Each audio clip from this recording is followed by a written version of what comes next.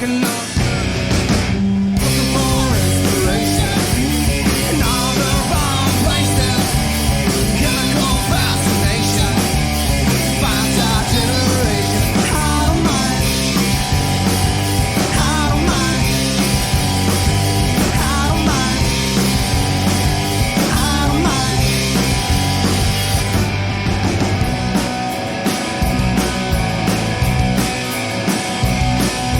You know I said the horse is dead and flogging feet and bitter end. You realize in the curtain call is now. Well, I don't wanna give it away, cause nothing in this life is free. Nothing the way you can say no how. Well, I know nothing there for me, and I know nothing real. Short line to the ride to end your life, knowing you break the working time. Looking for inspiration in all the wrong places. Chemical fascination finds our generation. I don't mind, I don't mind, I don't mind, I don't mind.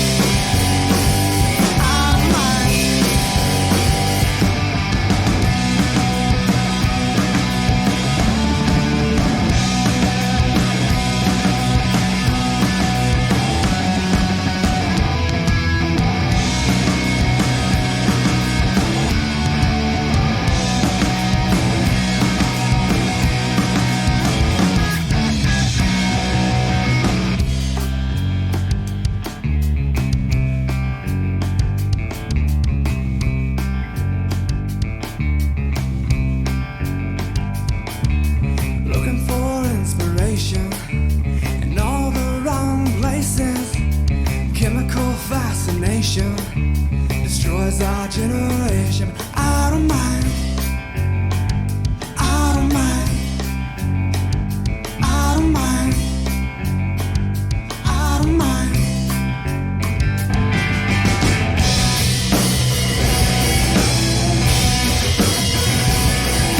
Looking for inspiration in my life. Looking for inspiration all the time. Looking for, looking for, looking for, looking for. Hey!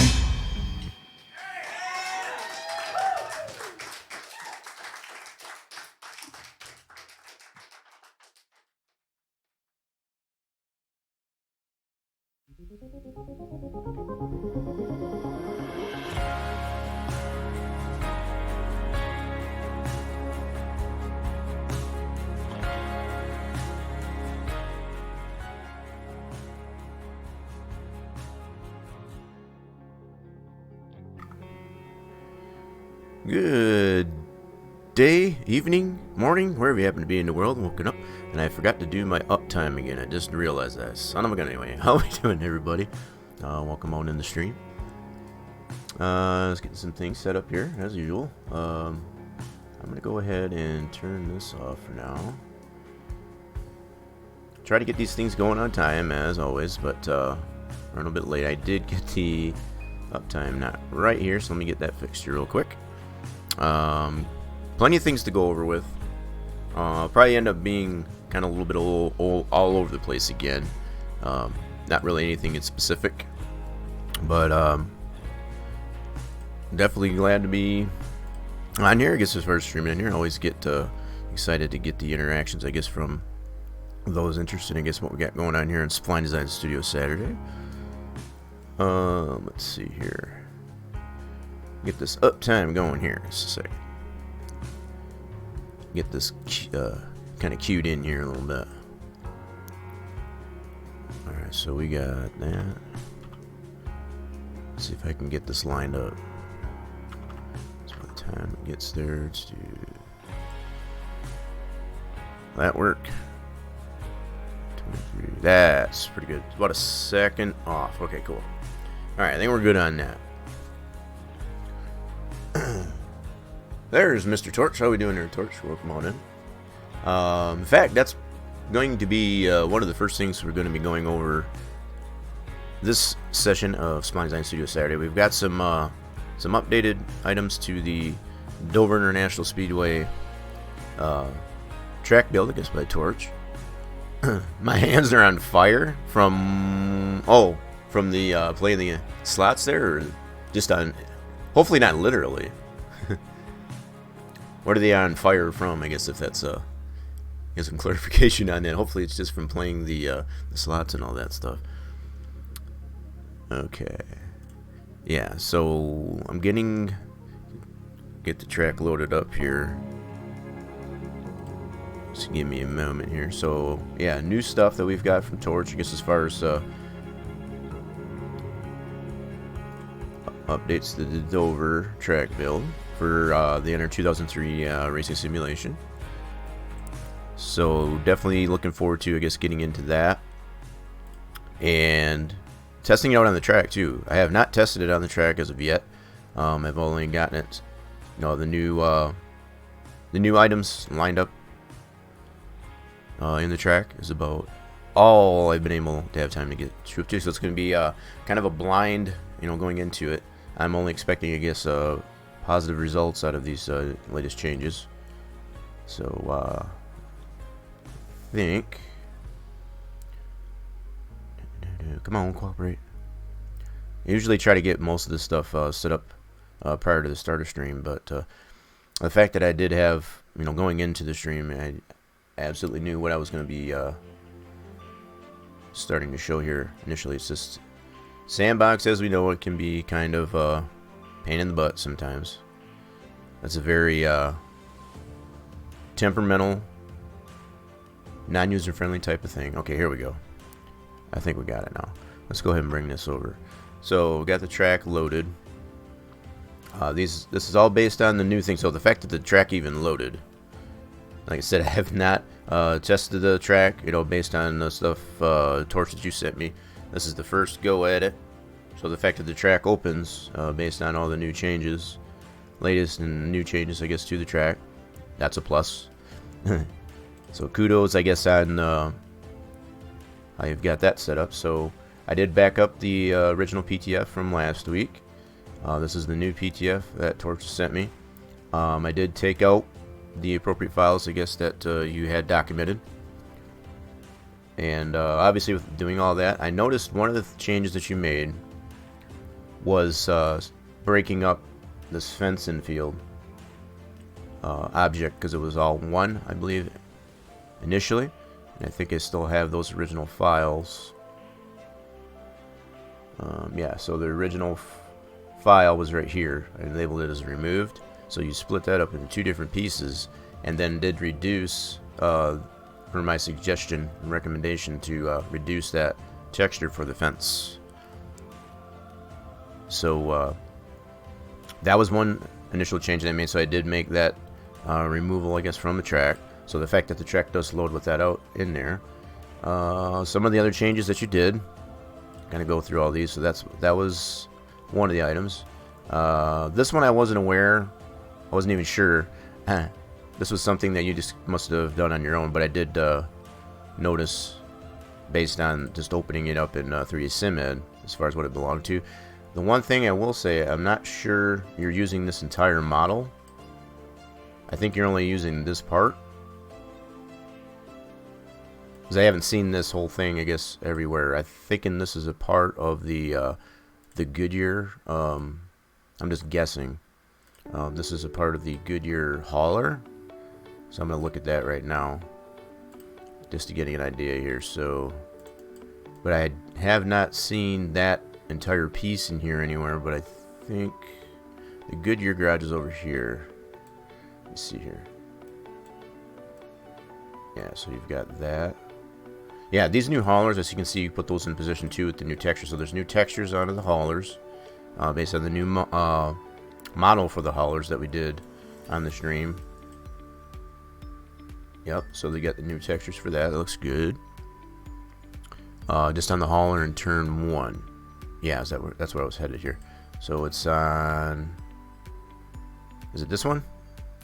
That's what it looks like. Yeah, see, this is what I was wondering. So I have not seen that entire thing. That's why I got this working here. So there's that new piece. I can see how that's redone. And actually, it doesn't look too bad. I wasn't even aware of this one up until you sent it to me. I don't know if I mentioned that one or not, but you obviously took the liberty, I guess, of reducing the number of polys and such in there.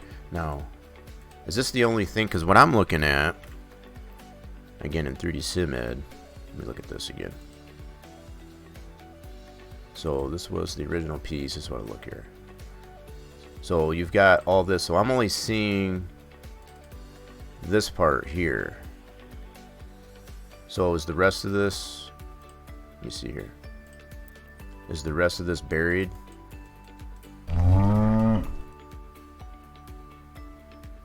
What do you mean it's too far forwards? This thing here? Oh, I need to move it back. So this thing needs to be moved back, is what you're saying. Was that in your documentation there? I'll have to look at that. Did you send me some documentation on it too? I may have missed that. That's why I guess that's the only clarification I'm needing. So if I open up this deal, I just assumed that was already done in the PTF. Let's see here. What is in your documentation here? So you've got holler deck placement. Okay, let's check this placement here. So you got this holler deck placement should be at this coordinate. Let's check that out. Again, I was just assuming, and I probably shouldn't do that, that it was already done, I guess, via the PTF that you had. So let's take a look what you got here. So let's go into object view. Yeah, I guess I just always make that assumption that you've already done all that. You're just documenting it as far as what was done. But let's go through here and see. You're saying it needs to be moved back, so let's just check this out here. So that was holler deck. Let me go through my list here. Man, there's a lot of shared stuff in here. We do remember that. Okay, so shared Goodyear holler. That's what I'm looking for. H.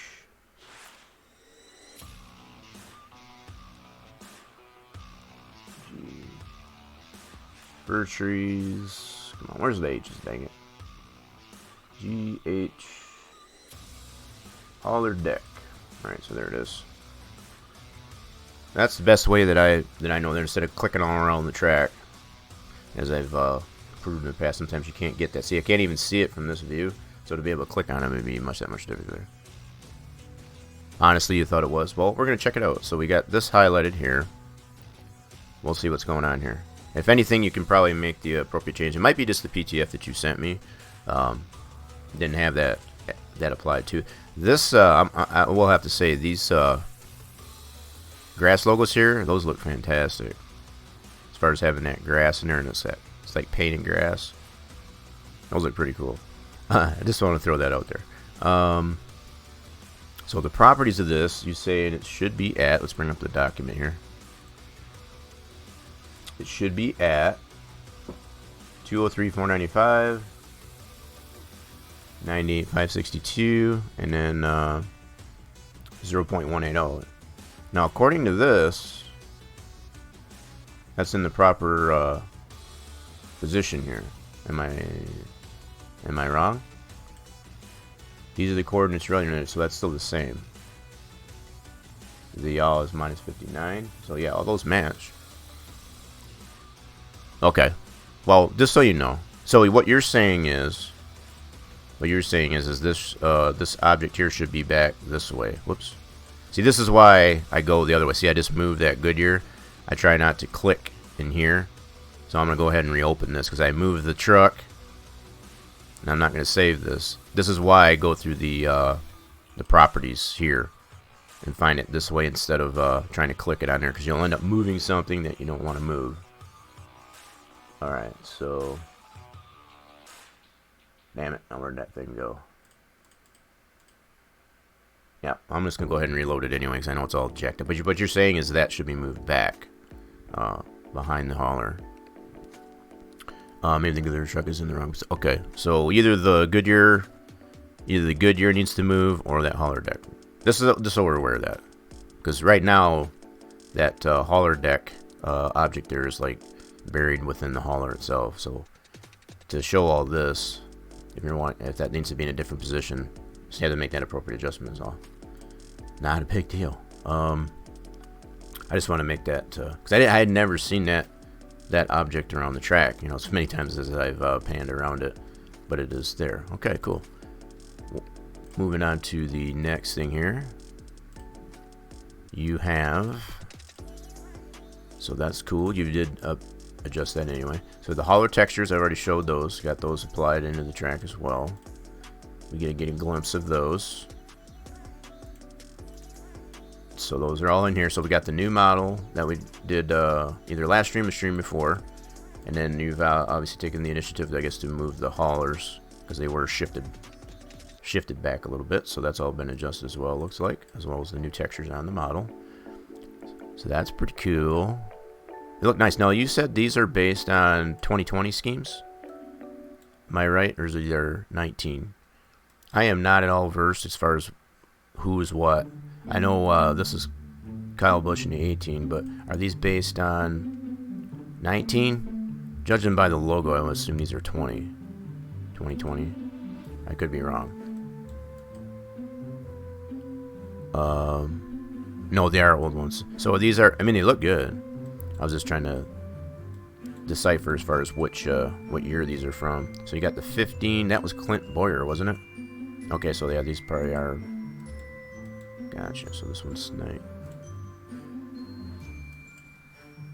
I'm just gonna take a look at these, and I have not taken a look at any of these until just now. Pretty cool. So we got the 24. Oh yeah, these are definitely old. So this would be Chase Elliott in the 24. Okay. But see, what's nice about this now, we can these hauler textures for those models for the haulers can be changed out. But these look, you can definitely tell they look much better as far as the way the texture, the UV texture for the new model with these textures, they definitely line up much better, much better.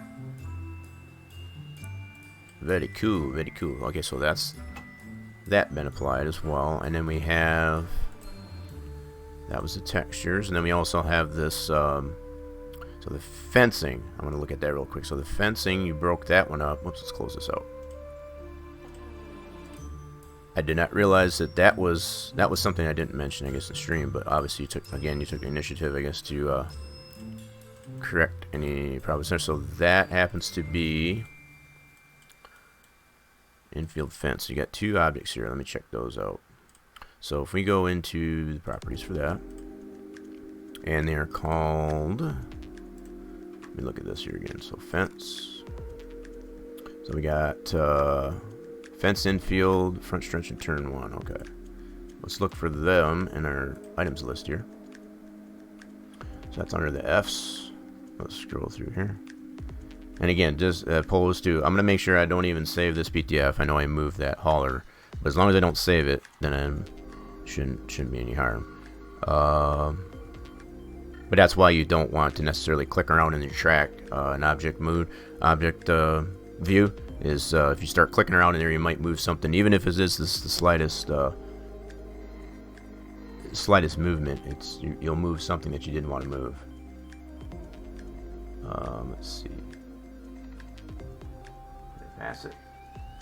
I did. So they're right here. So we got the turn one. So that's split up in this area. This is all first look at the changes that you've made, so pretty cool. What we got here? Chavez coming in with the move. How we doing there, Chavez? Yes, I'm gonna update them after finish the track. Cool. Well, at least you've got, a more, fitting texture, I guess, to that model. I guess that's the thing. Just a proof of concept of this, if anything. So yeah. Like you had mentioned to me, and we have meshes before offline, that you would update those down the road, but that would be one of the last things. But that's cool. So you got this fence object. How we doing there, Chavez? Are we on the road, or are you parked? So this fence object here, you got this here. So I never did pay attention to that, but I'm assuming that was one piece before. Did not check that out. Actually, we can probably look at the backed up object here. Yep, so this one here was the original deal. Now, okay, I see what you did. So you broke this up here. Interesting. And then maybe made, cool. You had openings in here too. So you broke this piece up with that piece, looks like. Cool. That's a good deal. I don't think that would have probably hurt anything, but it's probably not that bad or whatever to break that one up. But I think the biggest thing, as I mentioned in the previous stream, was to at least adjust that texture for it, because it was huge. And you can definitely see that difference here. Now, this is the original texture, which was over 5 megs by itself, and now it's been reduced to 342. Now, if we open this up in WinMib 2, your park for the night cannot deliver till 6 a.m. Well, there you go. Whoa, look at that. Right off the bat. Chavez coming in hot with the slots there. Whoa, why is that on cooldown? That shouldn't have been on cooldown. You know, freaking bot. I was doing that to Hog Showman there last time. That hasn't even been used yet. You haven't used any other... oh, you used the moo, that's why. So it's not the win that's on 8 second, because you did the... it's saying the wrong... Yeah, because you put the win. You used the moo when you first come in here. So you had 8 seconds to wait. That's probably why it was on cooldown. Yeah, for anyone, you can only use an audio command, as I've said, every 1 minute. So it's a 1 minute regardless of which ones. That's just so you don't spam different ones. And that's not just for you. That's for everybody. Oh, you got 100 units on the skull too. There you go. Holler deck is supposed to be negative. Yeah, I think that's what it said at there, Torch. In fact, you've got that in your... oh, it's negative, not positive. Okay. Yeah, that would make a difference. Now, that's only on the... Okay, so that would put that whole thing... Ah, gotcha. Yeah, let's go back to that real quick. That would put that whole thing on top of the hauler, right? If I'm thinking right. So yeah, that fencing there, obviously you split that one up and reduce that texture size. And I was going to open... I'm going to get back to that hauler here in just a second. Let me open up this... I want to see the difference in the texture here. So this is a common problem that I've always mentioned. You do not need to make your textures gihungus. Alright, that one's that one. I'm in the same folder. Just a second here. And we're going to get to the vehicle transport here in a moment too. Just taking these one at a time just to see what's all been done. So this is the original texture. And this was it's over 5 megs. And you can see it's got a trans map. Okay. That has been reduced substantially so to that. And I see what you did is you put the actual pink, the magenta back in instead of the trans map. That's going to reduce it even more. So I mentioned this plenty of times before too on streams that if you can get away with doing it this way, as far as you're not getting bleed through on the magenta, as far as the transparent color, then do that. Because what you're doing with the TI is you got 2 textures in one. So that's already like a double image, regardless of the color. So if you got your parent image as a color and then just the TI as your white and your black to determine which one's masked. If you can get away with doing this, absolutely do that. And it looks like you did. You were able to... Because I don't see any bleed of the magenta in this object at all. So that just goes to prove, as far as like what I've said before, if you can get away with not using a TI, then do that. If you're getting bleed, you know, on your object as far as, you know, from different distances especially, then obviously that would cause reason, I guess, to have to use a TI to kind of remove that bleed. But yeah, these turned out pretty good. So I'm assuming all of this fencing here and that one in the corner in turn 1. Yep. See, there's no bleed on this whatsoever with that magenta. So by doing that, that's a huge reduction there just in itself. Huge. I mean, from almost 5.5 megs down to 342 kilobytes.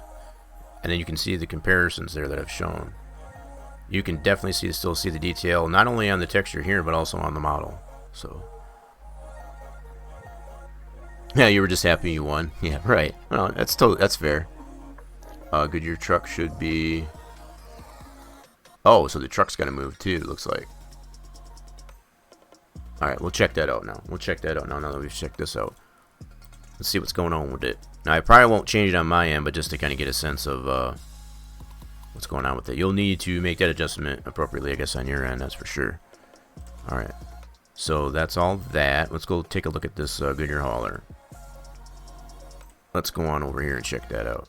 I already moved it, so I might as well go ahead and just select it. And so you're saying 200, 707. Let's see what we got here. Let's see what we got here. So minus 200, 707. Y is at 100.162. Okay, that definitely needs to change. 100.162. We'll see what this does. And then the Z is at 0, which it already is, and the yaw is at minus 59. Yeah, so that was only just a slight difference on the, I think the biggest change is that negative on the hauler deck.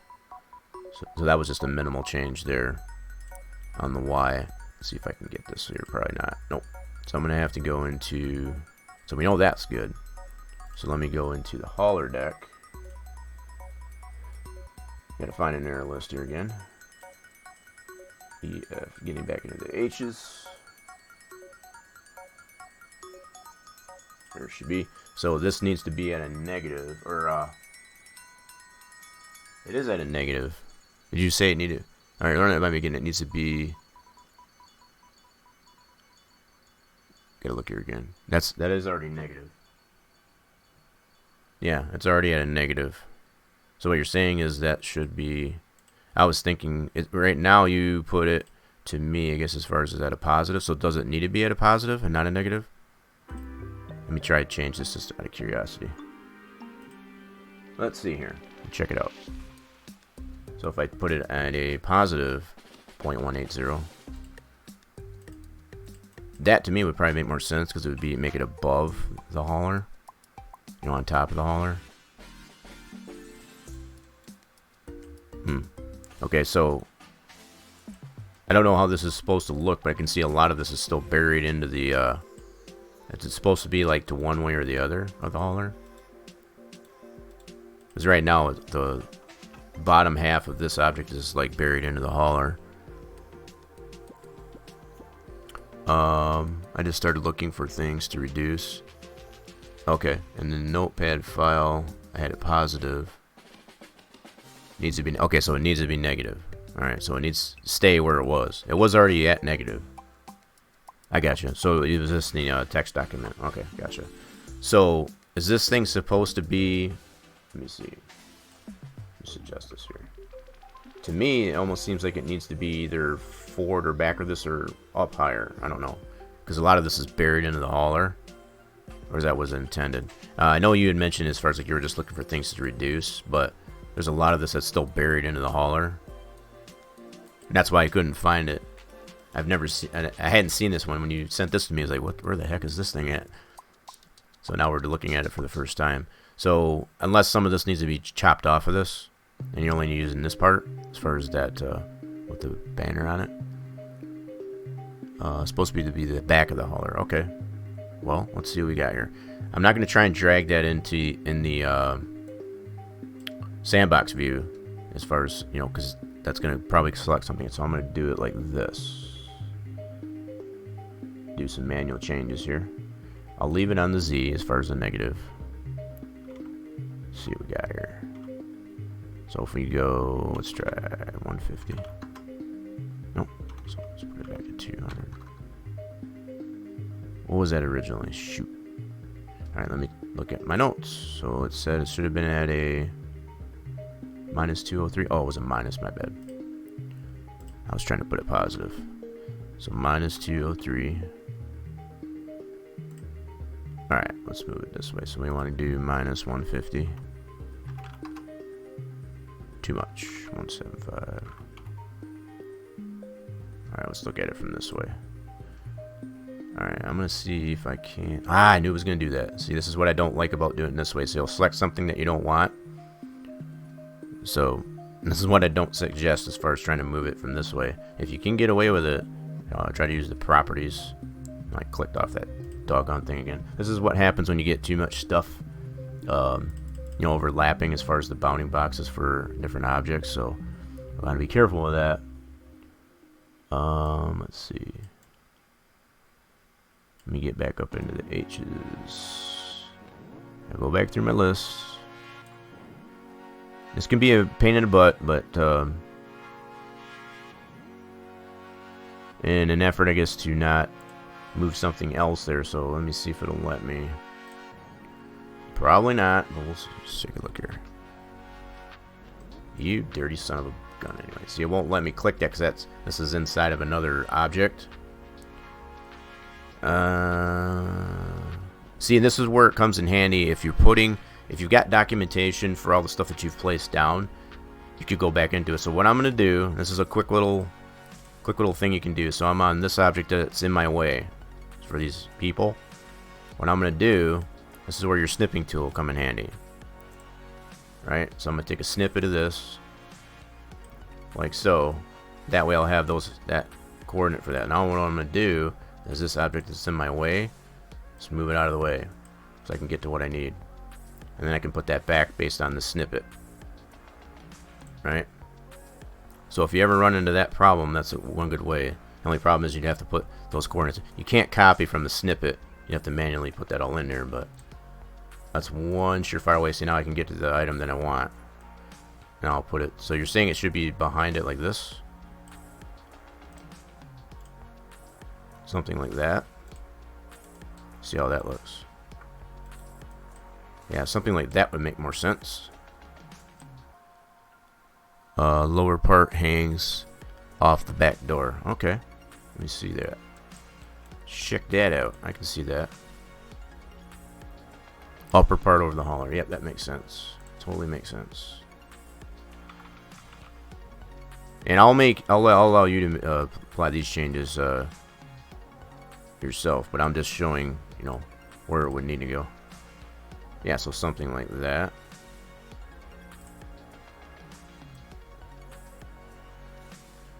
I know I'm not gonna get this perfect, but something like that. That would make more sense. Yeah, definitely. Definitely. But yeah, I'll let you make that appropriate adjustment on that.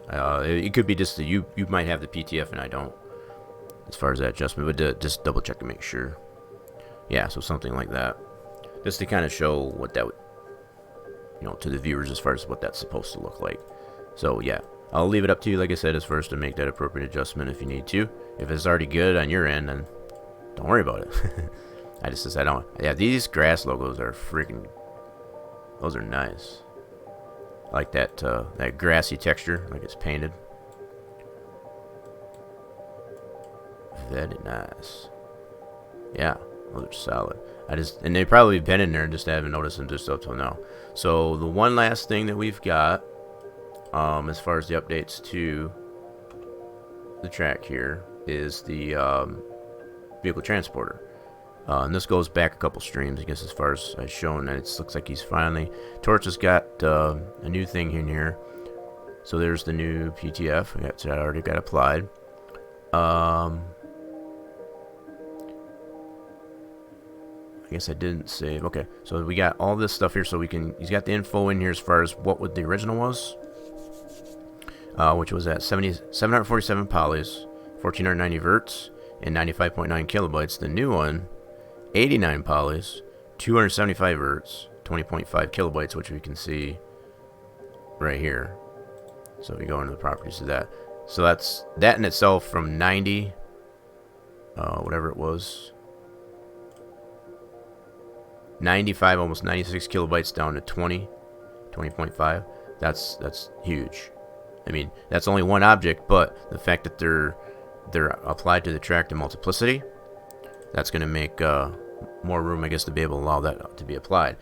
Topple that with the yeah, so here they are here, looks like. I was just looking to see if you had it in the same spot as before, but relatively. Let's go over here.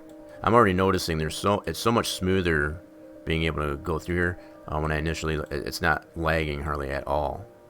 So that's telling me the track is becoming optimized, even here in Sandbox. I'm definitely expecting, I guess, to see a huge improvement, at least, you know, even more improvement, I guess, as far as what I've streamed this track in the sim itself.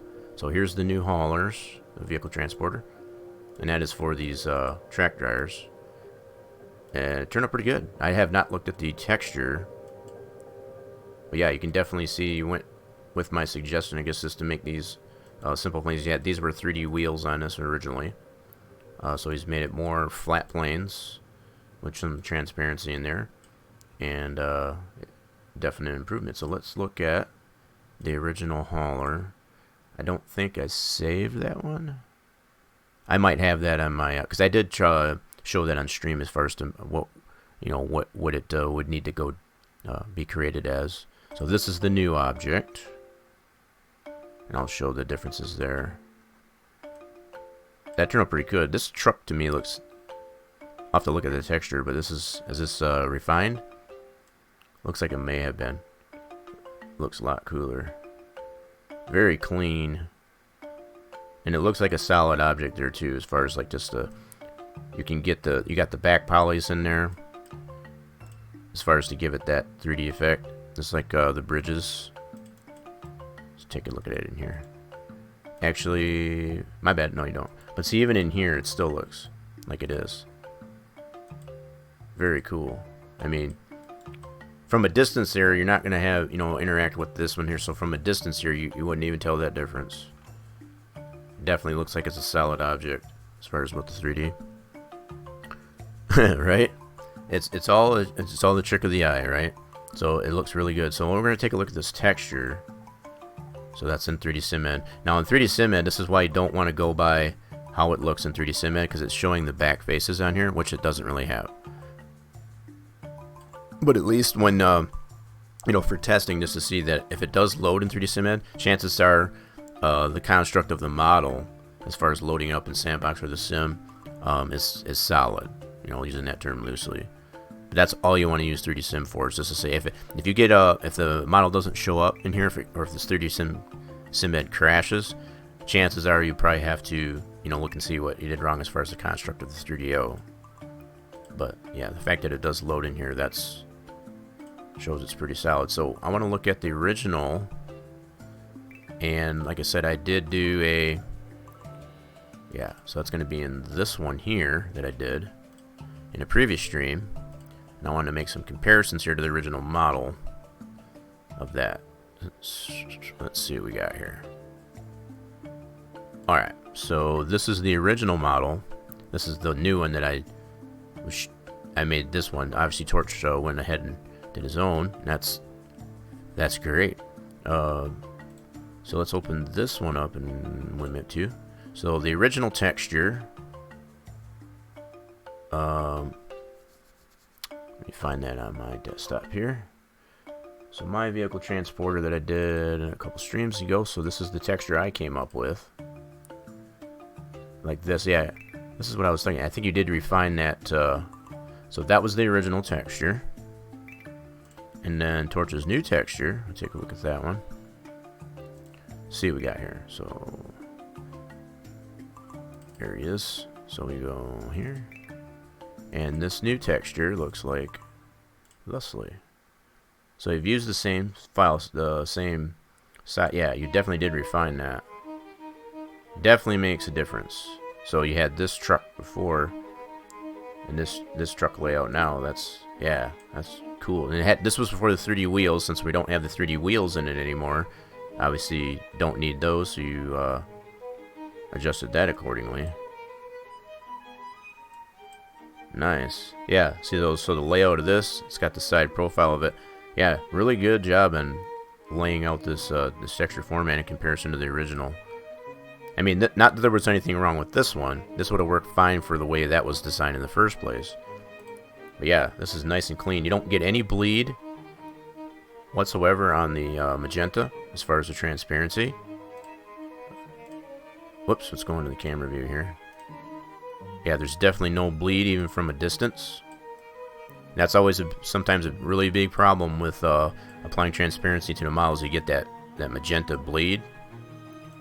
Don't get any of that at all on any of these objects, to include that fence that I was showing earlier. So that's solid. I want to look at the texture that I came up with. So this was the original texture. This is Torch's new texture. In fact, no, this was the one that I did. Okay, never mind. I take that back. So this was the original texture that I did use. I want to open up this TGA though on my original one here. Let's go back to that real quick. Let's go to, where did I go? Right there. So I had this TGA here, and that I only needed this TGA to bring it into max to be able to yeah, so that was just the same thing. I just wanted to compare that to see if there was any differences. Okay, so yeah, that texture, now the resolution of it, as far as the dimensions of the texture, is still the same. Obviously, just changed some of the, it took advantage of the, so the 3D wheels, since we don't have those anymore, took those out and made use of that. There, so that's, I don't know which of the bit, that's a fantastic adjustment there. Let's put it that way. Okay, so that's those comparisons, and you obviously already saw the reduction in that. So I'm definitely, now we haven't tested the track with these vehicle transporters in it yet. So just the fact that, like I said, though, when you pan around this track anymore, it doesn't stutter hardly any at all anymore.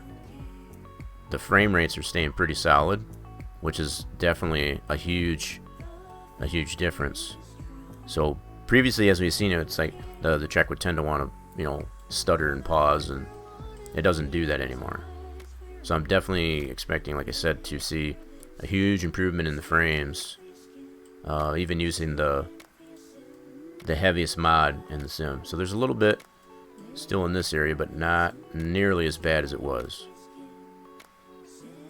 And it might be hard to see the frame rates at the top right of the corner of the camera, but it's not going down into like the single digits anymore, especially over in this end. Now there's still some adjustments that I noticed here. I haven't gotten those objects. These here, this would probably still need, this could be toned down as far as this stand.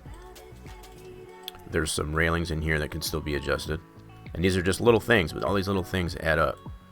We've already applied, I should say Torch has applied toning this garage down previously. So it used to be all 3D rails, and it's all just flat planes now with transparency.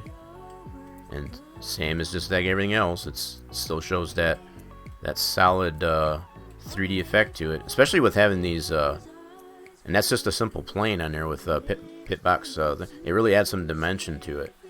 The only thing that I would suggest beyond this is to possibly put a shading, as far as some ambient occlusion, I guess, on the ground. So there's some shading on this floor. That would really make it pop there. I mean, even this the way it is, it still doesn't look terrible. But I think that could definitely add some dimension to this garage, and probably even that other one on the other end of the track. But that can be done pretty simply with just some ambient occlusion. Running that object through an ambient occlusion, so you have that shading on the floor, and apply that AO layer right to the texture.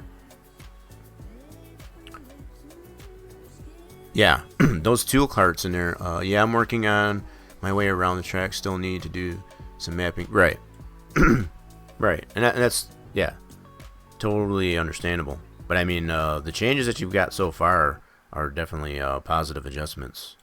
They're just big. It's making this track has turned on. Now we haven't done anything with these here, because I think we came to that realization that these haulers over here are based on the same the Goodyear hauler, which is already pretty solid.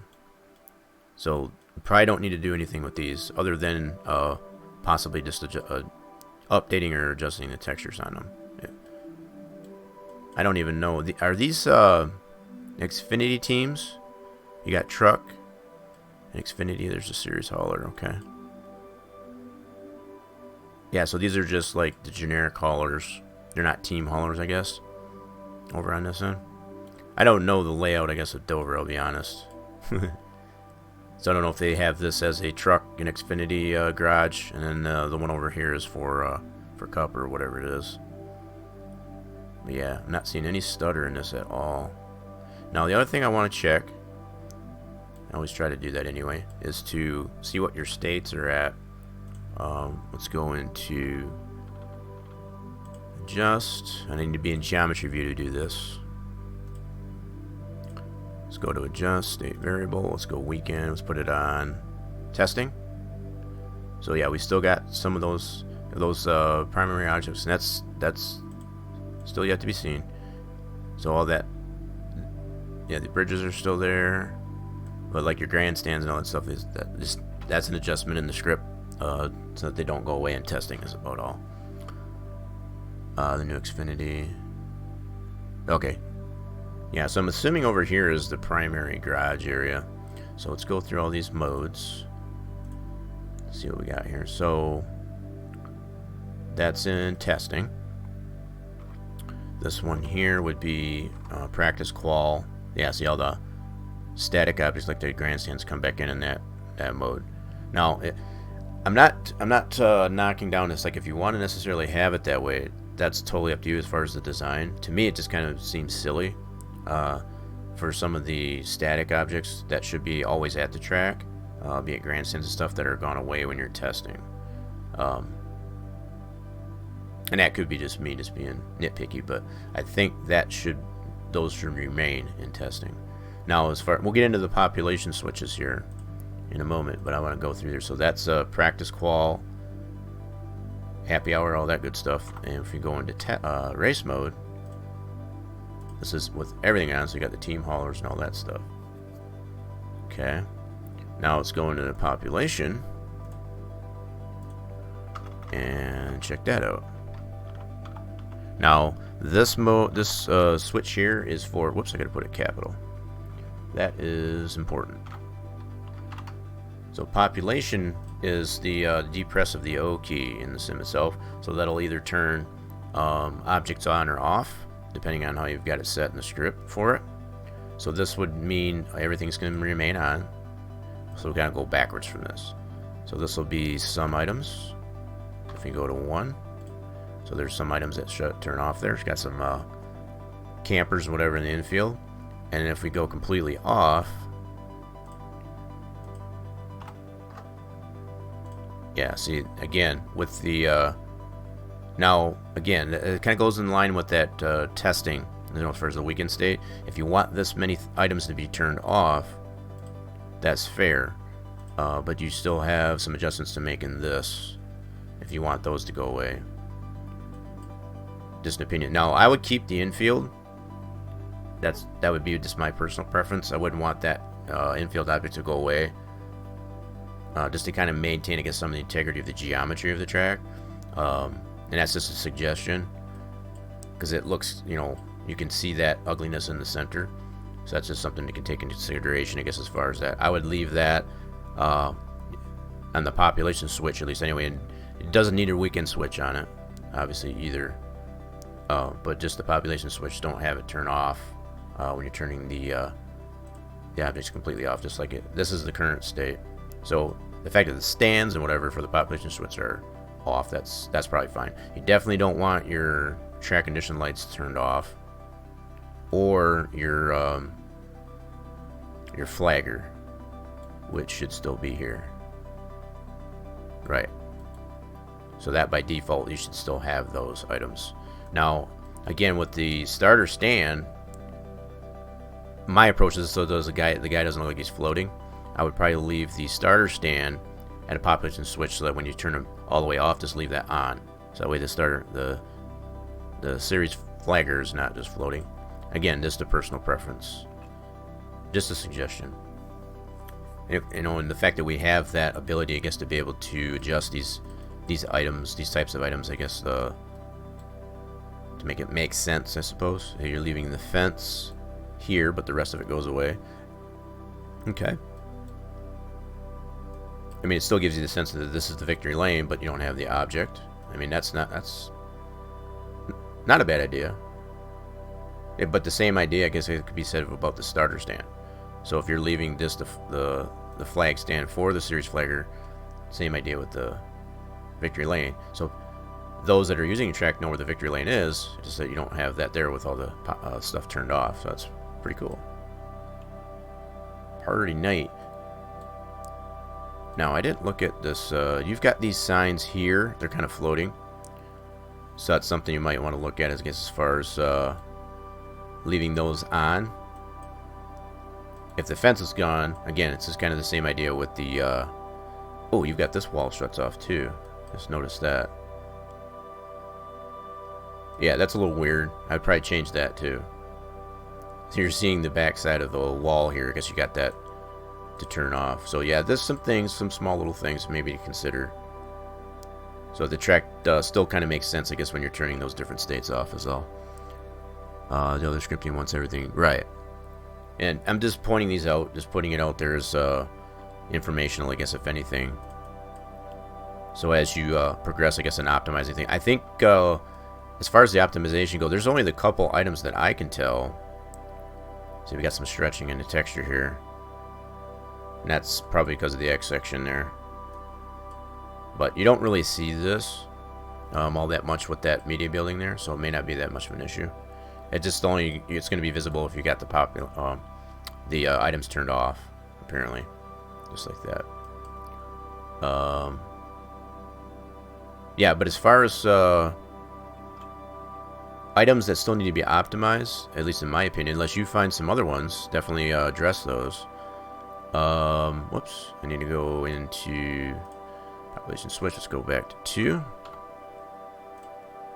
The only items that I can really see that still could use some optimization would be, I think I've already pointed this one out as far as this stand. You kind of cut the polys down there that aren't visible from the window here. And these railings up on top of this, I believe those are still 3D. At least they look like it. And this stand over here could still be optimized down as far as just to make flat planes instead of 3D post, and then this railing. So really just those 3 items that I can tell. Everything else should be pretty much good to go. So you're going in the right direction as far as just taking the initiative to go through and see which ones could be toned down. Working on the press box at this time. The press box, doing the major items. Well, that's good. Pretty cool. So the press box, which one's the press box? Would that be this deal? Is that the main grandstand or this this tower here? Oh, the turn 1 building. Gotcha. So do you have that original file? That's the one that James did, right? Is that correct?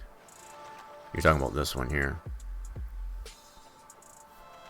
Oh, no. So this one here? Redoing this one. Oh, yeah. See, good point. Yeah, so this one here, I didn't notice this one here too. Yeah. So you would probably know more than I would. So yeah, reducing these stairwells here. Yep. Yep. So on top of the ones that I've already pointed out, definitely this one too. No problem, Chavez. We'll be here. We're getting ready, I guess, to test this thing out in the Sims. So I'm just kind of showing off some of the things here. Going over with Torch here.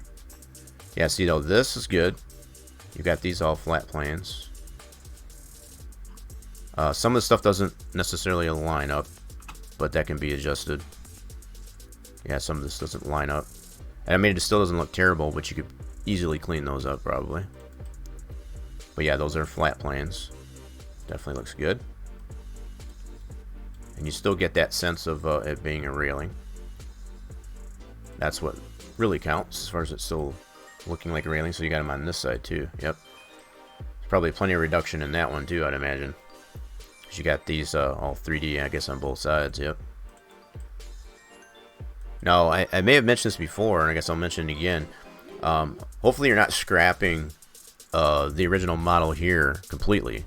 As far as, like, I would probably keep those, because in the more modern simulations, like, you know, like Assetto Corsa or any of those other types of games like that, hell, even Wreckfest for that matter, those types of models in this design, those are much more usable in those types of sims, the modern sims, than it would be in 2003. So these models that you're optimizing just for Inter 2003 are specifically just for that. So I guess what I'm meaning to say there is hopefully you're not scrapping these original high poly models, because they can be more they can be ported in there. That's totally your choice, but I would keep those as a like a high poly model to potentially used in other sims. Nope, you save everything. That's good then. Alright, so yeah, what I didn't do on this one here, I was just showing how to save that information for so if I want to put that item back where it needs to go, I got that one there, and that, so that's those people. I'm not saving this PTF. I'm gonna make that abundantly clear. Torch, I'm gonna leave that up to you, I guess, to make these adjustments as needed. I think it was this one here. I should be able to click on that. I moved it out of the way. Yep, and that was then people. So if I want to put that back, I've got this here to go by, right? So I can put this side by side, and I can copy those deals back into there and put it back. But that's where the snipping tool, Windows snipping tool, it's a lifesaver when it comes to stuff like that. So if you run into that issue, like I said, as far as like not being able to select the item that you need, or if there's another item in the way, take a snippet of those properties, move it out of the way, and then you can put it back.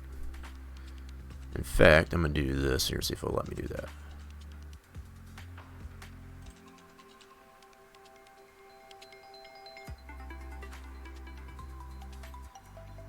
Alright, hopefully that did that. I'm also gonna do this too, just to make sure. I want to remind everybody that you have this option to do this too.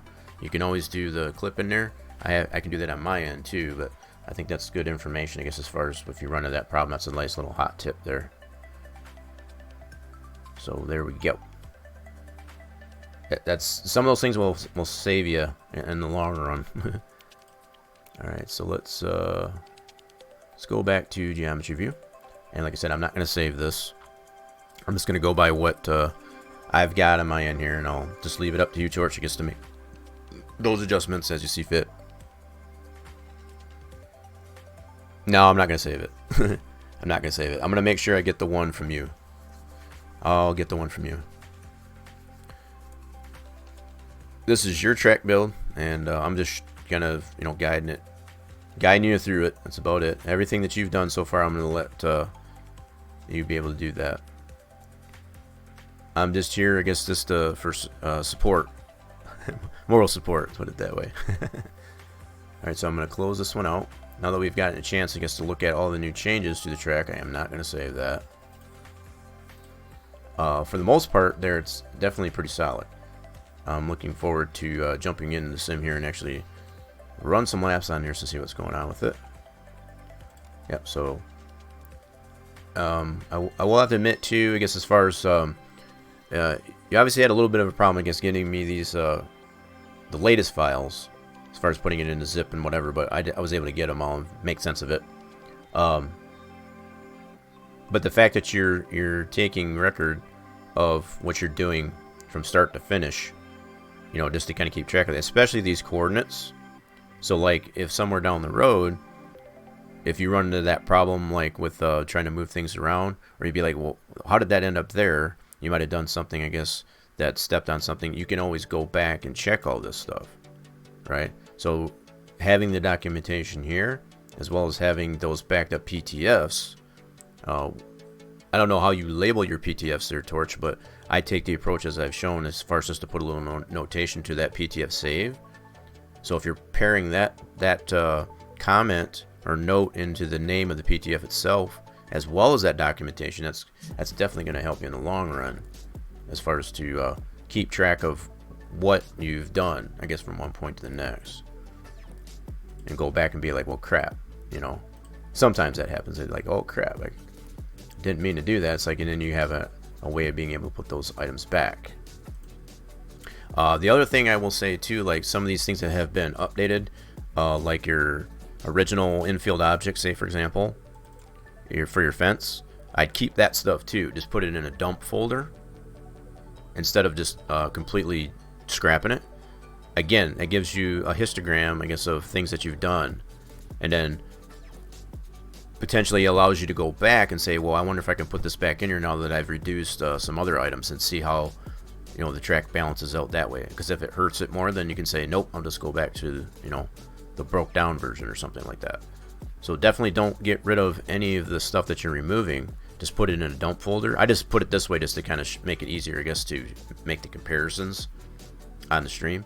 So yeah, definitely behoove you. I mean, that's up to you, but that's the approach that I take to it. If I create a model, and you know, it's kind of like just proof of concept type of thing, see how it necessarily reacts with the track, and then if it ends up being too beefy, I'll dump that out, create a more reduced model, and then I have both of them still that I can refer to down the road if I want.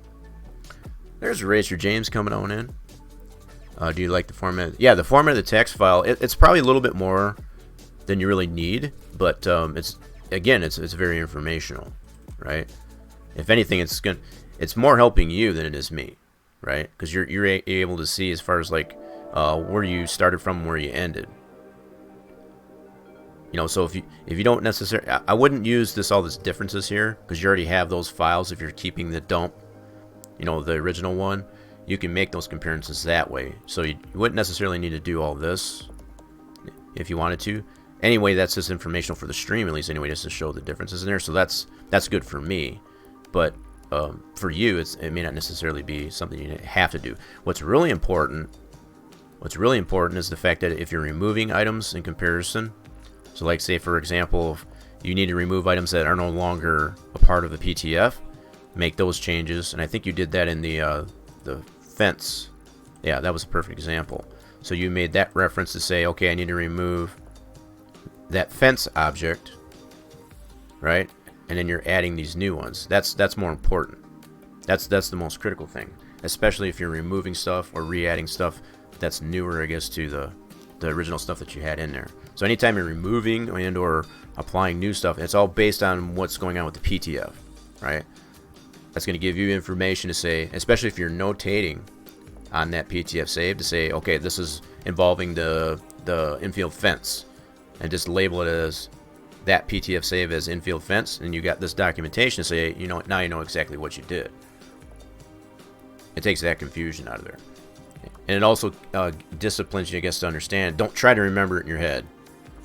As much as you might think that your brain's always going to remember it, trust me, I'm speaking from experience. Write it down, because you come back in here and be like, crap, now I forgot how I did it, or what I meant by that. Or you will go in there, it's like, that doesn't look right. You can always go back at your documentation. If you're writing that stuff down as you do it, it's going to make sense. It's like, well, that must have been what I meant.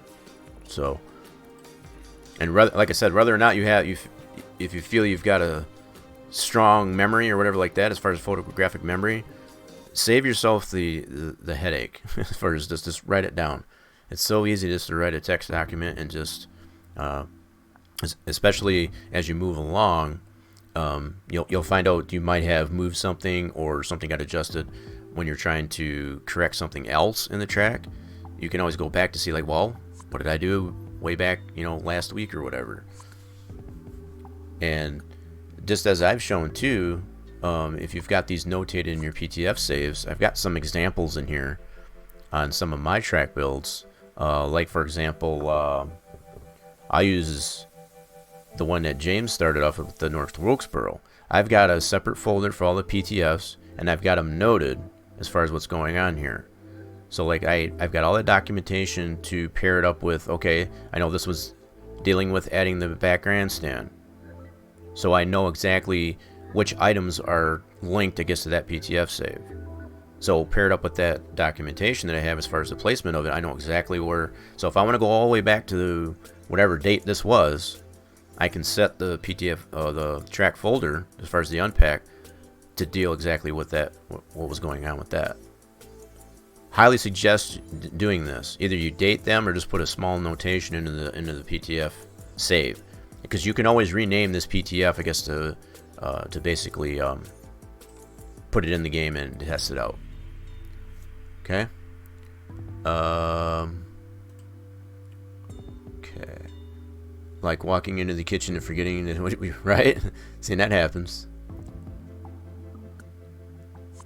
Yeah, how we doing there, James? I know I did. So you chime in there. If you're doing well. Kind of missed yesterday. Did you get that all figured out? I guess with the Honda, as far as you had to get some tires changed or something. Hopefully that worked out. I think that's what we were talking about there. Scolded the bot and got nothing. Let's see here. But yeah, this is my construct. I got all kinds of torches tracks. This is from our SRA tracks. Got all those same process here. I got all the PTFs for what I did. And the other key thing is, I've said it before and I'll keep saying it. Don't try to do so much in one PTF or sandbox session at a time. Don't put that headache on yourself. Try to do a little bit at a time. You know, it's like spend an hour or whatever it is, as far as and save often and in little chunks, not big chunks. So like, don't do so much in one PTF and be like, then you have so much to have to redo potentially if that PTF corrupts, for example. Because as we know, sandbox is a very touchy-feely type of program and application. So PTFs can go to the wayside, I guess, when that goes. You have hundreds of PTFs. Well, that's not uncommon. That's the way it should end up. By the end of the day, shoot, I can go back to, I mean, I'm kind of going back in the Wayback Machine here, but I can go back to a lot of the SPP builds here and just thinking in, let me think. I was thinking of my Darlington track because I saw plenty of Darlington builds go out there. I guess NASCAR had raced in Darlington not too long ago, and there's so many edits of Darlington tracks for Inter 2003 out there, it's ridiculous in my opinion. But I never did get this one out here as a premium track, but I got all these PTFs based on that track build and 138 items. Now that includes the SPX file, so if you cut that in half, that's about 64 PTFs just for that track build.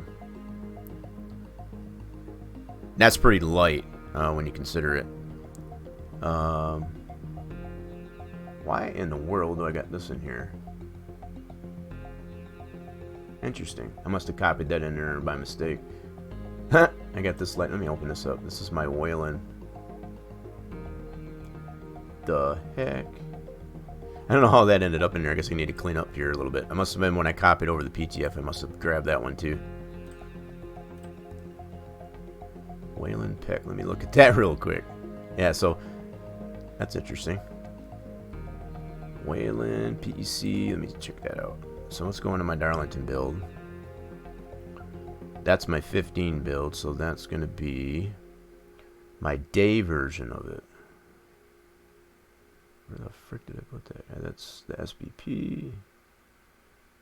Oh, I bet you I know what I did. Let me see. Man, like I said, I'm going way back here, so I don't have a SBP 15. That's the night one. Yeah, so normally what I'll do with day to night, versions of a track. This is probably another fair mention. Usually what I'll do is I'll do the day version first, and then I have the night version. So after I get the one version, the day version done, I'll usually just not even bother with that anymore, because primarily the races at Darlington in the past, at least anyway, back this far, we're at night, right? They would start relatively dusk, so I always just base it on night, and I'm thinking that's what I did here. So the fact that I've got the PTFs for that day version of SPP 15, that's why I don't have a day track. I'm gonna have to go back and look into that, but I was playing around with some stuff, I guess, just to kind of see how I can necessarily do that. But I had a 60th SPP that was officially released, and then I worked on a 15, and I started off with the night track. In this case, I went backwards, so I created a SPP 15 day. These are all my day ones here, and I was going to go backwards with the night, because you can see all the night PTFs in here. So I never did get it done. That's basically what it boiled down to. I do have the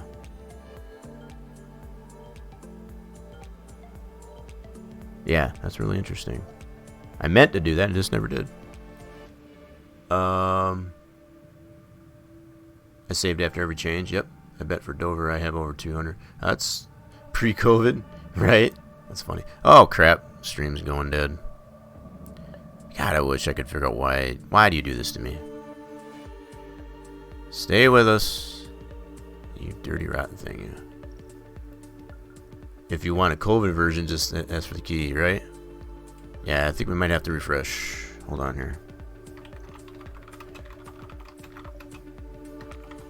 Let me put this out here. No, the audio should be still coming out there. I wish there was something I could do for not doing that, but yeah, it's still freaking doing it. Come on now. I'm gonna wait for that for a little bit. See if everybody.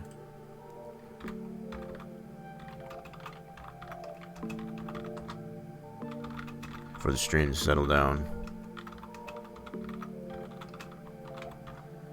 I wish I could fix why it does this. It's so annoying.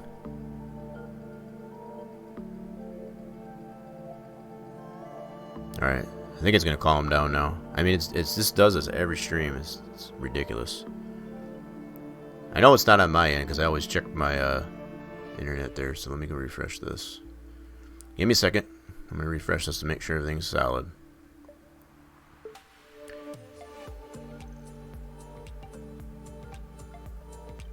Alright.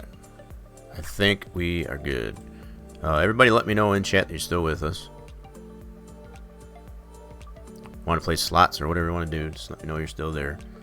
But I had to refresh everything here on my end. Just to make sure I dropped over 3,000 frames just in that little bit of time. That's crazy. You know what? I'm checking all my... yeah, my system resources. It's not my system. So it's on the Twitch end. Okay. I wish there was something I could do about that. Other than changing to a different server that I connect to on the Twitch, which would be... the next closest one to me would be like in Texas. I'm on the Chicago server right now. And I hate to go any further than that because then it might be good for those that are in Texas, but then for me, for anybody else, it may not be so well. There you go. Now, see, the fact that I had a couple of people yesterday, as far as during the Farming Fridays, that weren't able to do the slots one after another like that. That's obviously a Twitch thing, too. My bank resources are glitching. What do you mean by your bank resources? What do you mean by that, Torch? Or are you talking about just on your end? So anyway, I guess what I was just going over, I guess, but I'm just waiting for the stream to settle down a little bit. I had my night version here of the track for Darlington, and then I was going to do a day version. I just never did it. So I just labeled these as that, but these are, as you can see here, they're all night. So in any case, just saving all those PTFs. So I can go back at any point in time based on those PTFs and just set up the track folder. Now, there's a couple people I know. I think, James, you even do it that way. You take the whole track unpack, for example. And it's not wrong, but I think it takes more space that way. So you would take the whole track, zip it up, and then put it in another location, and just just work from the new unpack. And then just date that zip file. To me, that takes up a lot more space. So that's why I only do the PTFs and just notate them. Whoops. And just notate them. And that way I know what's going on with it. And then I can put the appropriate files based on that notation of the PTF.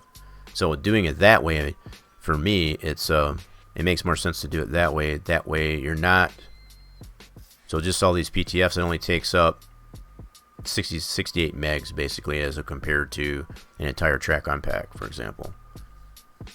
So that's just another little, tidbit as far as like breaking up the PTFs, notating it, and just understanding what's going on with it. That way you can always revert, and especially if you're saving your track builds. So all the other stuff, it's like based on Darlington here. We'll just use it as an example.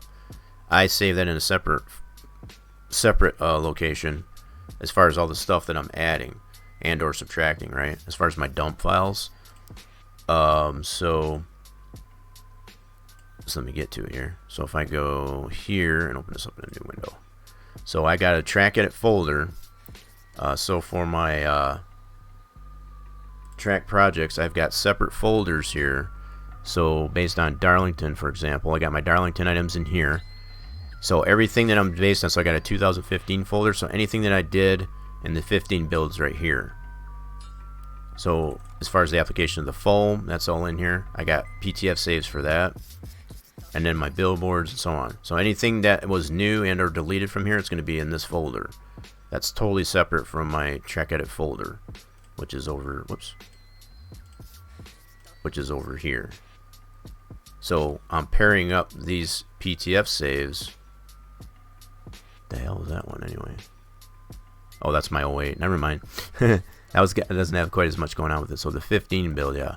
So this 15 build, the PTF saves that I have for it, which are here, I can pair that up and say, okay, if I want to go to add the wall for the go zone, I probably won't have anything in here for that. Yeah, so that was just a texture. So I know that's related to a texture. So I know that's in the track map folder, for example. But if I had like a, let's see here, I might even have that in my 60th items. Nope, that's just for the jumbo screen. 2008 items, jumbo screen, wall pit. So I don't know if I did save now that I think of it. I should have a, yeah, here's my track mat walls. So it might have something in here for, maybe I didn't. Okay. So I was looking for the go zone.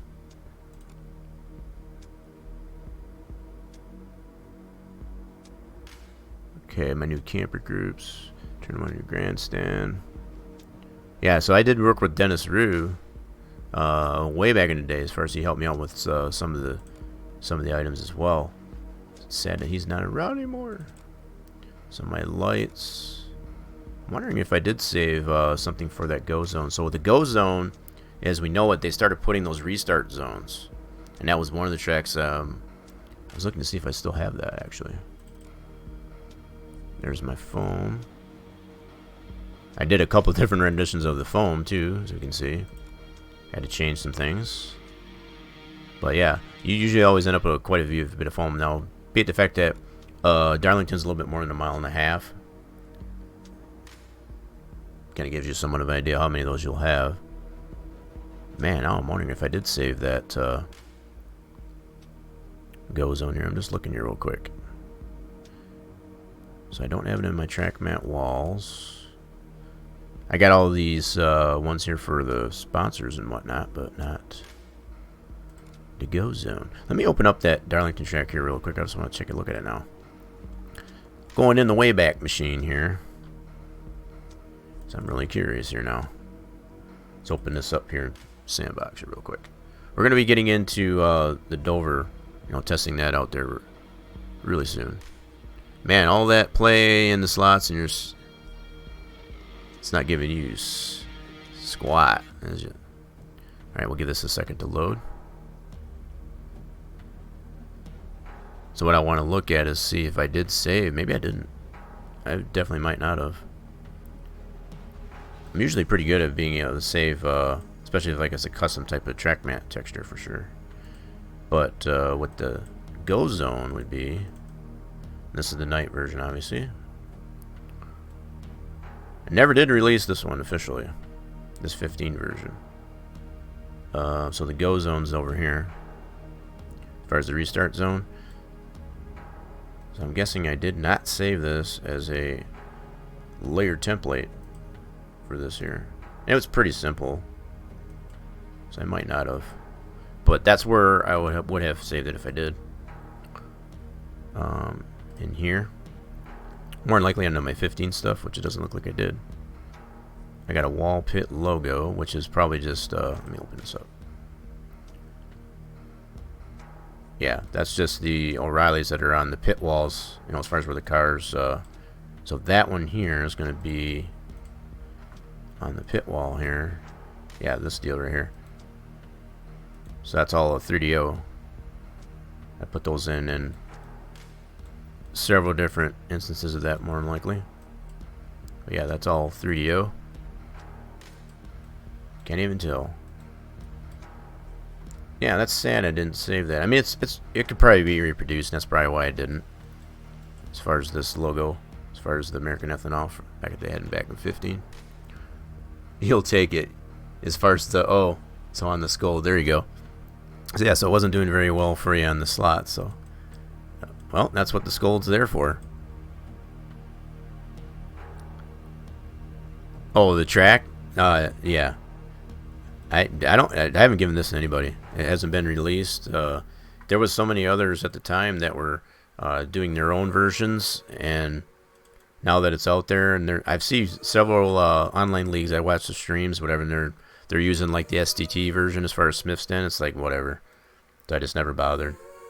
It's like they like that one better, I guess. Than it's not like I haven't posted pictures of the development of this track, but nobody seems to really give a crap.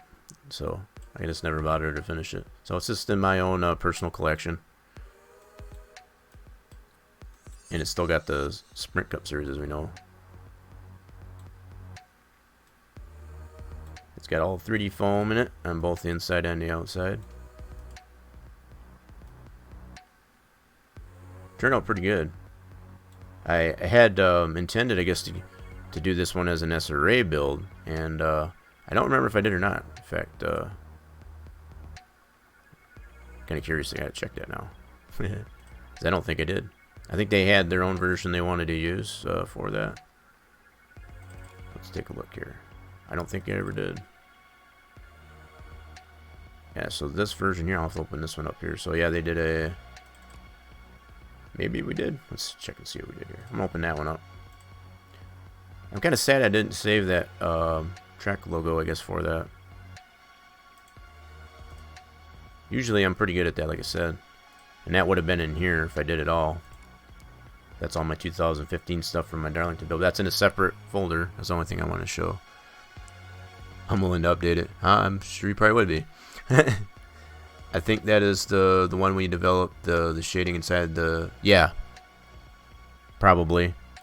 That was one of the first attempts at doing the shading.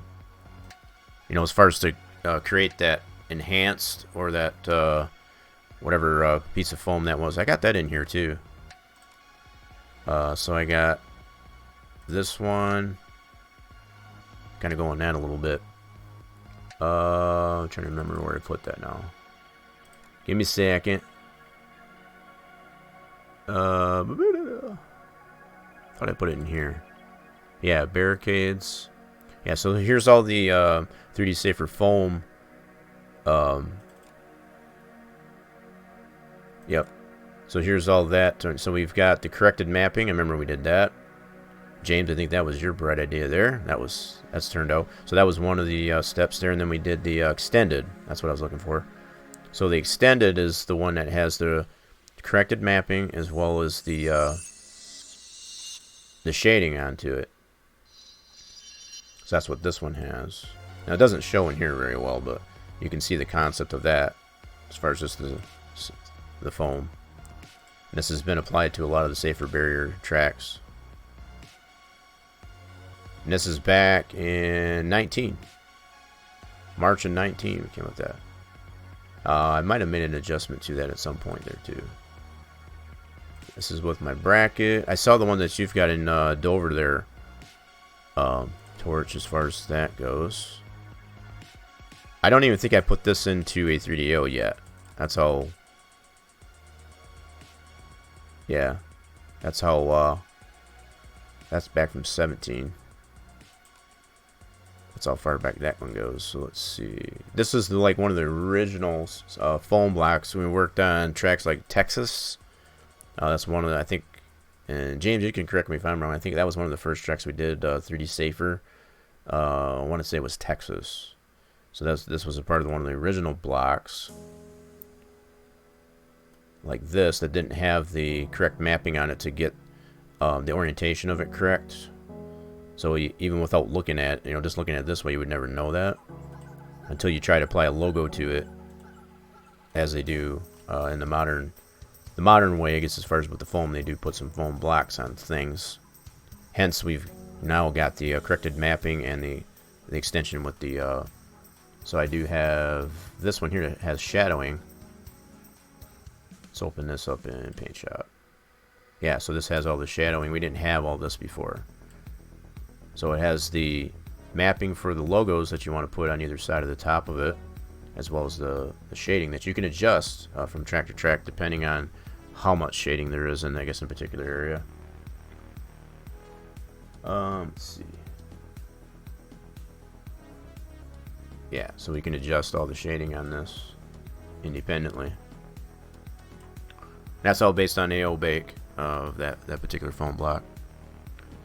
I think that is the one we developed with the yeah. Yeah, so I'm pretty sure Texas was one of the first ones that we did that. Applied this to. But I want to do here really quick. Before I forget, I want to close this out. Don't save that.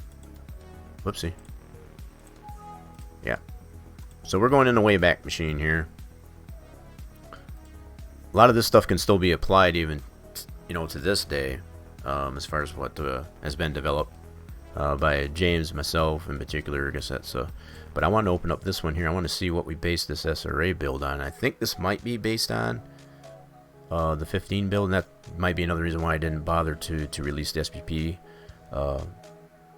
as a premium track on there. Yeah, let's give this a second to load up.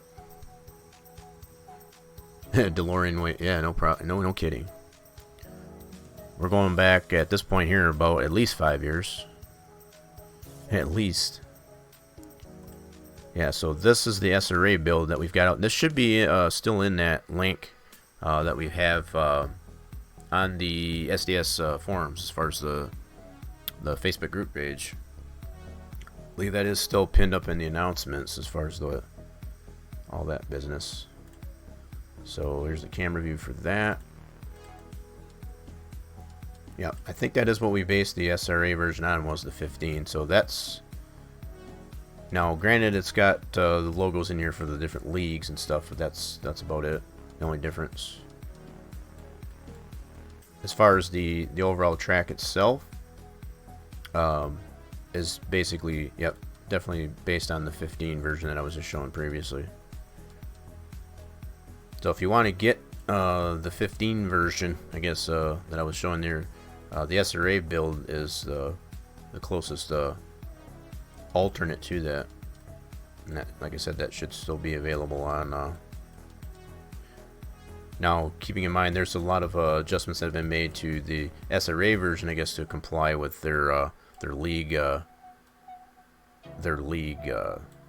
requirements as far as. So it's not going to be the same as the 15 that I intended to release. But yeah, it's just got all the league logos in here. Is about the only difference, like I said.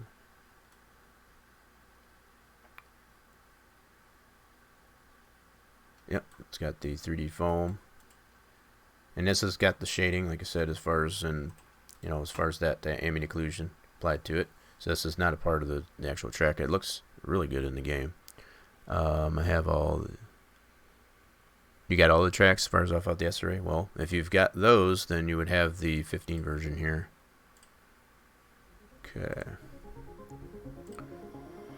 Alright, so why is this so freaking big? Hold on a second. Do I got this in a different resolution here? Just a second. I don't know. 1280. I think it did. I think I had it in a bigger, because scrolling off to the bottom of the monitor there. So I think I had a bigger resolution there. Alrighty then. So anyway, something else, as I look at this here, something I've really considered, we've got this as a flat texture, so depending on which direction you're looking at the end of this here, I've always wanted to make just a piece on the end of a safer, as far as making it just an object that actually has a 3D into it. It puts some ambient occlusion in it that looks dark, but you can see the end of it, and get rid of this texture. We've applied that to so many different versions where you've got the end of the safer actually showing, but then part of me was just like, well, a lot of these different walls like that, they get water barrels or something to put in front of us. You're not going to see it for the most part. So it's just kind of one of those things I've been rolling around in my head as far as like it would make more sense with what we know now to be able to even make this little segment here of wall a 3D object so that it has more 3D look to this end here so by actually making these actual different separate tubes, so that they're separate, you know, apply the appropriate texture to it, and just have that tacked onto the end of the geometric wall. Just like we've done that with the foam block itself, and they call that blends in there. You can't even tell what's geometric and what's object. Can't even tell. And that's the whole point of it. Oh, you did fix all the wall ends in Dover? Yeah, I didn't even look at that either. So if you did that, that's good. I mean, that's one of those final tweaks to it anyway. But yeah, that was a little bit of a blast from the past, a little bit. Just to kind of go back to see, kind of reminisce a little bit. What I really don't know at this point, I know what I intended to do with, but the fact that I've still got the track set up the way I do, that's kind of odd. With this Darlington track. Where'd it go? Here it is. So the fact that I've got this in here, is this one in my track folder? I want to check and make sure. So Wayland Pack. So the fact that the track loads, it probably does. I could probably take this. Let's cut this out of here, and I'll put that in there just to see if it barks at me to replace it. Which it does. And it's, oh, that's a newer one. Interesting. Alright, I'm not going to put that one in there. Yeah, it's definitely a different. It says larger and different date. Interesting. Where in the heck did that thing come from? So it has one in here already. So I'm not going to step on the one that's in here. Wayland. This one here. So this load up.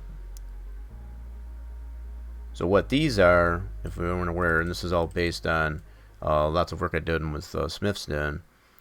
This is the Wayland Pit Entry Caution. That's what's, hence PEC. It's Pit Entry Caution. So when it's caution light, these lights will flash on that pit entry light. So I got this one here. I think that other one was older. So the date on this one here, I just gotta check this real quick. October 25th is 16. And this one, it's in my PTF folder. Where is it? Damn it. God dog it, where'd you go?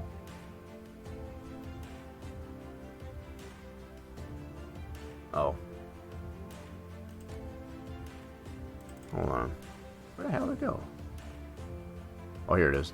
Yeah, see, it's what's throwing me off is the fact that I don't have night on this. These should all be based on night. So the fact that it's in here. I don't know how this one got in there, because that's got a totally different date on it. I'm going to leave it in there for now, but must have put it in there for safekeeping at one point, but it's got a totally different date on it. So it's probably, now the one that's in the track folder is dated October of what year? Check that out. This looks like that might be an older one. Let me see here. So this one, it's got a date of 16. Yeah, so this one's definitely newer. So I must have pulled that out just to kind of safeguard it in my PTF folder is all. Just to back it up. Yeah, what's really screwing me up is I never did a day version. I guess I intended to. So every time I look for my Darlington Night SPP 15 and it's not here, I try to pair those up there. But my intention was, like I said, to make a day track. So I think that's the only reason why I did that. A friend and I try hard to race on only SPP tracks. Well, I mean, that's fair. I mean, there's a lot of different versions out there. And that's what I understand. That's what's kind of taking the wind out of my sail. It's just like there's so many versions of like the Smith's Den tracks and things like that that more leagues are tending to use more than SPP tracks. It's like whatever.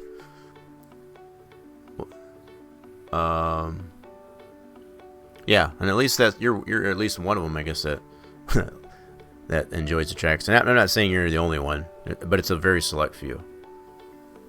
And that's the only sad part of it is. They tend to preview more of the FSC tracks or the which, for the most part, there's plenty of FSC tracks that are based on SPP tracks and the Smith's Den.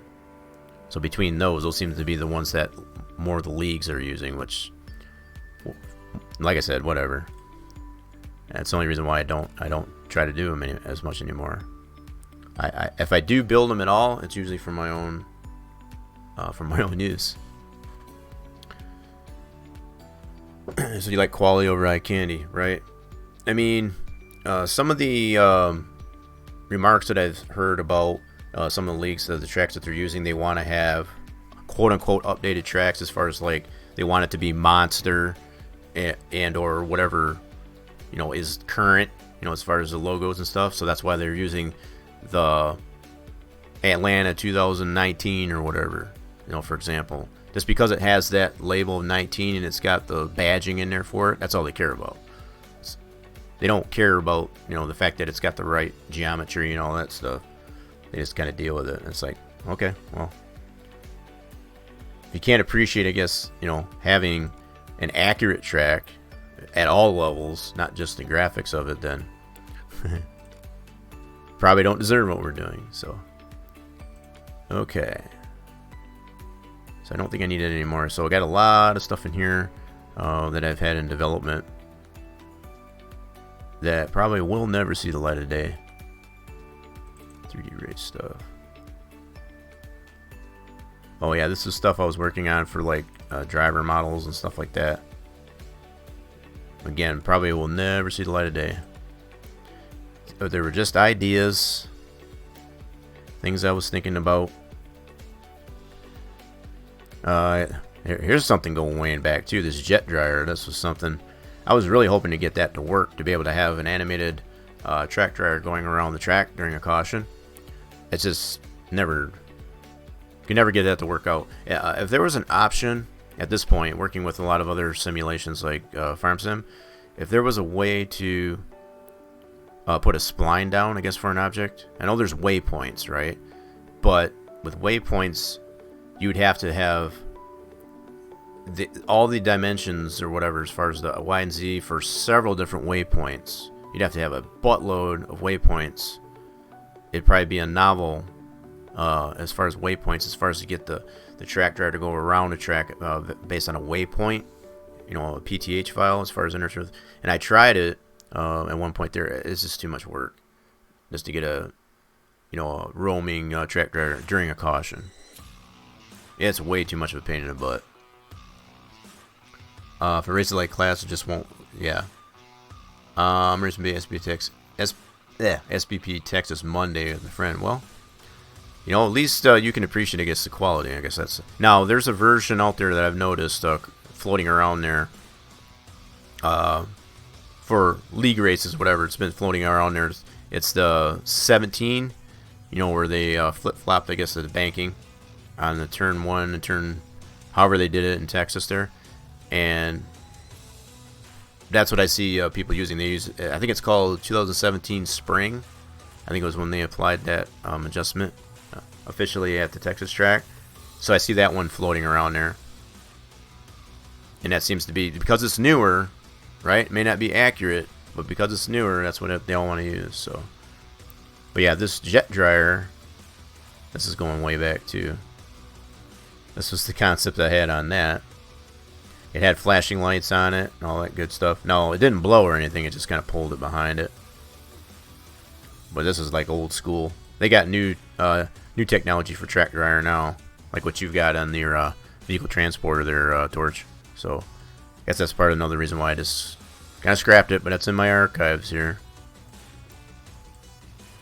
Amongst the many, many, many things that I'll probably never see the light of day.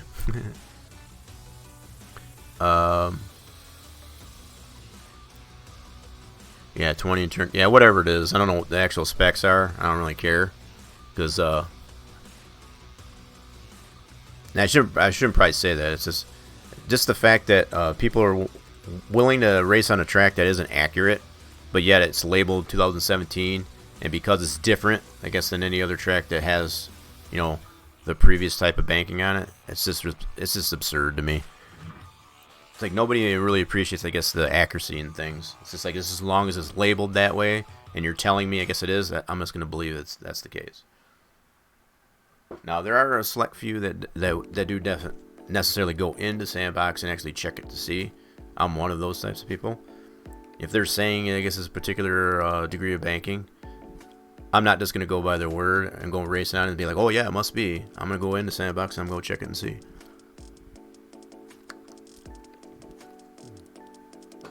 But then you get the complaints by some of those that this says Sandbox is too buggy. It won't run for me. It keeps crashing. Well, can't help those people. It's like they just want to complain. I mean, I've got a relatively older system. I have also put on Sandbox on a Windows 10 system, and it's just, you know, the integrity of the application itself, as we know, it is buggy. But I've never had as many problems as people are mentioning on a Windows 10 system. So I think they just want a reason to say I don't want to do that. I'm not going to do that. So just build me a track, I guess, that is next to accurate, and that's good enough. That's the thing. It's good enough. I need to take a little bit of a break just for a second here. Kind of get off my funk here a little bit because yeah, I feel like I'm getting a little bit salty and funky. So I want to kind of collect my thoughts here for just for a second. I need to go take a potty break anyway. A little bit of a bio break. So once I get back, we'll go in and take a look at the Dover track build that Torch has got done there, and we'll give it a test. And it'll be the first test for me anyway, to see how well it runs. So if you give me just a minute or two, I'll be right back.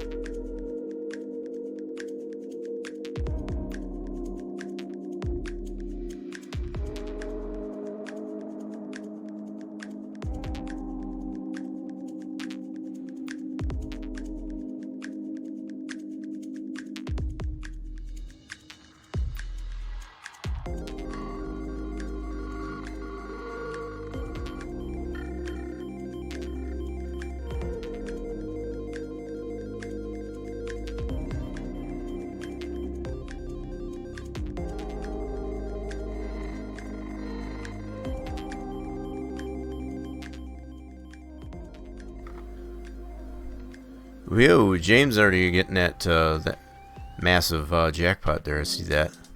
I saw that.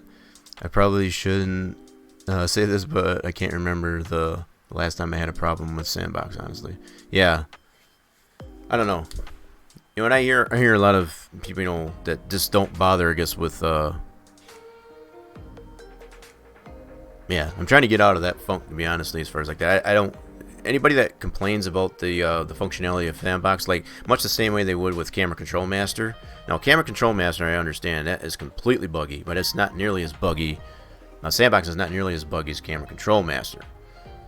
So that's kind of one of the comparisons that I make too. The fact that I've run into those same problems that people are complaining about with Camera Control Master over Sandbox. Sandbox, even with as primitive as it is,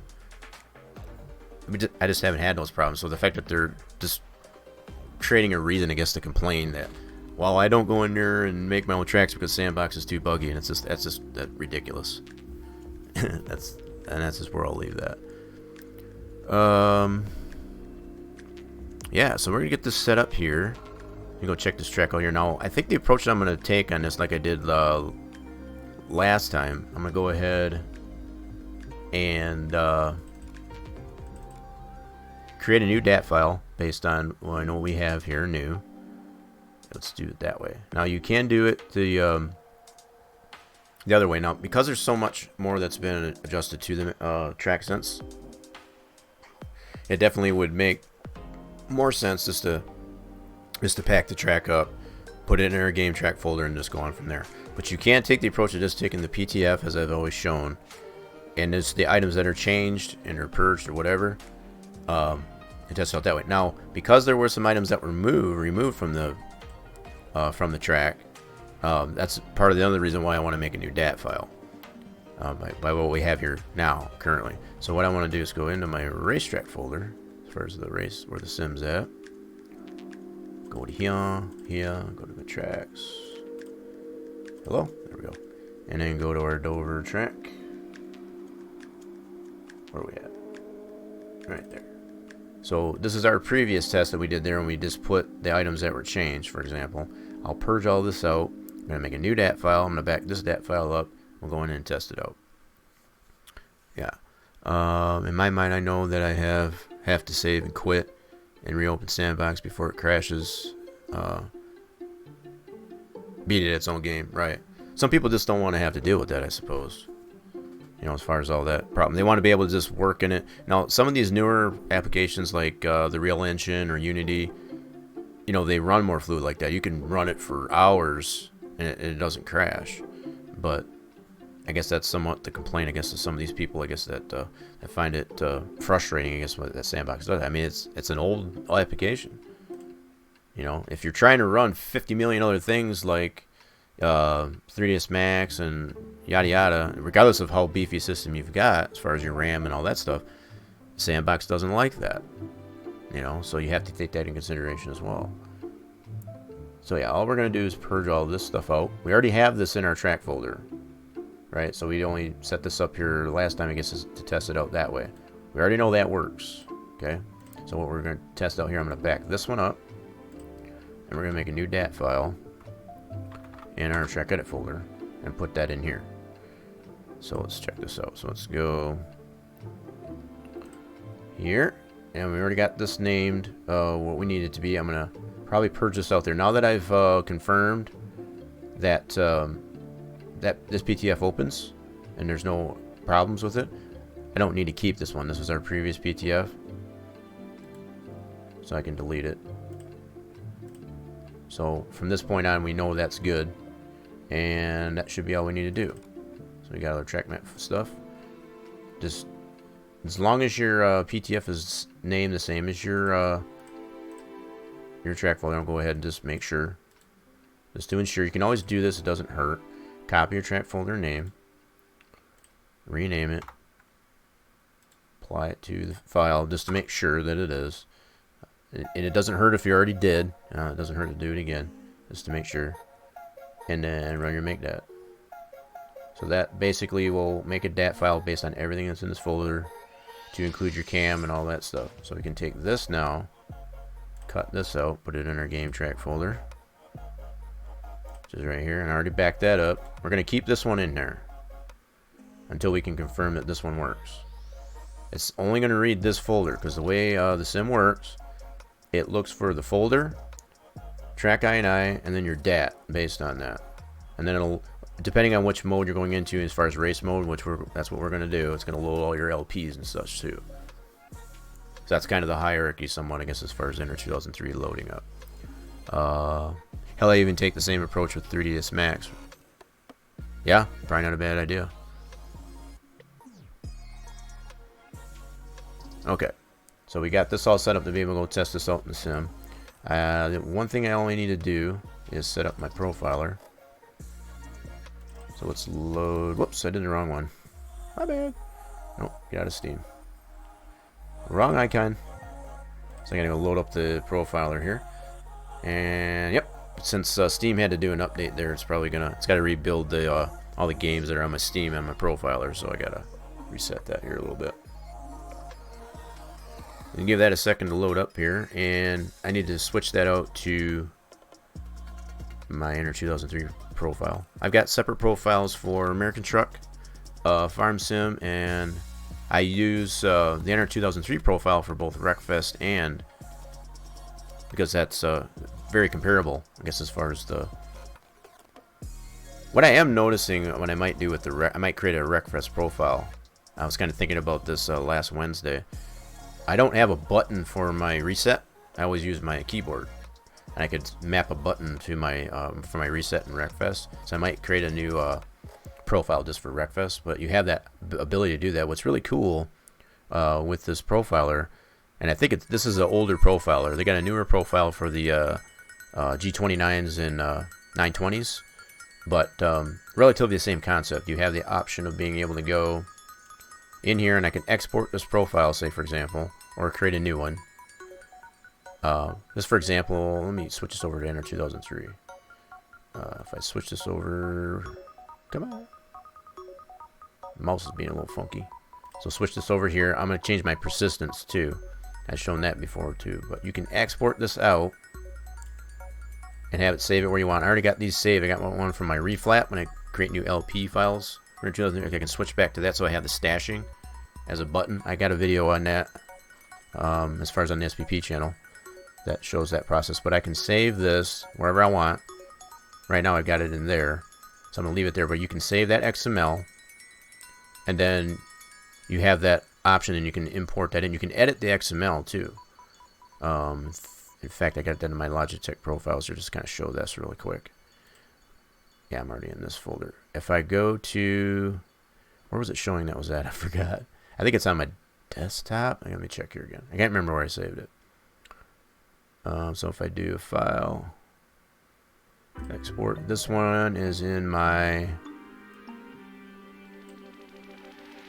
oh, that's in my F drive. Okay. Gotcha. So you can save it wherever you want. Like I said, either to your desktop or whatever location you want. So I'm going to go to my F drive here. And go to,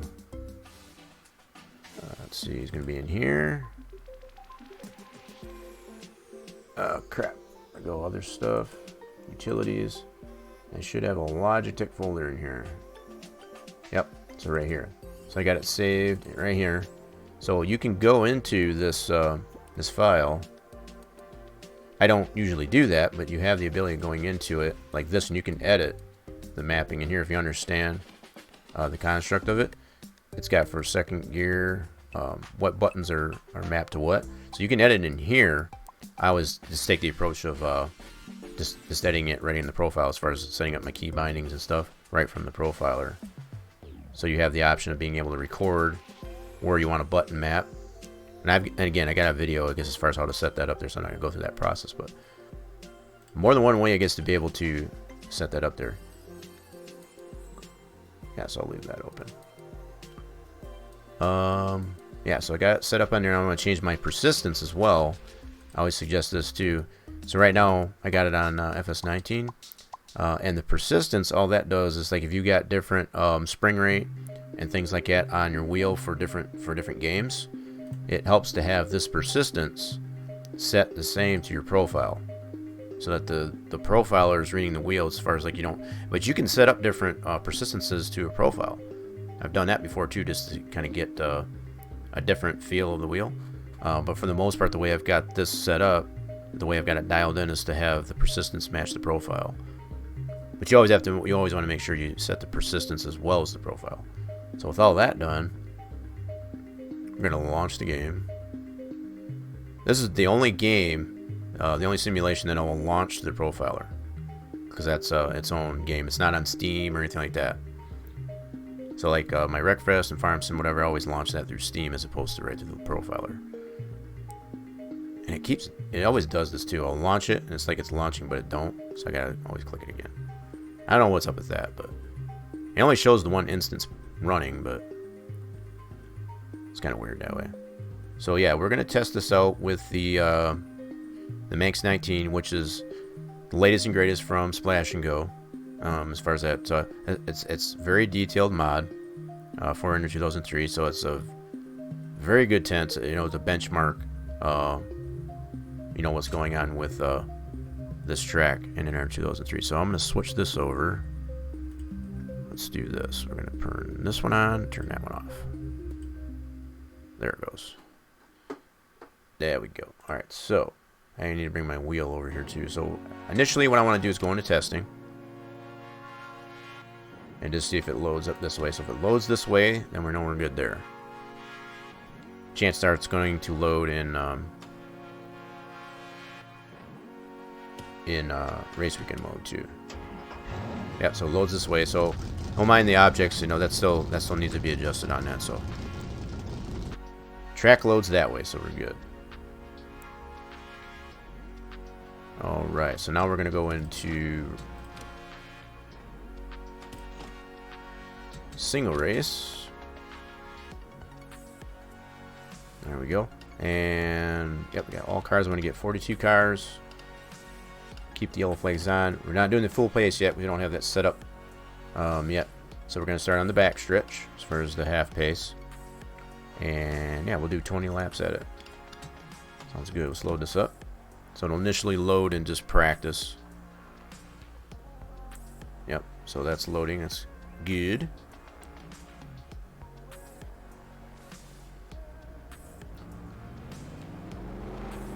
So we can kind of watch some of these other cars going around here if we want. Let's put it on this one here and we'll follow Ty Dillon around.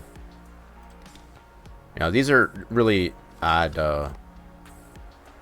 it's an odd car set, whatever, so don't mind the names, I guess, with the car numbers, because they're not lined up, I guess, with a Cup Series or anything like that. This is one of the car sets that was applied to the mod back when it was a release, so it's kind of like just a fictional one, I guess you can say, if anything. So we can kind of get a sense by panning it around here. So some of the cameras might need to be adjusted a little bit. That's another thing that can be done later on. Yeah, you had this, this is obviously an object, I guess, on this inside wall. We saw that when I was in Sandbox there, how those turn off via the population. Yeah, so we'll just kind of pan around here to see how the track responds with some cars on the track. That's a pretty cool scheme here. Whoops. This 93 Amico, that's pretty neat. Party night. Got a Doritos car. Yeah, a lot of fictionals in here.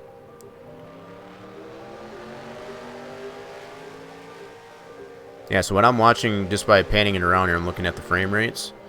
So right now, yeah, we got a lot of cameras that tend to clip or whatever, so that'll come as probably one of the final adjustments, I guess, to the track. This one's like a little far out. It's not a bad one if it was more closer over to the actual track. So it's just some minor adjustments to that. Nothing big. This is a really cool view. Yeah, so I'm just looking at the frame rates. I'm trying to get stuff to load into the perspective view there. So as we pan around, there's not as much in the view there. Obviously, the frames go up. So far, from what I'm seeing, it's not all that terrible. Crashes. Game is definitely not crashing. See, it's a lot more in the view there. So as more cars go by, whatever, it's obviously going to lower the frames. This is a very beefy mod when it comes to that. It's been optimized as much as it can be by the likes of Cosmin over at Splash and Go, but it is a pretty detail heavy mod as far as even the damage models. So very good test, I guess, on the track anyway. So we're gonna get right into this now. So we had a chance to look at it from that perspective. Let's start from the back here. And I think the other thing I'm going to do is turn this off for now. Let's turn this off for now. We'll go ahead and turn that off. Alright, let me reset this up here. I'll get my wheel over here too. Let's get on the grid. Drivers, start your engines. So I'm going to pause this here for a second and bring my wheel over. Yep, that's the works. Cool. So starting in the back of the grid, we're like in the, you can see just with it being paused, we're in the lower to mid 20s.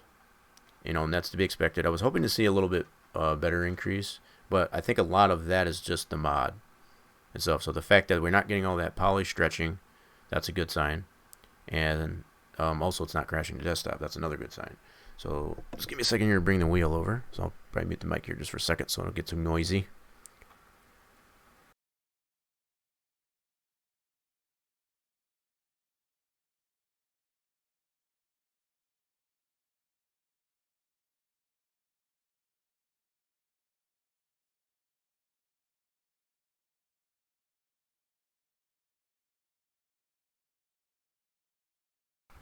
Alright, got that all set up here. So let's go ahead and run this race here. 20 laps. We're right at the 2-hour mark in here, so perfect time. It's race time. 2 hours in. Here goes nothing. So, starting from the back. I'm going to stick around here in the back here for the most part. Whoops, wrong gear. I'm going to stick in the back here or whatever and just kind of keep the cars and float closer and further away from it just to kind of check the frame. So right now it's, as I go backwards, you can see it's the frames are increasing. And that's to be expected. So as I move closer, the frames go down. Hit the pace car! Hit the pace car! Hit the pace car! What for? But if I do that, I'll get a black flag. That's not good.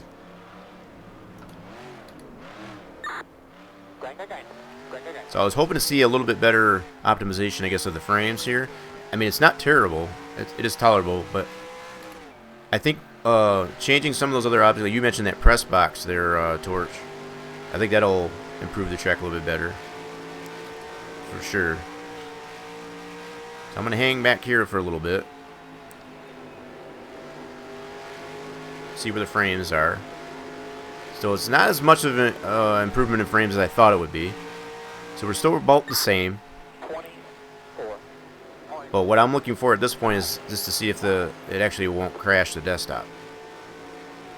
That's what we were experiencing prior to all these adjustments made to now, keeping in mind too, we have applied that vehicle transporter, even though it's been reduced, you know, as far as the file size and whatever, we didn't have that in the previous test. So that's adding more content in library to the track than before. But the fact, again, that it's not forcing the game to crash, that's a good sign. Oh, we got a wreck here. Oh my god, that's a big wreck.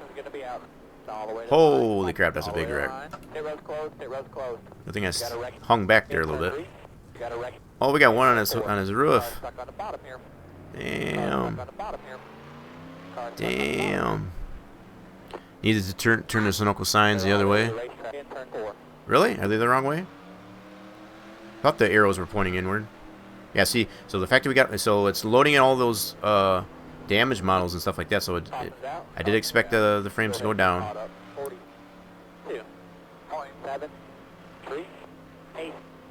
Yeah, that Sunoco sign was fine. I had to stop there for a second. Torch knows better than that. Yeah, Torch knows about all that. Yeah, that was a big wreck. Glad I wasn't involved in that. Yeah, let's check out this other Sunoco sign. I guess now that you say that. Yeah, arrow's pointing the right way. Yeah, Torch definitely knows better. Oh, it's messing with you guys. Okay, so you're just trolling. I got you. Yeah, we know better than that. Definitely. Man, they're even wrecking under caution here. What's going on here? Yeah, so the fact that it's loading in all this damage, you know, on the mod there, I would expect it, you know, some poly tearing and things like that. I'm not getting that, so that's good. The frames could definitely still be improved. And I think by adjusting that press box and some of the other items that I mentioned there will definitely allow for that improvement in the frames. This guy could go around me or what? Spotter's not saying anything. Stay behind. Stay behind. It's 19. Alright, so I gotta stay behind this. Now, who's in this one? Truex, okay. This is one. Truex's. Truex in the 19, alright.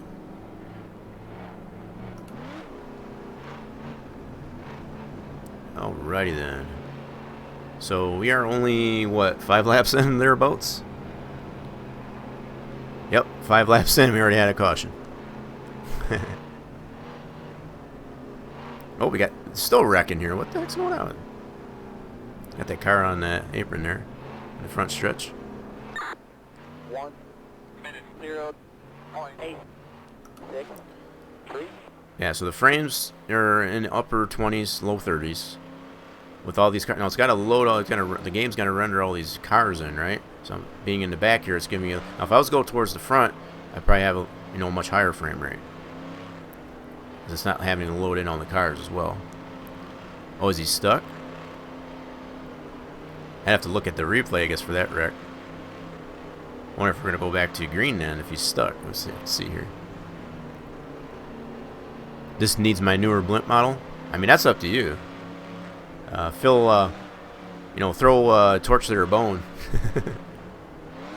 Yeah, I forgot about your wing foot. Have that flying around, I guess, up in the air.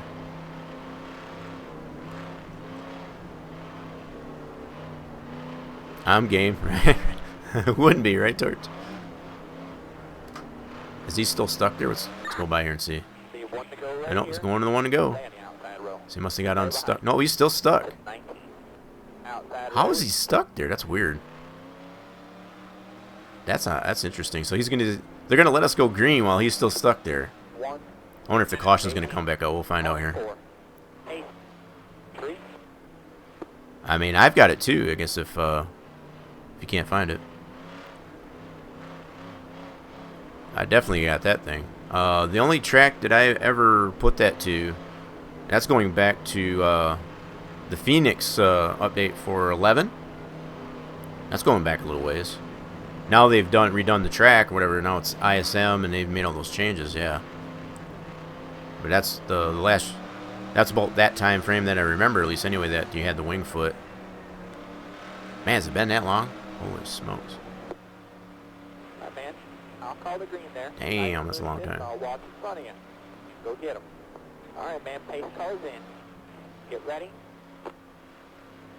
Yeah, transition. Yeah. But I'm wondering if it's going to go back to caution if he's still stuck there. We'll find out. Yep, that's what I thought. Because he's still stuck there.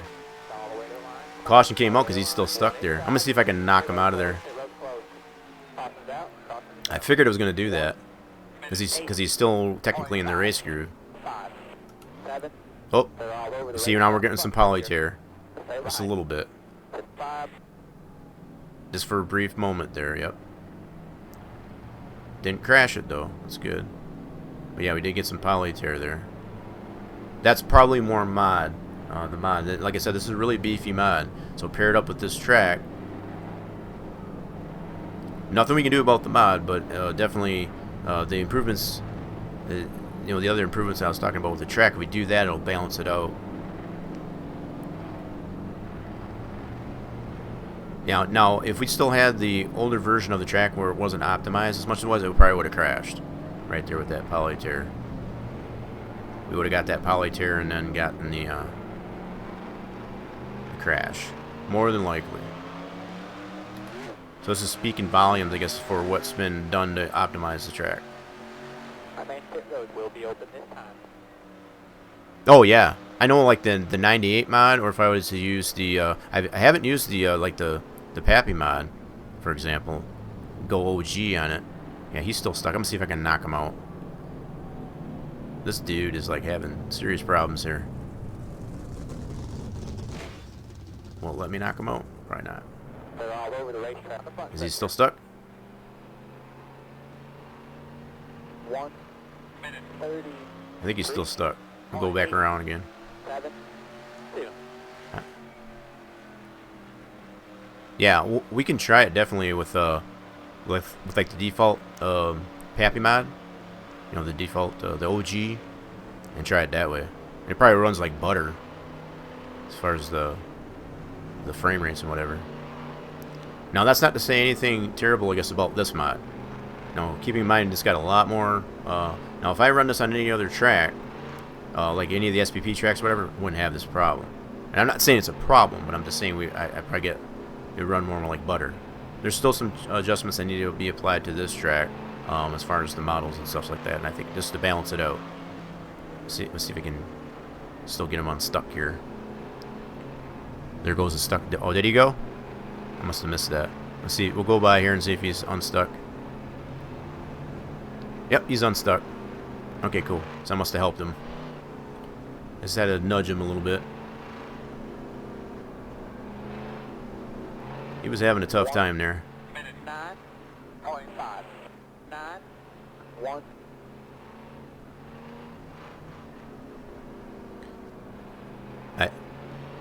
I did mash it. Not right now, I'm not going to because we're under caution. Once I get to green, yeah, I'm definitely going to mash it. So we are on, what are we on here, lap-wise? So we got 10 laps, we're halfway done.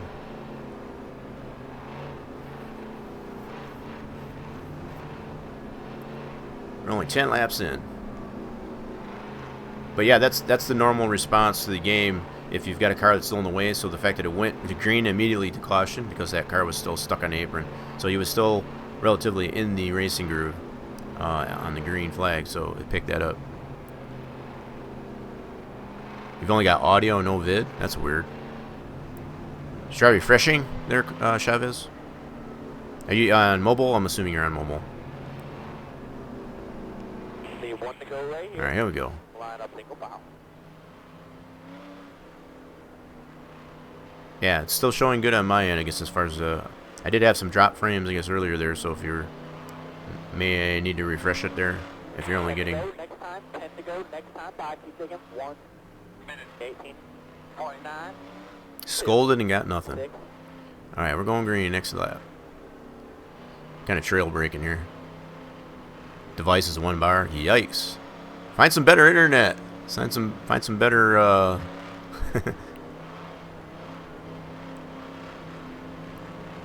yeah, it's definitely got to be the service. It's kind of weird though that only the audio comes across.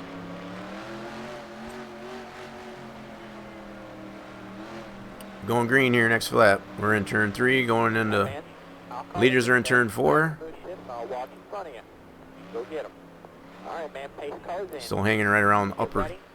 20 frames, low 30s. Okay. You're in rural southern Mississippi, huh?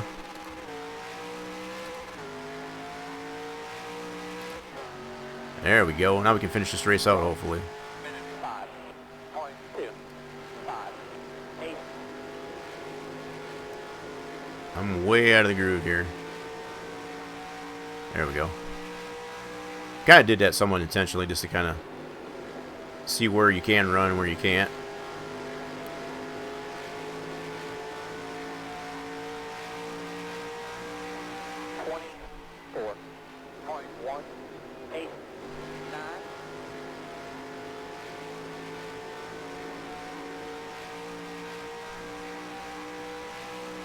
Screaming down the straightaways there.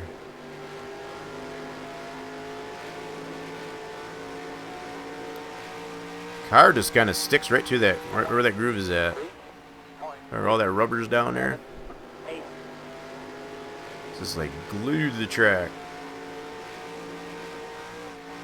Kind of pushed there a little bit.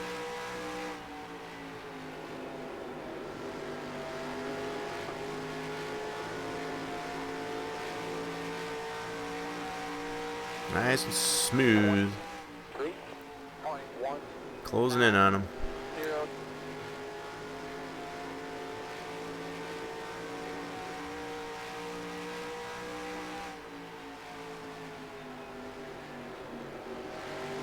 I don't know who this is. It's a fictional car.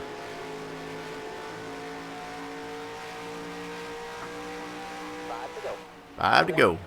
3.4. 4. 6.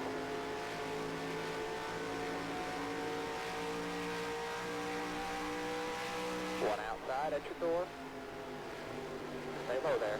Oh, you got into my rear there. That was almost ugly. Trying to pass you clean, buddy. 3.342. Right on the trail of Truex here.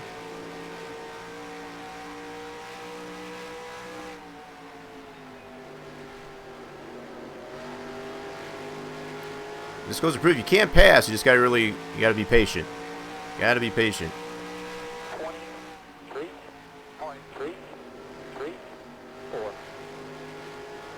Not patient is gonna get you in a bad way. Try to stay off that apron too. That apron bites. It will literally bite you. Outside. Oh god! Oh god! Oh god! Easy, easy, Truex. Easy, easy! Oh my god. Tails out. Keep digging. Oh, that was tight. All the way to the line. He tried to race me clean, but it didn't happen. That was some solid side by side there. That was a little bit of both of our faults there. Oh god. What the heck happened there? I ran into somebody. Go ahead and get caught up. White flag, one to go at the line. Alright, where are you? I want white flag, so. Man, I don't know what that was coming across the screen there. That was weird. 6. The hell happened now? I mean, I hit somebody on the my right front wheel. That freaker's toast. 6. Both ends of this car are fucked up. All that mud's blown up. Yep, I hit somebody. Pass. Trying to get the caution flag. I'll just stay on the apron here. We're on the checker here anyway. Couple cars stuck on the bottom here. In turn 3. Take you down a cylinder right here. Pass. 6. Oh man, look at all the dirt on the windshield too. My main pit road will be open this time. Well, I don't care if it is or not. I'm coming in. Down by. Pass. 6. Pit road speed 35. Need to remember 3,000 second gear. Yeah, that's some solid side by side racing with Truex there. Oop. Yeah, we're done. Checker flag right here. You think? That was the last lap ditch there, or whatever. Right out coming out of turn 4, I was side by side with Truex there in the 19. Yeah, I'm just waiting for it. I'm just checking all the frames on it, just kind of riding it out here. Okay, but the key to it is that the game didn't crash. And I saw that poly come across there. I don't know what the heck that was. It almost looked like it was a pit wagon or something when I got up against the wall there. I'm not sure if that's something to do with the mod or what. It definitely didn't seem to be a track issue, but that was the only thing that I noticed there. I'm going to kind of wind this thing back here. We're going to check out and see if anything shows up in the replay. He's probably blaming you, probably. I mean, I had the preferred line, but that's probably not a fair argument, I guess, as far as for Truex. All right, let's back this up to where we went into the wall here. I definitely hit somebody trying to get the caution flag on the front stretch there, that's for sure. That's how my right tire got all jacked up. Let's see what happened here.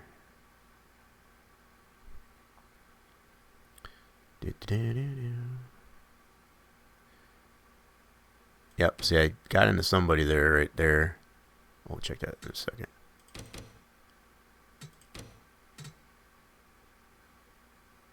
Alright, we were racing right outside of turn 4. Come on, back up. Faster. Let's go faster. There we go. This is where we were racing. Let's go frame by frame. See, he came down on me. I'm more or less in the preferred line. He's trying to get back down there. That's all his fault. He got into me. He totally turned up into me and got me around. That's his fault.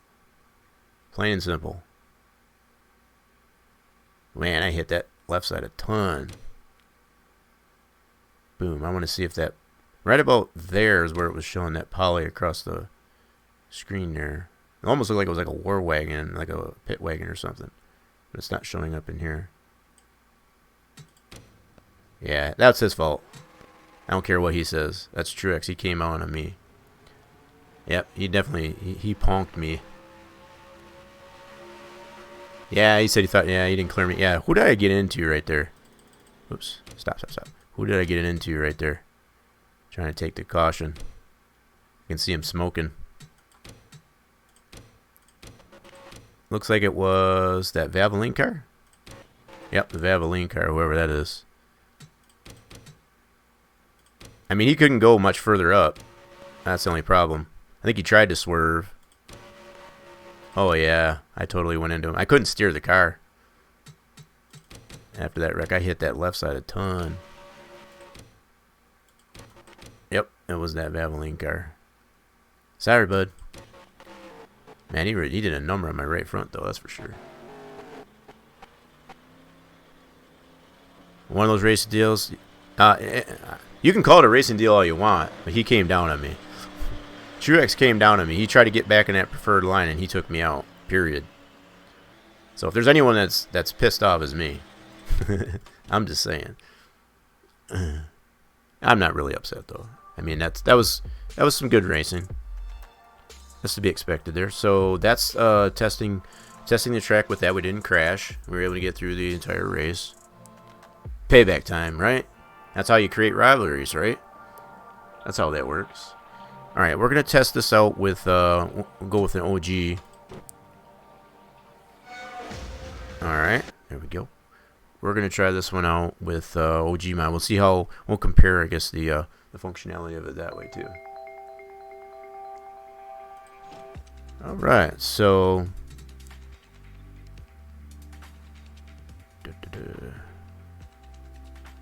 yeah, let's switch out the mod here. Let's go to. So I do have the 18 mod that was prior to the 19, obviously. This one here is the no, that's the 17. My bad. IROC Grand National. There's the Gen 6. Let's go to OG Cut Mod. So this is the original series that came with the game. I'm going to load it up this way and see how this runs. I'm expecting it will probably really be butter. See you next week, buddy. Oh, you're heading out there, Racer James? Appreciate you just sticking on by here. See what's going on with the track. Hope you have a good one. I'll be chatting later. Oh yeah, as far as like he was talking about that wing foot there. So let's load this up the same way. 42 cars. I don't think I have a car set up for. Actually, let me go back here for a second. I don't have a car set up for myself in here. Oh, yep, I do. I have the Fred Jones car. That's the OG as well. Yep, I got the Fred Jones car, so we're good. Oh, saying that to Truex. Oh, I thought it was you. See you next week. But oh, okay. I thought, yeah, you gotta be more specific there, James. Yeah, see you next week, there, buddy. Right? That's kind of what they're gonna say. You know, it's all fun and games. Like, yeah, we'll just see you next week. Payback, you son of a bit. Yeah, I got you now. Yeah, so we're running the OG Fred Jones car in the 86. Going a single race. Dover track, same settings as we just tested. 20 laps, full field. Let's load this up so we can just compare. We haven't ran it this way before because we mostly have been focusing on just modern, modern stuff. So I got to install Windows 10 on the wife's laptop. Well, that sounds like fun. Yeah, so you were telling me about that, James, as far as it's kind of growing on you, the Windows 10. My only biggest beef with Windows 10 is just how some of the 32-bit programs like Sandbox don't work. Some of those ones that we know, let alone getting Enter 2003 to work on it properly without having to do a bunch of loopholes, I guess, to get it to work. That's my only biggest beef, I guess, as far as doing that. And then having to do that every time, as far as you have to do, there's an update or that's probably one of the biggest beef with Windows 10 for me is the constant updates. And it just updates whether you want it to or not. You can't control that. I mean, you can control it when it does it, but the fact that it's still going to force you to do the update. I can't even tell you the last time I did an update on my Windows 7 system. As far as the security updates and whatever, I haven't had a problem. As far as just the stability of the system anyway. Yeah, I definitely did too, as far as moving away from XP, but 7, in my opinion, the only reason why I say that, it's pretty evident, right? As far as, God, I feel this is pretty loud. Here, let me put it in a different view. That's pretty loud. The only reason why I say that is because of the known issues for games like Enter 2003 and the programs that go along with it. That's my biggest beef. Now, we didn't have that really with XP to 7, Windows 7. That was pretty, a smooth transition. There wasn't all them issues necessarily that I remember. But there's plenty of known issues, I guess, as far as these types of programs working in Windows 10. That's an I don't look forward to. So,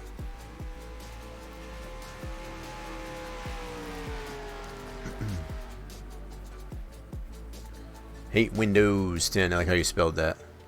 But then I hated going away from XP. Yeah, for editing old games, it don't work. But for modern PC usage, yeah. Modern stuff is probably pretty good, yeah. I definitely got used to 7, yes, for sure. I've had 7. I can't even necessarily say when it first came out, but I've had it pretty close. It's probably about a year after it came out. You're not wiping this PC out until you have to, right? And I think that's kind of where I'm at. Yeah, definitely still running Windows 7 here too. All right. So let's go right into the race here. This is I know what I want to do. Let's go into different views here. So much higher frame rates on this one here for sure. Much higher. Definitely getting into the hundreds here. All these cars loading up here.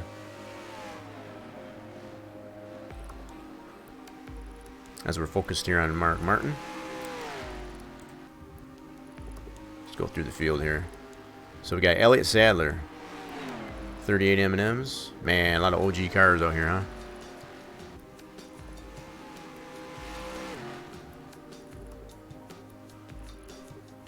Yep, much better frame rates in here.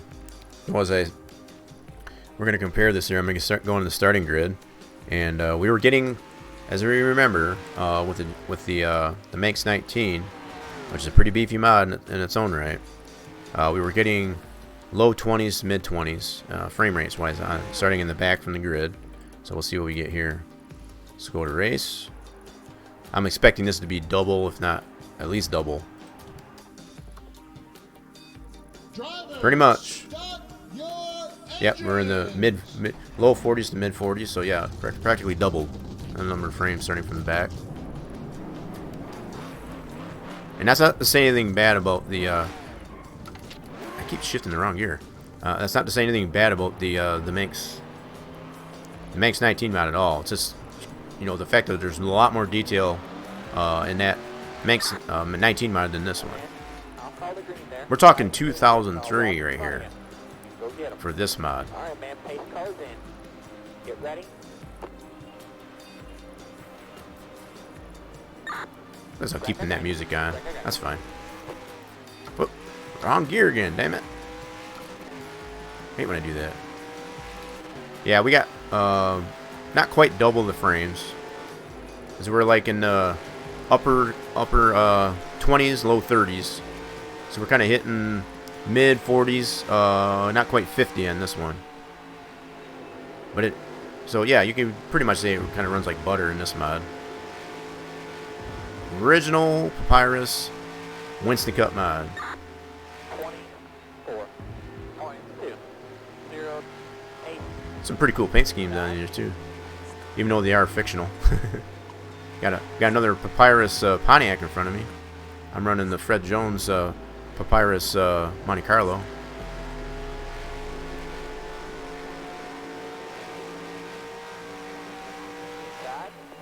Oh baby, oh baby, oh baby, so damn. Oof, there's a yellow. That was my fault. I'll take that blame. I totally pushed him into the wall. But I had such a run on him though. I had such a run on him. It's like you just slowpoke, get out of my way. Go ahead, you caught up. 27.095. Stay behind. 119. Uh-oh. Slow down, Digger. You gotta look. Oh, God. You gotta slow down there. Yeah, you got refrain because it's okay though. And it's not like my spotter isn't swearing too, so yeah, that's the bot set up that way as far as that profanity, but we get the point. My main pit road will be open this time. It's kind of PG-13 here for the most part. Let's see, did he totally park it? Where's he at? I got into the 193, so that's Brian Simpson.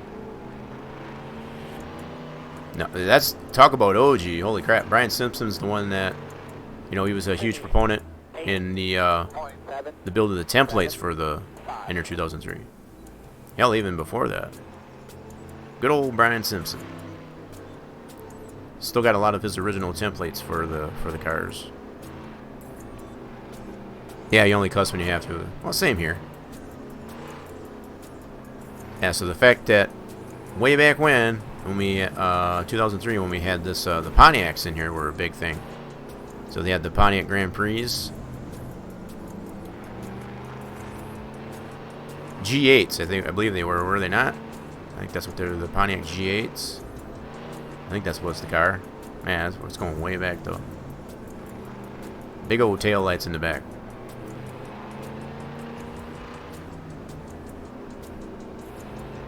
That's a fictional car there. Pretty cool though.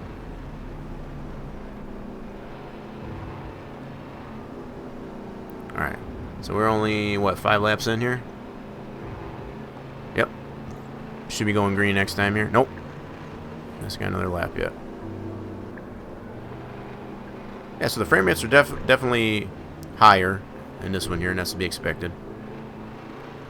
But I wouldn't say it runs like butter, but it's still pretty good. Butter to me, if it were like closer to 60 frames running in the back. But this is not bad. Not bad at all. This is where I would like to see, possibly, this is just wishful thinking I suppose at this point, getting these types of frames in the Max 19 on this track. And I think it's possible. You could definitely do that. Well, get your butt moving here, buddy. There we go. Alright, let's see if we go green next time by here. I'm ready to go. I'm gonna dig in this one. I think that dude parked it. I think Brian's parked it. He done parked it. Yeah. You know, just as it's showing, you probably got more that you're probably more aware of too there, Torch. I think once you do, what you've done so far is definitely still huge improvement. I see on these grandstands here, maybe. Possibly. I could be wrong. I mean, it does run pretty good. I'm not gonna lie. Yeah, we're going green next time here. Here we go. Let's go. I'm ready to go. Let's go. Yeah, I think the dude I put in the wall, I think he just parked it. He's done. I finished him off.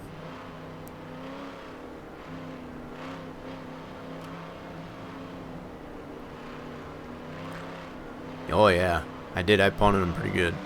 What was that word you used? I ponked him.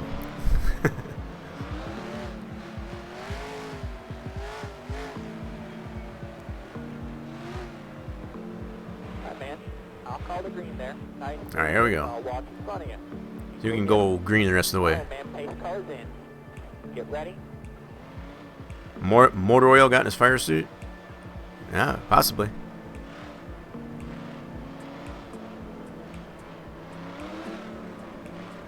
There we go. I didn't miss that shift that time. Oop, got a shift there though. Yeehaw, let's get it.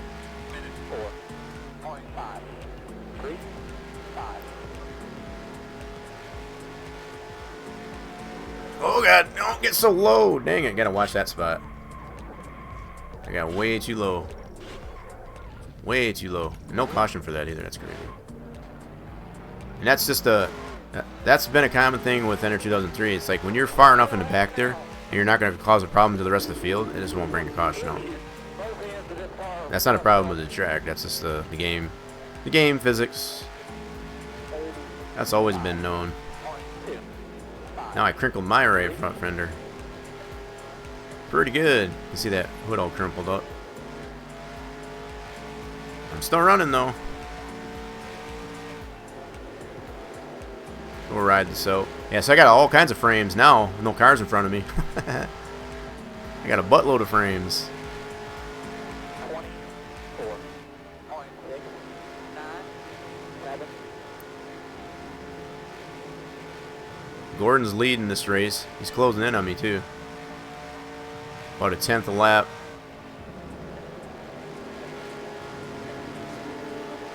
Probably hurt the car. I'm certain of that. I hurt the car pretty good. Alright, halfway. He's definitely closing in on me about a tenth a lap.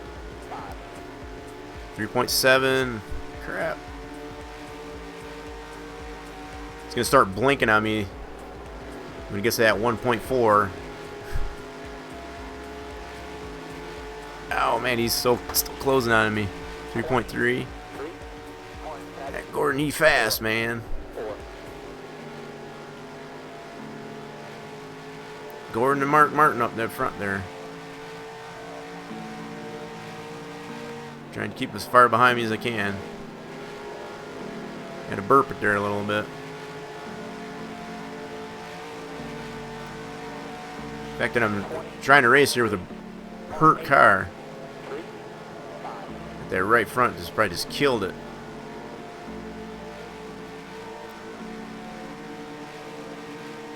.8. Damn it, he's closing in on me. Oh god, hold on. Oh no! Oh no! Oof. Alright, I'm just gonna finish myself off. Oh, that hurt. It's a good thing those water barrels were there, huh? Good thing the water barrels were there. I killed the engine. Man, I hit that thing a ton.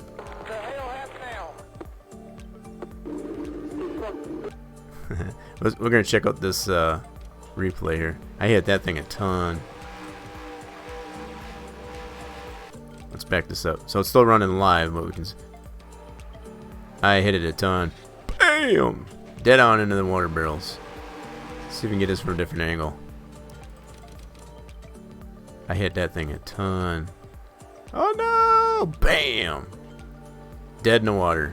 At least I stayed out of the leader's way. I see pavement through your hood. I didn't even pay attention. It probably was because I totally nailed the front end there. Killed the motor. Poor car. That was fun. I'm gonna have to do that one again though. Yeah, it's got all kinds of frames in this one. That's for sure. I'm gonna go ahead and redo this. Let's go start this one over again. Let's run it again. How about that? Drivers, start your engine. I'm game.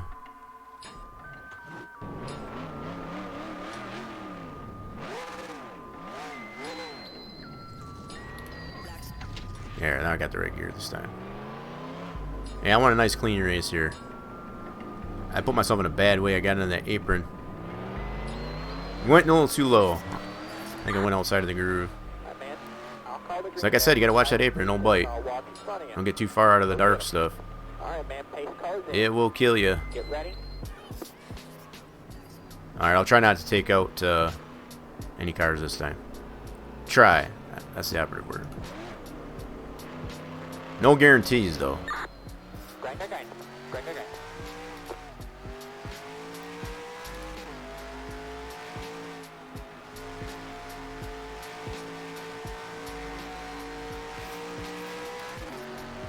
Give him a little bit of room this time. There we go. It's kind of fun trying to play catch up here. See how fast you can close back in on them.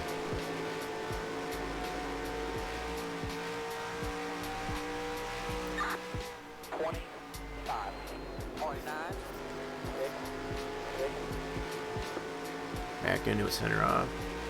Kind of pushing a little bit, just like I do in the Max 19. So it's still cup physics, right? Still in the cup physics. That's probably another fair comparison, I guess, as far as the mod. So still running the same physics as we were with the Mach 19.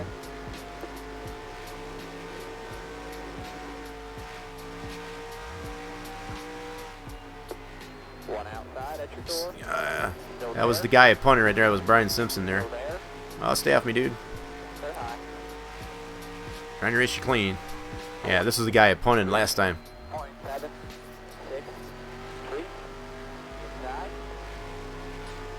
Oh, man.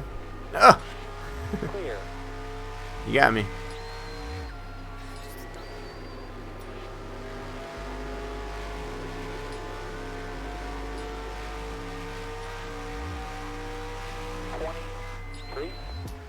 Oh, way out of the groove there. Gotta watch it.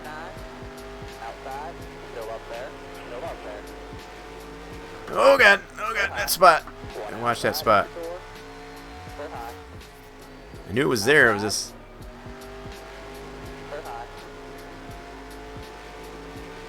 It's one of them damn slick spots, as they used to call it. No, you just gotta watch where you're driving. I was used to hear that. That was another term everybody used to mention in the league races there. Oh, got a slick spot down there. No, you just gotta watch where you're driving. Damn motor oil got on the. Oh god, got caught on the rear bumper there.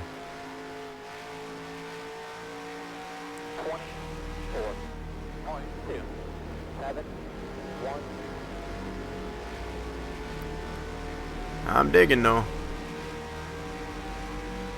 So you can pass, obviously. It's not impossible. Just got to be patient. Oh. Brian Simpson there, you got really low down there. Making it 3 wide. Shit. Give him room, give him room. Racing clean.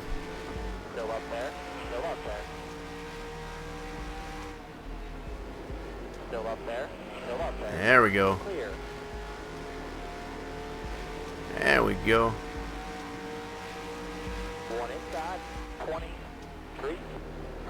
Net zero, I remember that. Way out of the groove here on the high side. Stay in it, stay in it. Oh god, scraping the wall.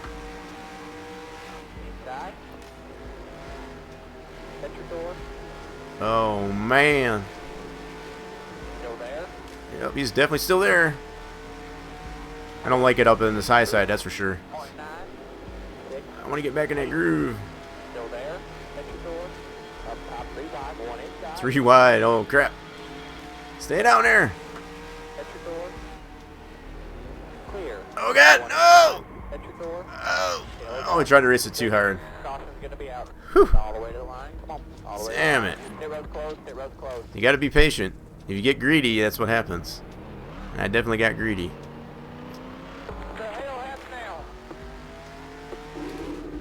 Definitely got greedy, and that's what put me in a bad way. Nobody's fault with mine.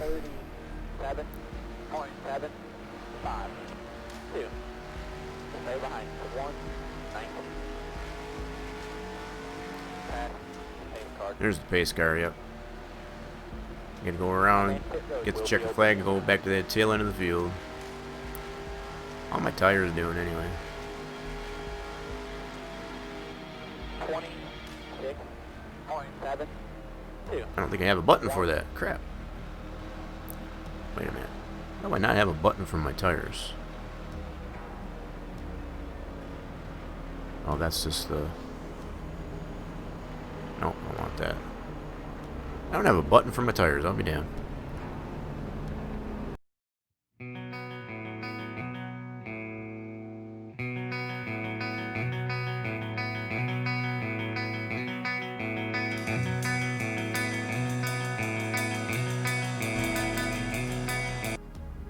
Sorry about that.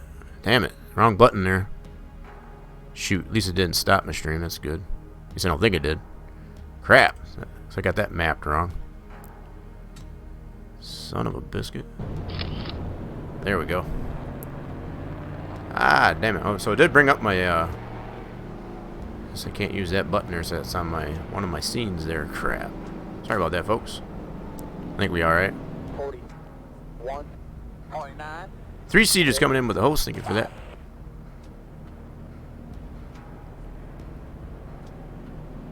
Yeah, so I'll have to. That's the only bad thing. I got that set up. That button for my tires set up on a different scene there. One of my scenes on my streaming software. Apologize for that. I think I got it squared away though. Stay behind. One. Good thing it didn't kill the stream. That's for sure. That would have sucked. I was just trying to check my tires out. So I don't have another button for. That's kind of sucks because I was hoping maybe that. So that obviously interferes, I guess, with that scene. Going good there, three-seaters. Yeah, that had nothing to do with you. I guess I want to make that abundantly clear. That was all me. I was trying to check my tires, and it switched my scene there. I'll have to keep that in mind, I guess, as far as when it comes to I've ever heard of race in here that it doesn't stream in this stuff. Not good. 1 minute 18.781.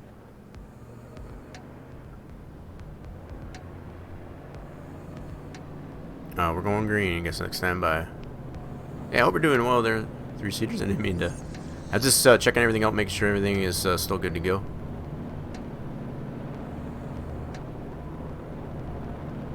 You just got off work, so eating and then shower. Oh yeah. Farming on Dirt County, so you got yourself a new map. I'll call the green there. Nice smooth shift. I'll walk You retired old timers there, I guess. All right, man. Pace cars in. All right, here we go. Get ready. Okay, where are we going? We're running still last. So we're gonna see. We got how many laps left?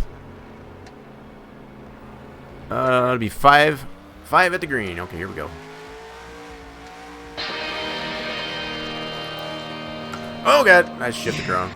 I totally shifted wrong. Missed the shift. That's all my fault. Dang it. Caution? No caution. 1 minute 15. I see how it is. Keep missing the shift. Thank you for that follow, whoever it was that came in there. Appreciate that. Welcome on into Rock Nation. I'm just out here making a fool of myself as far as shifting wrong.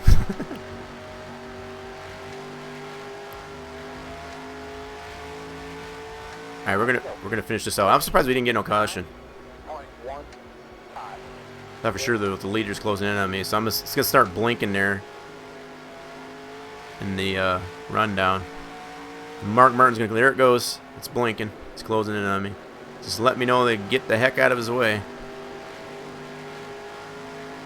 I'm gonna dig here though. Try not to wreck myself again. Kind of. Whoa, way out of the groove.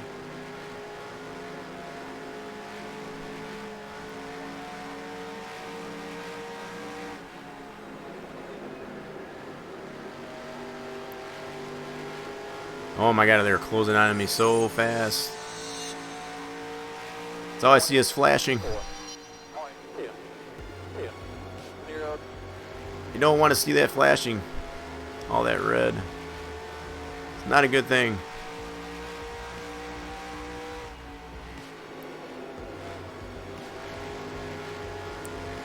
I was gonna see if I can finish. Okay, I mean, hopefully I can finish on the lead lap.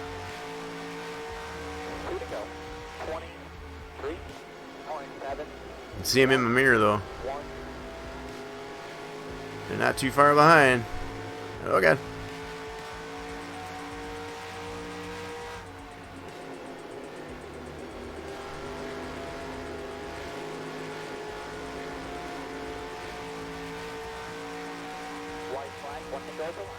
Yeah, see, I'm so far behind.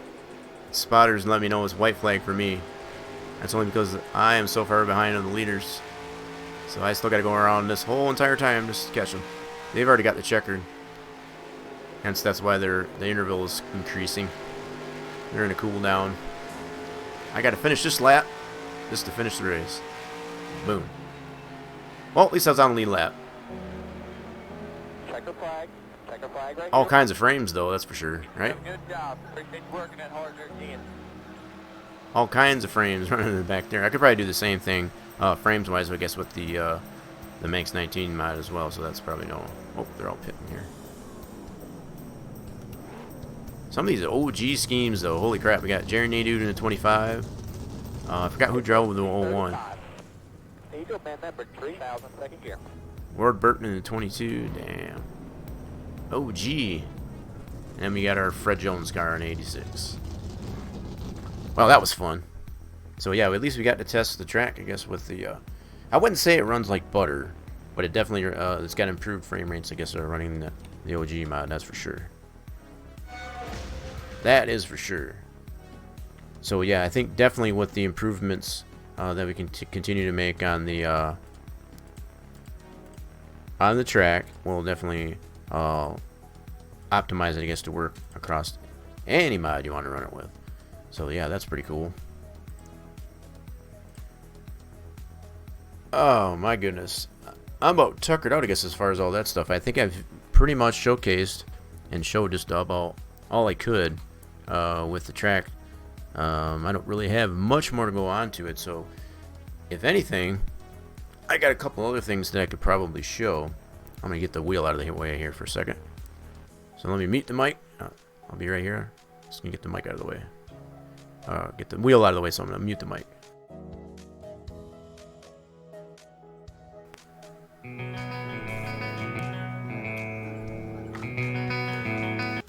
And the heck is up with that? I don't know why it's doing that.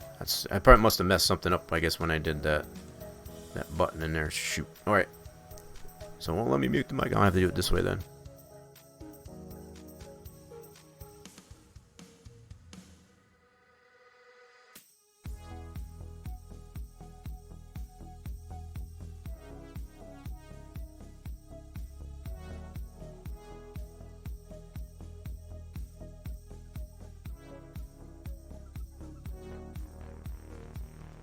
Alright, that's all I had to do is just mute it manually there and use my buttons there. So at least it gave me some insight there. I don't know. I think it's just cycling through all my scenes there, and I like screwed it up when I was in the game there. That's okay there. We got it all figured out. So, yeah. If there's nothing more, yeah, my new map is the map Red Dirt. Oh, okay. That's what they call that one, is Dirt County. Just looking back at what Three Cedars Farm. Oh, Red Dirt County. I guess I got to read that again. Gotcha. That's a 16X too, is it not? Too big for me. That's just my own taste. Too big for my own taste. But yeah, it looks pretty good. I've seen what Red Dirt's been streaming that. I guess that's pretty cool. I guess somebody did a 16X map for his streams there on Farm Sim. Okay, so I'm just one of the things I wanted to go over here, and it's what's kind of bugging me. It's kind of somewhat pertinent, I guess, to Farm Sim, but it does going to involve a little bit of 3D modeling. So again, I want to do some 3D modeling. I haven't done any yet. We've just all been working mostly in Sandbox and showcasing what Torch has done as far as updates there. So yeah, I want to do a little bit of 3D modeling anyway, just to kind of scratch my itch. So I want to see if I've got oh, got some messages here. Okay, I can get into those later. Red Dirt County, it's it's a 4X. Okay, I was thinking it was a 16. Oh, it's only a 4X. Okay, I don't know why I thought it was a 16. Pretty cool map though. At least you found yourself a new map. I know you were kind of struggling with that, I guess, as far as finding a new map besides Old Timers. You were on that Old Timers there for quite a while. Alright, let's switch this out. There we go. And I got Max loaded up here. So one of the things that's been bugging me with one of these mods, like I said, primarily with Farm Sim, it's a monster truck, the body on it. The mapping on it is just totally jacked up. So I wanted to look at the UV mapping for it. Yeah, so it's not a 16x. Cool. All right. The first, right? Now, I think you were on. What map were you on? I guess prior to Old Timers. I forget which one you were on. For a month or so on that, yeah. That sounds about fair. Yeah, so I think I got it right here. Yep, here it is. So we're gonna load this one up in here, and it's in a OBJ format. Now, as I've showed pretty time, anytime you load it doesn't matter from what type of game. Anytime it's OBJ format, it's gonna remove the mapping. As far as the integrity of the model, as far as just the dimensions of it, polys, all that stuff, that doesn't really otherwise change all that much from the original model. But the UV texture mapping does get jacked up. So the body itself, and I should probably load up. Now I'll just go ahead and do this. Hell with it. Just do this. Import this OBJ. So yeah, just as I showed before, just to make it clear. The OBJ, the mapping of the model, will definitely get borked. Alright, so we're going to have to scale this. So go into scale, bring it back down to 1. That's another thing that OBJ will do. It automatically will bump up the size. So you have to scale it back down to a 1 from the original model. Otherwise, if I don't do that, it's going to be gihongus. If I was to bring it back into, in this case, Giants Editor.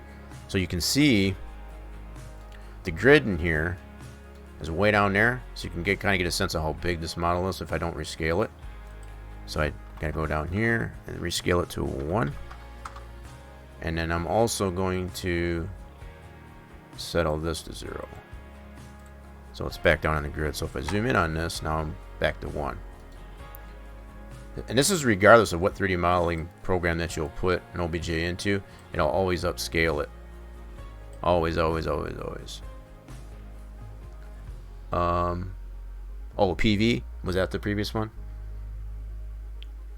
Yeah, this technically here is from Farm Sim, where I got the body from it. So it's based on a monster truck. You can see the big cutout in the fenders.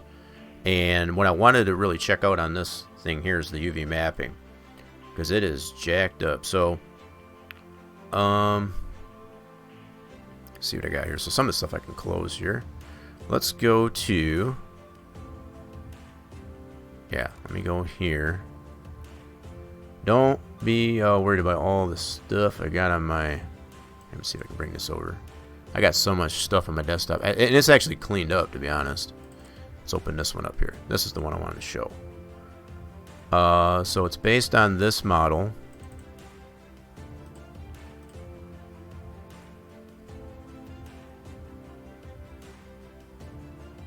See if that will load up here, hopefully.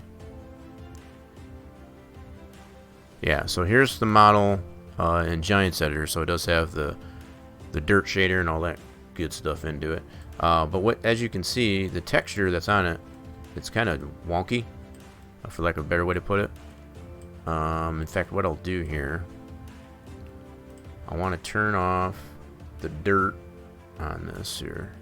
A second. So I got to go into here, at least on the body, at least anyway. So there's where the body's at. This is where the texture that's applied to it. Right? So this texture is... This is something else I hopefully want to fix too. 0 default texture. So let's go into our folder here. Yeah, so most all this stuff I can probably... So track stuff. There we go. So it is this texture right here. Look at the name of this thing though too. It's crazy. Yeah. So there it is. So what I want to do, I want to get a UV map and check out the UV mapping of this model in here. See if we can't fix some of it. Oh, this, yeah, this thing here. Yeah, it's pretty cool. It drives pretty nice too. It's just, and that's the only reason why I've taken the initiative, I guess, to you know, potentially correct some of the mapping on the model for this thing. is because it drives pretty nice. It's a Monster Jam truck. What I want to do here is take off the shader for this. Let's see here. I think what I'll do... Yeah, I'll just take this off completely. So it's just using the default vehicle shader, which is common. It's going to take that off, just so I can show the mapping of it. Okay, so what I want to do is potentially not only look at the UV mapping, but potentially create a new texture for this to go onto it. Because it's kind of all really wonky, let's put it that way. I might even put some back-facing onto this, because it's got back-facing on it, but a separate UV map, I guess, for the outside as compared to the inside. That's what I'm thinking anyway. I want to see how this will work out anyway. Gravedigger. Yeah, there's a Gravedigger out there too, by Lambo Mods. It's floating out there somewhere. I don't think I have it, but it's out there. Alright, so in Max, this is the same body that I've comparing in Giants Editor. I want to look at the UV mapping for this, but I also want to bring up that texture. So let's set up a texture in here. I'm going to use that same texture that is currently applied to it and go from there.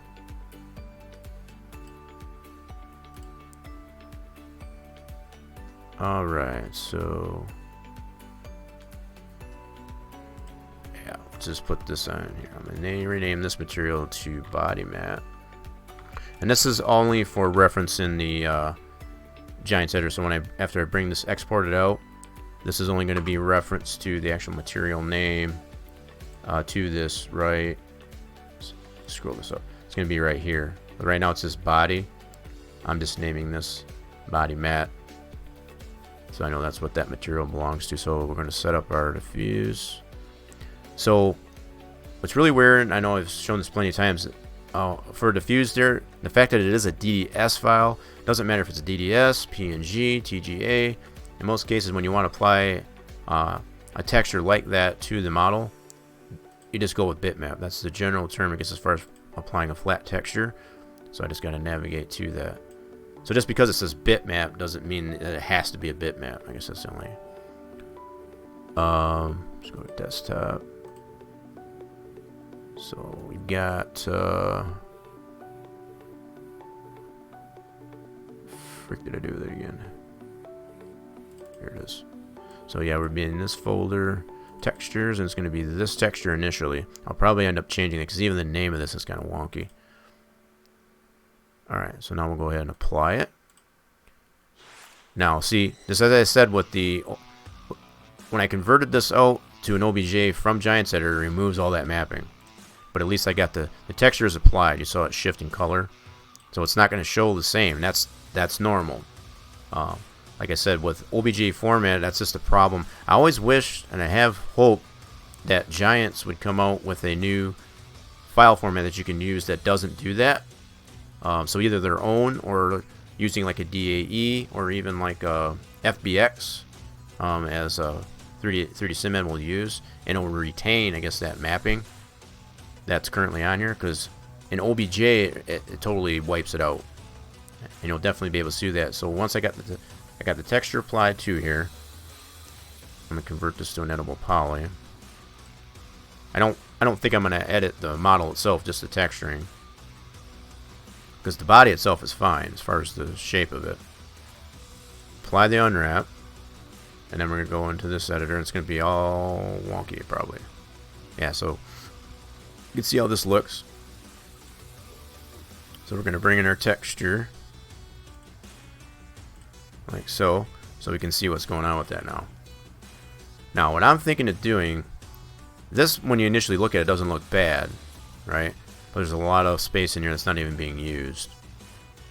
So just to better make use of that space, I'm thinking of like taking individual panels, you know, like individual sides for example, and kind of map it that way. That might be the best way to do that. Probably what I could even do too is to separate the inside polys to the outside polys. So you got inside and outside polys, so you can map those separately. That'd probably be even better. But if I do that, I got to keep in mind for Giants Editor, I'd have to have those in there as separate models. So I'd have to have the inside separate from the outside, which isn't terrible.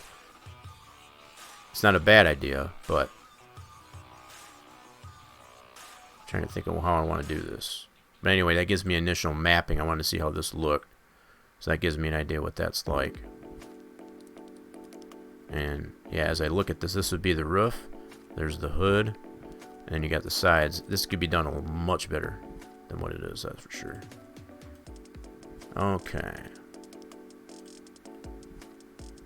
So what I'll do for now, I'm gonna try this anyway. I'm gonna collapse this mapping down. And I'm gonna see if I can select all these outer polys. This might be a pain. I might have to put ignore back facing on this in an effort to separate these out. Well, let's see how this will work. So it's in the poly. How do I want to do this?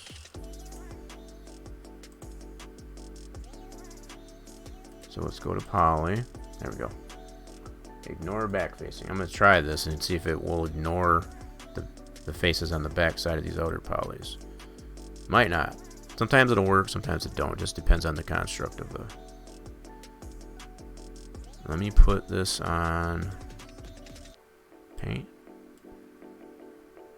Now, is that selecting the back ones? I think it is. Yep, I think it is. Oh man, there's a lot of overlapping of polys here. Holy smokes.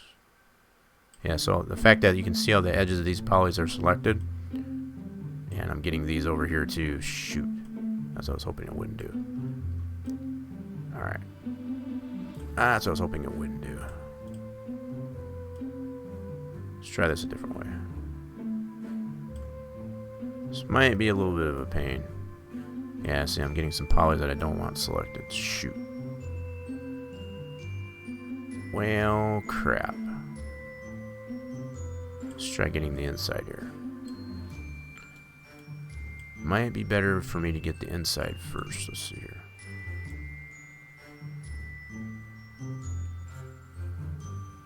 Yeah, the fact that it's got polys on top of polys in here, that's crazy. Back face it, man. This body's in more shape than I thought. Got polys on top of polys with it. Ay, caramba. Yeah, so you can see on here on the inside here, the outer edges of the polys are selected on here, and you can see it highlighted on here. This is a back face, right? So it's a darker highlight. So they're basically overlapping. So, I was hoping that wouldn't be the case. Dadgummit. That's too bad.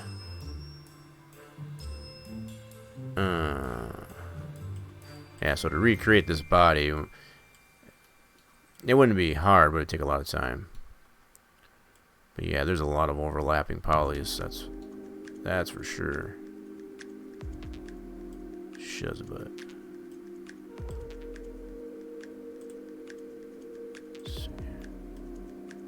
Yeah, there's a lot of overlapping polys. It's not even selecting the... No, I got the back facing on too.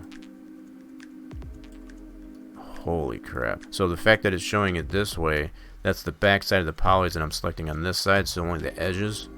So it's got like back facing on top of back facing. Holy mackerel. How does that even happen?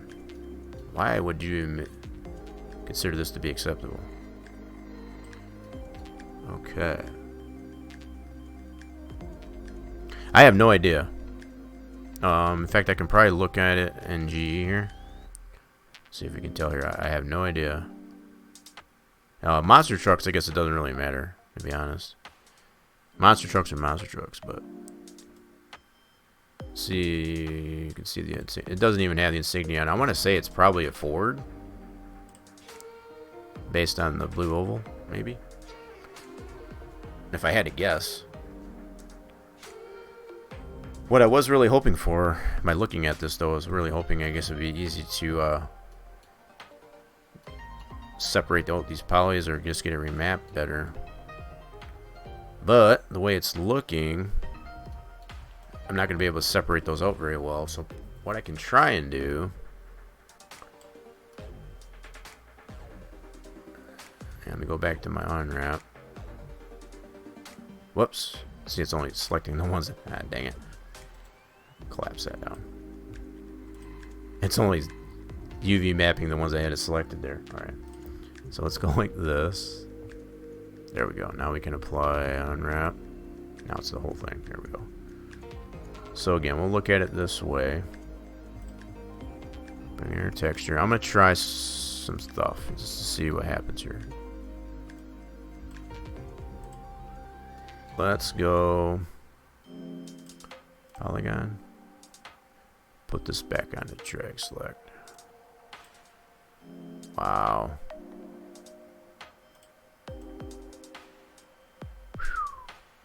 All that. Yeah, see, it looks like it's all selected here, but it's not, obviously. Let's try and select it all this way. It's not even getting it all this way. What in the frick is going on here? That is crazy. They got polys on top of polys. I don't know how the hell they got that. Why?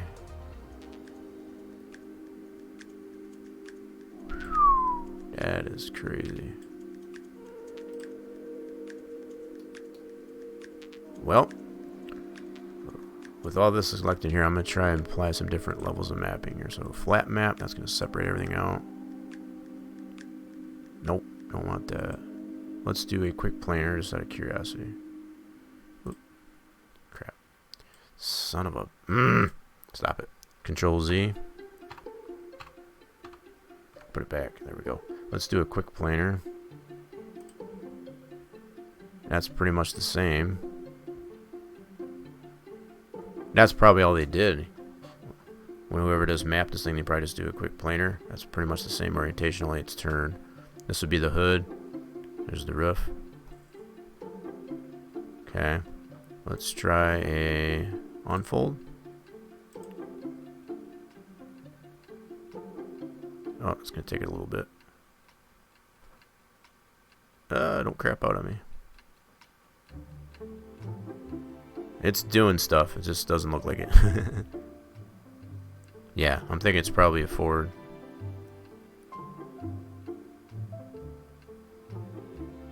It's doing stuff. Just doesn't look like it is. So I'm giving it a chance. It's got a lot of poly. Oh yeah, that's definitely what I don't want. Nope, that ain't gonna work. Okay, so what does normal map do? Oh, that's interesting. Probably not gonna work for us, but interesting nonetheless. Okay, so based on the common mappings that we got there, really those aren't. So what really would need to be done is I'd have to be able to select the different panels, you know, as far as the side, hood, all that stuff separately, so I can get those. But the way these selections are going here, it's not really letting me do that properly. So let's do a Control Z. Get it back to that. Okay. Back to square one. Alright, let's reapply the unwrap. I'm going to try my dangdest to see if I can't. Yeah, because to recreate this body, that would take a while. The body itself, as far as the shape of it, is fine. It's just the way the poly orientations are is kind of ridiculous. Alright, so we're going to try to do this. I'm going to turn the ignore back facing off. Of course, you don't really have that option with unwrap. That's only in the poly level as far as the back facing. You don't really have that option with turning the back facing off. It's going to select whatever faces that you select, you know, in its direct path of the mouse or whatever. So, let me put put this on here.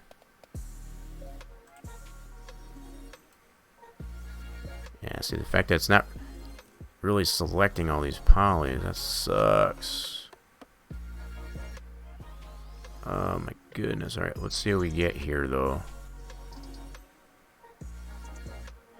Yeah, the fact I can't see those highlighted. That's terrible. Wow. Someone really went to town, I guess, with the way they applied the polys on this thing, that's for sure. Alright, let's see what we get here in our UV edit window. So we got that side. Let's bring our texture in. Just out of curiosity, let's do a quick planer. That's more what I'd want. So you got the window. Let's filter that out. Stretch this out a little bit. So yeah, you can clearly see this would be like the back of the cab. That's the door. So I didn't get everything. This is the window opening. It's part of it. Yep. But what bugs me is it's not highlighting those polys out here. Those would have to be separated somehow. I don't know how to do that very feasibly though. Man, that's a bummer. I was hoping that would be a little bit easier to be able to do that. I got some crayons. Can I help color, right? I don't even know if that would help.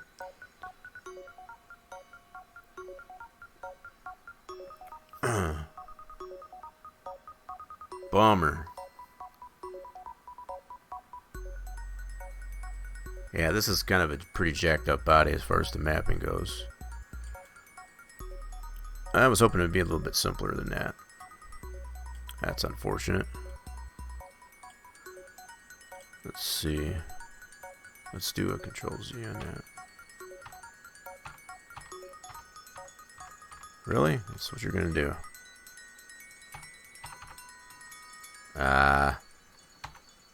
You suck. So I was gonna do that. That's as far back as I can go. Alright, I'd have to reset the whole thing then. That was too much. I've only got like 20 steps or so as far as what it saves, so obviously that was more than that. As far as the selection of the polys and whatnot. So I'll have to reopen this. Man, that's a really bummer.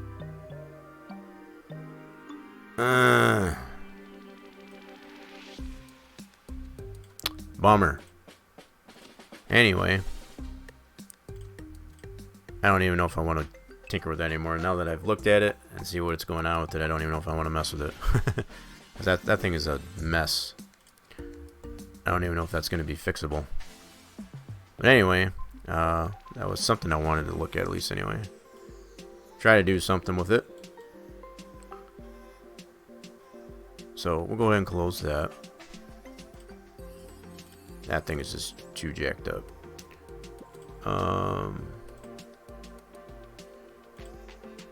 Close that out. I got a couple other things I want to do. One of them being, I'm going to open up this one here. This is another deal I was kind of cleaning up here. Close that out. Bear with me a second, folks. Alright, so I'm going to open this one up. This is another one I was kind of working on here. So it's got some, dang it. This one here has got some bed rails that I want to adjust on it. So I have that on, so I'm just going to open this up here. It's a nice truck. It's a step side. It's kind of like old school. Yep. So it's got these. The primary thing that I'm wanting to work on here is the bed rails. I want them either remove or adjust, because it kind of blocks your view in the back window as far as to see what's behind you. So I want to either take those out or at least take one of the boards out. I'll put a light source in here so you can kind of see it better. There we go. You can see it's I done made it so that it does get dirty, because it didn't get dirty previously. But like I said, the main focus I want to work on here is the these bed rails here, because it blocks your view when you're in the truck and looking back. It blocks your rearview mirror. So I want to remove that. At least remove, or just remove the top board or something. It's gonna...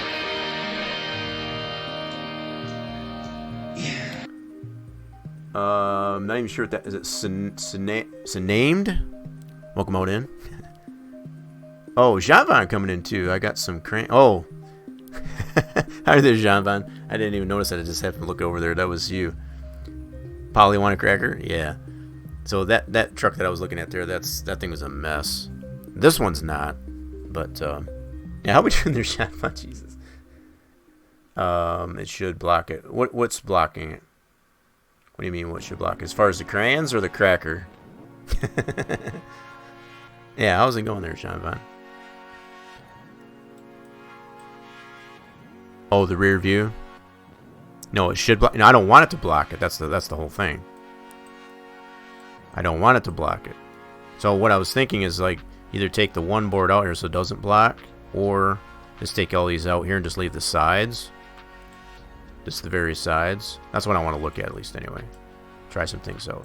So I've got these exported out to be able to bring that into Max. But what I want to do also is look and see what textures on this these bed rails. Guess gotta remember where they're at. So that's the truck bed. I just gotta find them is all. Gotta remember what transform it was in. Not that one. Dummy visual. Yeah, here it is. It's in this one right here. So we got the bed rails are this frame. Where the heck you at? Nope, that's the interior. That's the bonnet. Okay. Extra. Oh, here it is. Bed sides. Duh. Yeah, so here's the bed sides right here. So it's got collision in it. Yep. So what I've got, this is what I've got currently exported out. And I'm going to bring that into Max here. Yeah.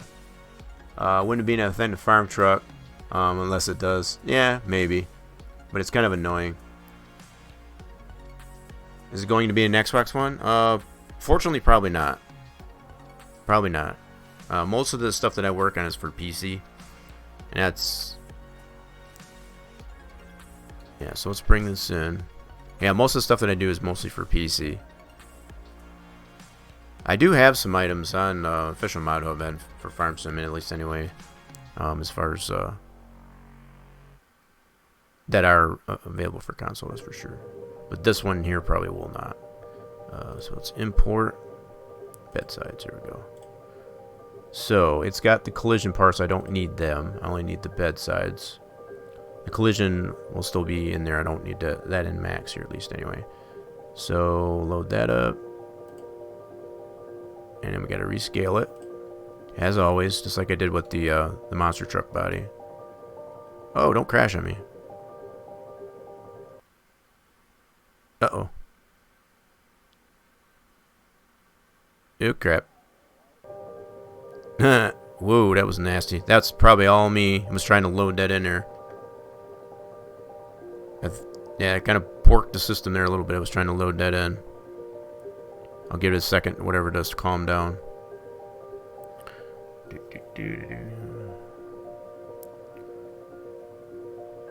Whoa. So hopefully that...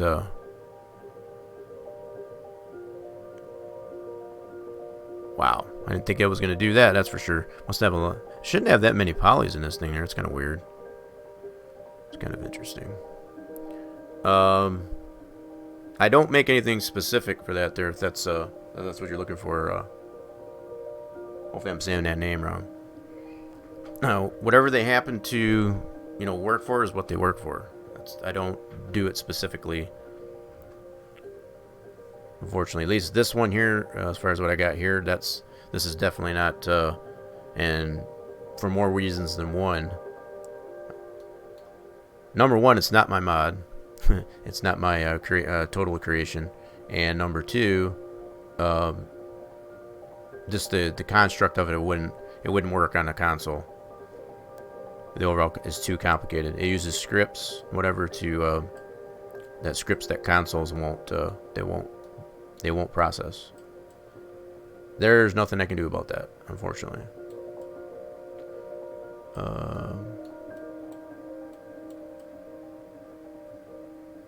Okay, let's just line that up there. So now we got this in here. I'm surprised that really bogged the system down like it did there.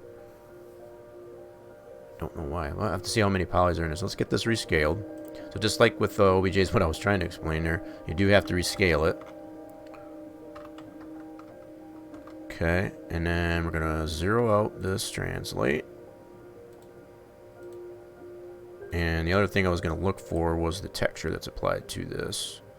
So the texture that's applied to it is this one, and that is going to be in textures, patch textures. Okay.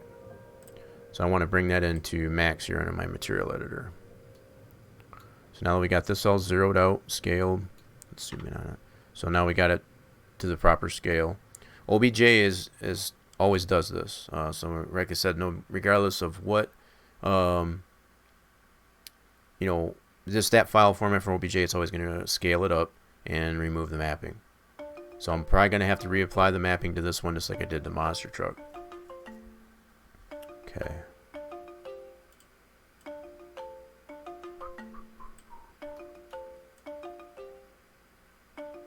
Alright. So what I need to do is bring up the material editor. Set this material up here. Standard. And then go to here and then point to that texture that I noticed in our mods folder as far as under our textures for that. So that was for... Nope. I'm going to go to this other folder. This is also on my desktop. Second to find that.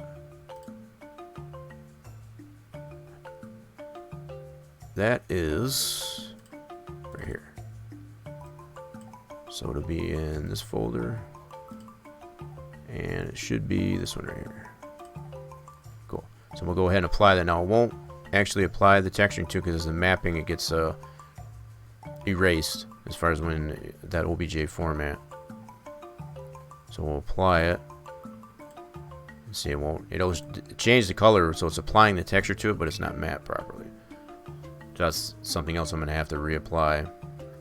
That's something I've been, again, like I said, as far as hoping that Giants would come up with another option for how to export out items in comparison. Yeah, I mean, the fact that that's just got a texture onto it, it's not UDIM or anything like that, so there should be no reason to have another export option for file export, so that it maintains that mapping anyway.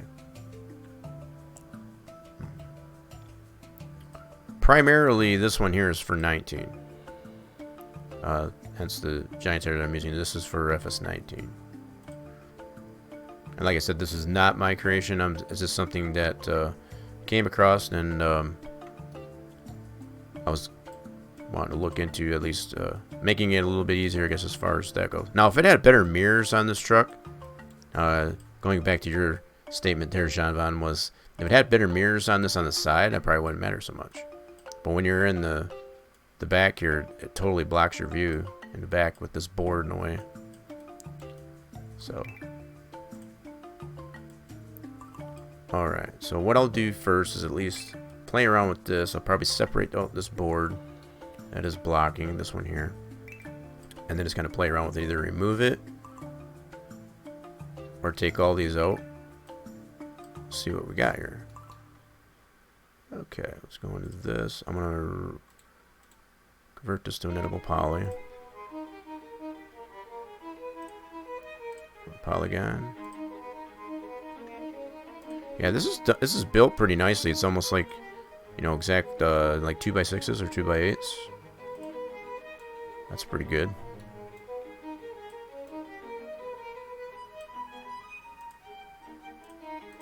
I can appreciate that, that's for sure.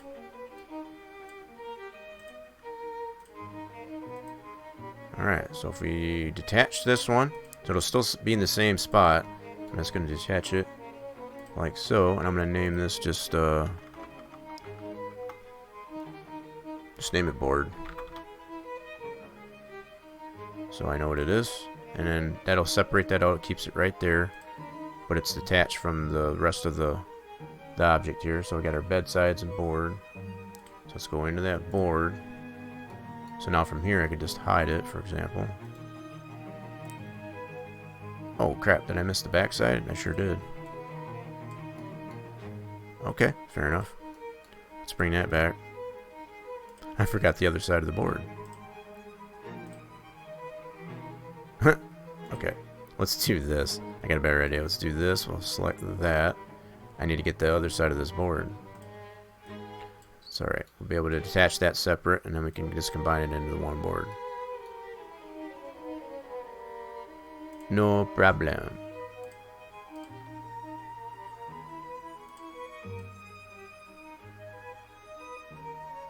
Okay, so we'll attach that. And we'll do this as board 2. So I'm going to combine these two. I'm going to unhide that other one and combine it back together. Okay. Now we'll go ahead and hide the rest of this. Keep that. We'll bring back that other board like this. Now we can combine these two back together. So the order of which you select these is going to determine what it names your shape. I've mentioned this before plenty of times. So it's kind of just review. So if I select this one first, it'll name my shape board 2. If I select this one first, it'll name it board. So the order to which you select is going to make a difference of when you collapse these down, what your shape gets named. So we go to here. Go to collapse. Let's try to look for it. Collapse selected. See, it names it board. That's the first one I selected. Now what I want to do is set the pivot on this. So go effect pivot, center that to that, and then also reset the X form.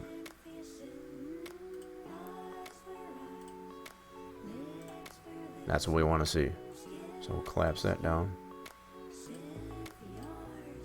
Good. So now we got the X form and the pivot for it set separately. So now if we wanted to from this point bring back the original bed sides, so now that board is separated out.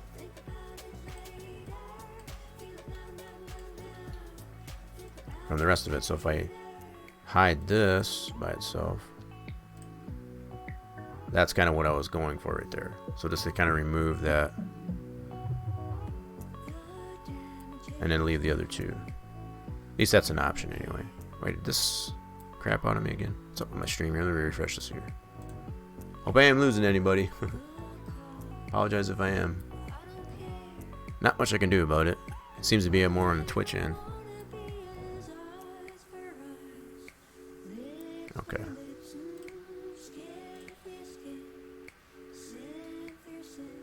So the other unfortunate task is I'm going to have to remap this.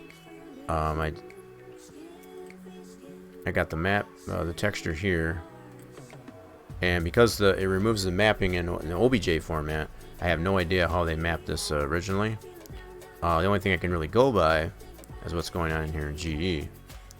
As far as based on that, I can get a rough idea of how that was mapped. So if I pan in on this, just deselect that there, we can kind of get an idea of how this was mapped. So for the most part, from what I can tell here just by looking at the texture, it's got this dark spot right here, so it looks like it's using, oh come on stream, killing me. Let me bring up my task manager here. I wish there was something I could do about that. That's the only thing I can do is just relay the information that it is crapping out is all. It's the only thing I can do. let it settle down there a little bit. Let me bring up my,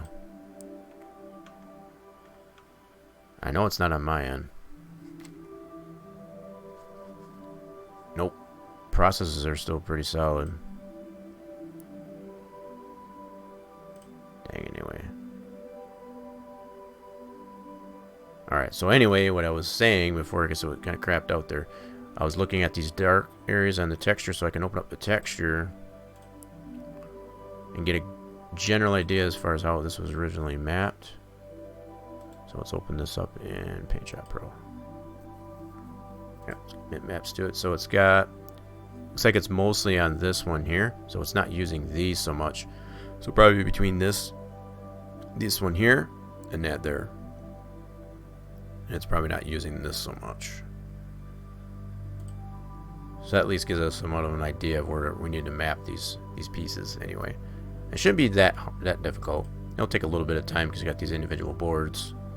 That's probably the approach I would take, is to map each individual board based on what's left to include these uprights. So texture is applied. Let's do unwrap. Okay. Going to UV editor. Yeah, so you can see how that is this way. This is not the right way to do it. Alright, so let's bring this. There we go. So yeah, we're definitely gonna have to map this stuff. So let's go poly. And like I said, we'll do these one at a time. Now I may try, we'll see how this looks anyway. We can always reselect and remap it if we don't like the results. That's definitely an option. So what I'll do is just select one board, and we'll do a probably either a flat map, normal map, quick planar, all that stuff, and see what kind of result we get. Okay, so there's one board. Okay, let's bring it up into our, what do I got open here? Oh, that was the texture. Never mind, we don't need that anymore. So yeah, we got that selected there. Let's do a quick planar. That gives us that. That's probably not what we want. Let's try a flat map. That might work. Yep, so it already separates out, and that's kind of what I was hoping for. It kind of separates each side as well as the ends. Let's filter this out. So yeah, this could probably work. That could probably work. Okay.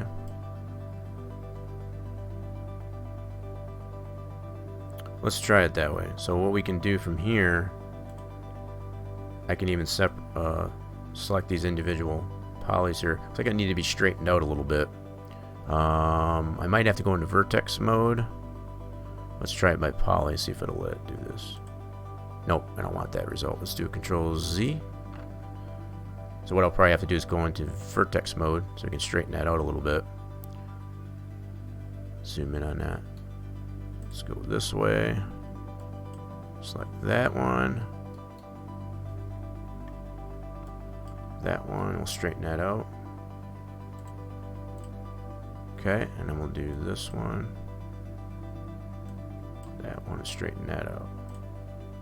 There, so it was a little bit crooked there, so now we straighten that out. Now I can select this. Let's go to poly mode. Move that out of the way for now. So the unfortunate thing, I probably have to do this to each one like much the same way. Might be a little bit more work than I thought, but I think in the long run it might work out for us here. Let's select this by poly. Oops. Come on. There we go. Pull that down. Go to vertex mode. Select that, select that. We're going to straighten this out. All I'm doing is straightening out because you can see how it's got this angle here. I'm just straightening them out. It's probably a little bit overkill, but maybe my OCD is getting the better of me, but that kind of bugs me for sure. And I'm sure with I could probably try a normal map and see what it gives us a better result, but I just want to see how much work this would take to do it that way. This to me is kind of like a lot of work. So let's leave this one this way. I'll put this on the side for now. Whoops, go to poly mode. Select all this. This is all one board. I'm gonna scoot this off this way. Just for now. And then let's try a different method here on a different board. So let's select all these again like we did the first one. There's probably an end on this here too, which probably doesn't need to be there because it's not visible because that other one's overlapping. But for now we'll go like this.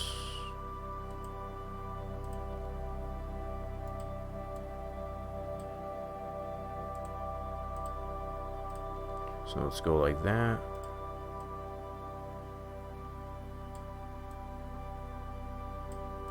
And go into our edit.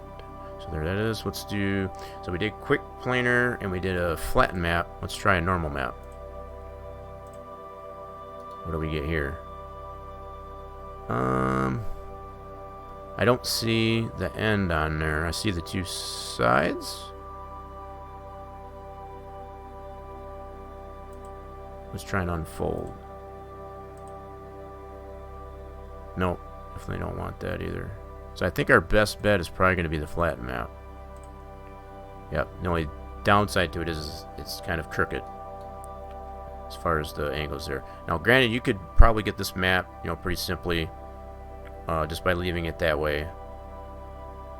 I would take the approach as far as straightening them out, just like I did there. So that would probably be a little bit of work. Now, probably what other thing I could do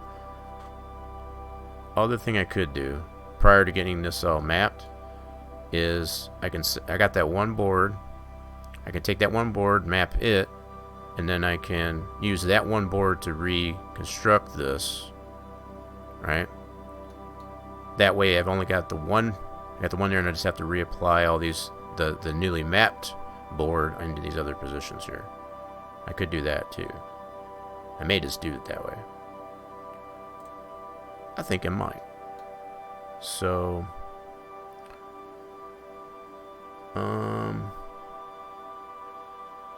trying to think how I want to do this. How do I want to do this? Can I go back all the way? That's the other question here. Can I go all the way back here? Let's unfilter this. Well, let me do it. Hell with it. I'm just going to reset the whole thing. I'm going to make it easier on myself. I'm going to reset the whole thing. At least I got an idea of what... ah, crap. You know what it's probably going to do? I probably should... So it might kill the stream a little bit, because it was when I loaded that in there, it kind of... I don't know why, but... apparently it did. So let's do this again. Let's hopefully it doesn't do that. Let's put it that way. Let's cross our fingers. So let's bring this back in. I only need this one. So if it does, I apologize. Hopefully it doesn't. Okay, so far it seems to be okay. I don't even know if it was this one that did it.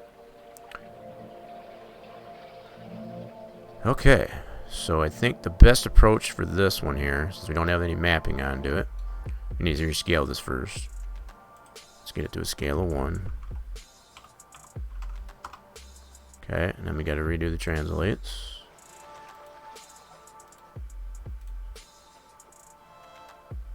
Oh, I missed the middle one there. It's like, why is it still there?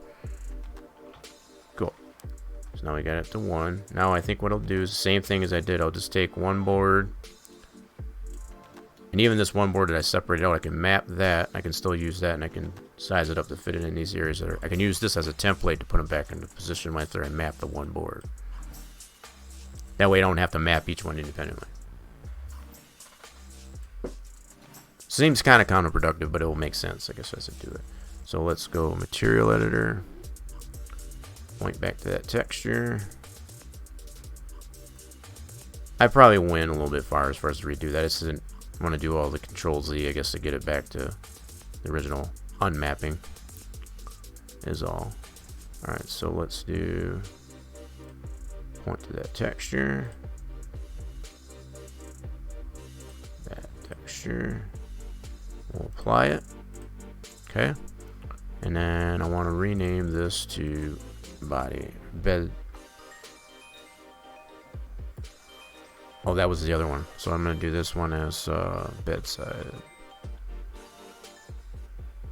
Bedside map. There we go. Okay, now we'll separate that out. No, I'll make sure I get it all this time instead of... I missed this side. First go. So let's convert this to an editable poly. I've got a shortcut key up at top here, but just going through the motions here. I'm always going to hold your hand mode, I guess, when I do these streams on Saturdays. But I do have the shortcut in here to convert it to an editable poly instead of going down to the modifier list. So let's separate all this out. Detach it. I like how these are actually like they're the size of like a 2x8. I can respect it. Okay. Now I got everything, so let's go ahead and detach that. And I'm gonna name this board, just like I did. Okay. Now I'll go ahead. I'm gonna hide the rest of this for now so I can get this map. So we'll just work on just this piece by itself. So the texture's already applied, it's gotta do the UV mapping. Okay, so we'll go unwrap. It's gonna be wonky, and that's to be expected. So let's open up our editor. Bring in our texture. Stretch this out a little bit. And let's go to polygon.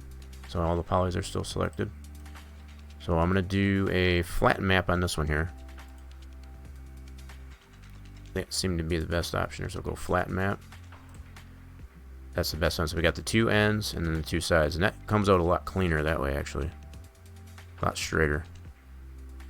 This will actually be a pretty good. Looks nice and clean. So we got the top, bottom, the ends, and then the two sides. All nice and neat right there. So we're not applying any ambient occlusion to this or anything like that. So we don't need to worry about that. So if we really wanted to, we could just size this up to go either in this area here or down below here. And I think that should be fine. Let's see how it looks here. So if we put this here, and we'll see how that looks here. I don't think that's going to look too bad, actually. Actually, whoops, let's put this in orthographic. Yep, so it's still a little bit too big. I think it might do us better to put it up top here. So let's do this. And that way we got more room up here.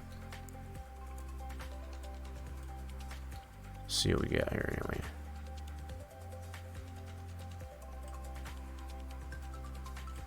It might even be better if we can take these two sides, make those bigger, and we can put these top and bottom of the edges somewhere else. Yeah, I still don't like that look either. Okay, so now I'm going to try it this way. Take one of these sides, and I can do that either from the perspective or right from the UV edit window. Yeah, let's try this here. So if we go, what are you doing? Huh? Why are you not selecting that? There we go. So I'm gonna pull this down to here. We'll fill in this whole entire thing. I think that might be a better result. So I'm looking at this in the viewport. Oh, which side do I got? I must have the back side here. There we go. Let's do an F2. There we go. Shouldn't be able to see that one-to-one here, how that looks here as we apply it. So already from the get-go, I see I'm flipped. Because on our model here, we can see that's on the top. So if we want to get it looking the same, we can flip that. Oops. So let's do that. So if we go flip, now that'll be on the top. There we go. I think that's about what we want there. So I was gonna try and go this way. Something like that. Fill in that more entirely like that. I think that clarifies the texture a little bit better. Yeah, doesn't look all smudged and smeared. I'm liking that. Alright, so let's do the same thing with this side. And we can put these polys, whoops, we can put these polys on top of each other, right? So we're not doing any main occlusion or anything, so we can just go like so. And we can even go so far as to grit snap these, if we so choose. So I'll leave a little bit of padding in here so I can apply a grit snap to it. Okay, now I'll go into vertex and turn the grid snapping on. Grid snap that. Grid snap that.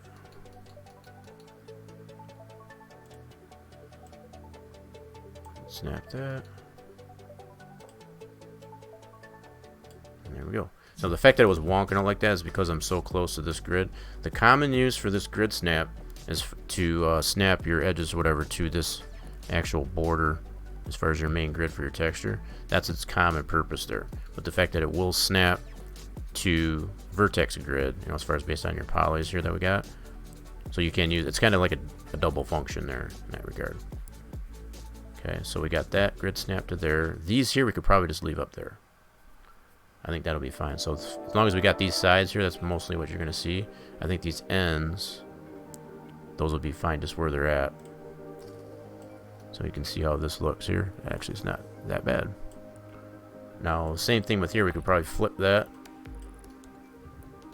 I think just to add some randomness to this there, I'm going to leave it that way. Yeah, I think that'll be good. So our ends look okay, as well as our two sides. So that's our one board. So I'll collapse this mapping, that modifier. And now we got this one board we can use to basically reapply all the way around these bed sides. We'll still have to map the post, but we'll get to that. We're going to hide this for now and bring back the rest of the bed sides. Okay, and then I think what I'll do is separate one of these posts here. So we have that separate, and we'll be able to map that and do that afterwards. So I think these are all like 2x4s here. And they actually do look to be like actual 2x4s. That's pretty cool. Just select this. Let's go to polygon. And we're going to do the same thing like I did the other board there. Select all these polys and detach it, so I can map it separately.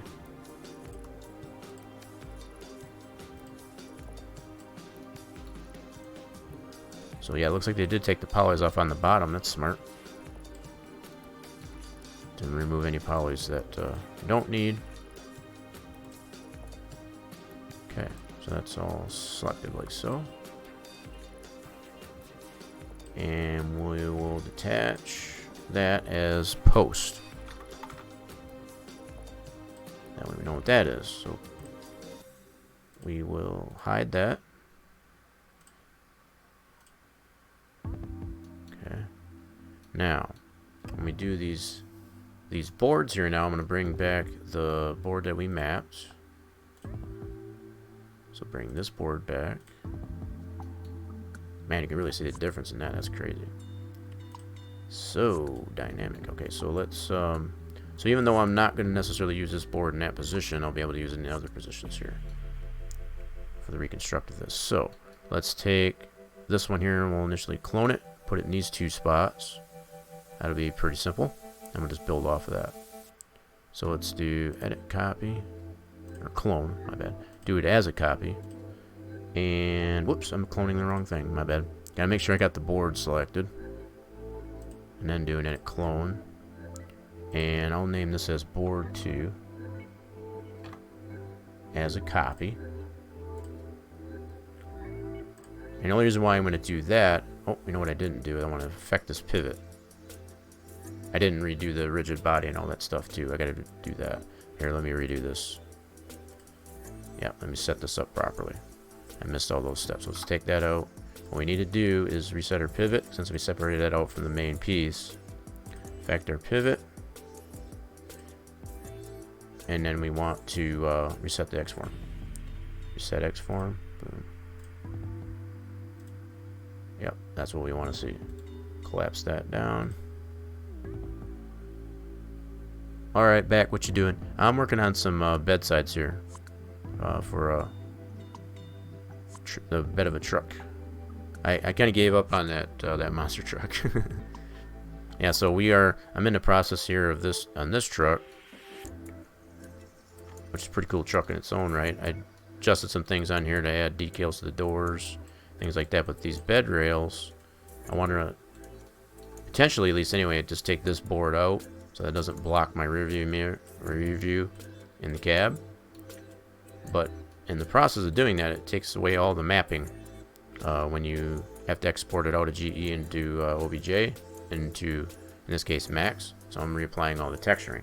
So I got this one board isolated that I want to remove, and it's matte, and I'm just going to apply it into these other spots here. I've already separated out a post too to be able to redo that one as well. Yeah, and this is part of the only reason why I decided, I guess, to, you know, kind of fix this truck up here, because it's a nice truck. I made it so that it gets dirty, and yeah, I think it deserves that. I'm not going to keep this lumber rack. It doesn't really serve any. I'm only going to keep the bed sides, but that'll come later. Okay. Yeah, so what I need to do, now that I've reset the X form and all that goodness on this board, I'm going to save this scene actually too, just for the sake of it. So I'm going to go put this on the desktop. And we'll save this as this bedsides. This is to save myself any headache if it crashes or whatever on me. Okay, there we go. So that's to be saved on the desktop. Is that on any sites? I don't even remember where I got it from. I'll be honest. Don't even remember. I came across it one of the sites. The name of it is a 58 step side or something like that. I got the folder right here. Yeah. In fact, I had to rename this here, but yeah, it's a Chevrolet Apache 58 step. I think the original mod desk, I've redone that. Edwards Modding, and I've added my name to it, I guess, to all the changes that I've made to it. Yeah.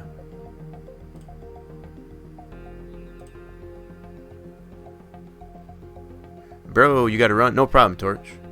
No, I thought you had already left, to be honest. Sorry about that.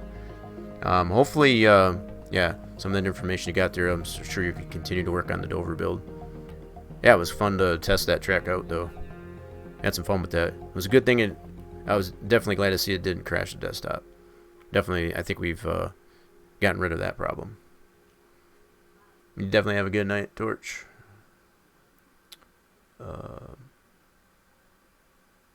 Yeah, I wish I could remember which site I got it from, to be honest. It's been a while. It's been sitting on my to-do list as far as my bucket list to fix it. So I'm finally getting to it. I figure I might as well do this during stream. Lately anymore, I've been kind of all over the place with the streams, that's for sure.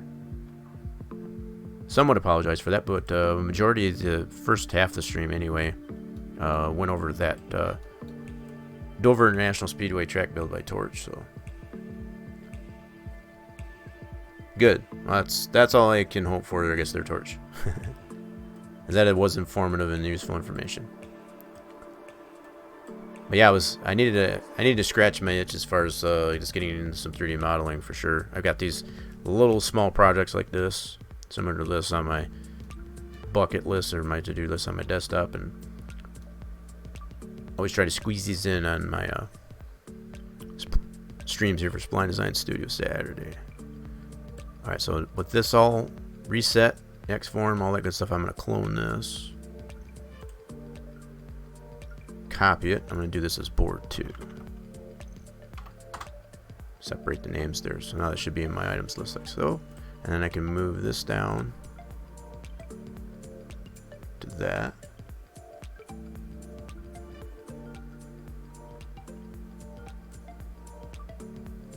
Like so. So you kind of get the idea. I can use this structure as far as the design of this original bed sides just to line these new boards up. They're not really new boards, it's just remapped, which is necessary because in order for me to get this one board out, I got to remap everything. It's the only unfortunate thing. So edit, clone, copy this as board 3. Okay, and bring that down. So you kind of get the idea of this. So now I got those sides. Now for these sides, I'll have to resize it and it fits that length. So I can do these one at a time here. I'll select this one, I'll clone it, copy, and I'll do this as board 4. And then on this one here, I'm going to pull it out. I want to angle snap this 90 degrees.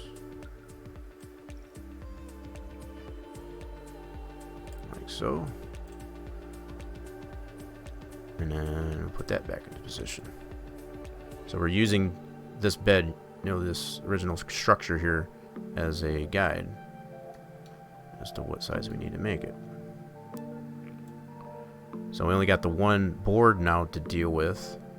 Now on some of these, probably what I'll do is I'll go back and remove the ends that aren't visible, because that's, let's remove those polys on the ends that are concealed as opposed to revealed. Now to get the proper height on this, I'm going to get the Z, copy that here to here. So we got the proper height, so it's all at the same level. Okay, now the only other thing I got to do, oh wow, what is with up with the heck? Why is that on? Hold on. Why is that on an angle? Hold on, put that in there. Oh, that's weird. So is that slanted? I wonder why that's not straight on the original model.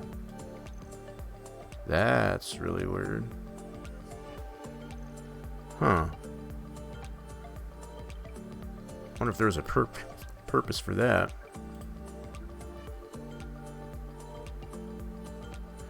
Yeah, I would have assumed that would have been straight across. Apparently it's not, though.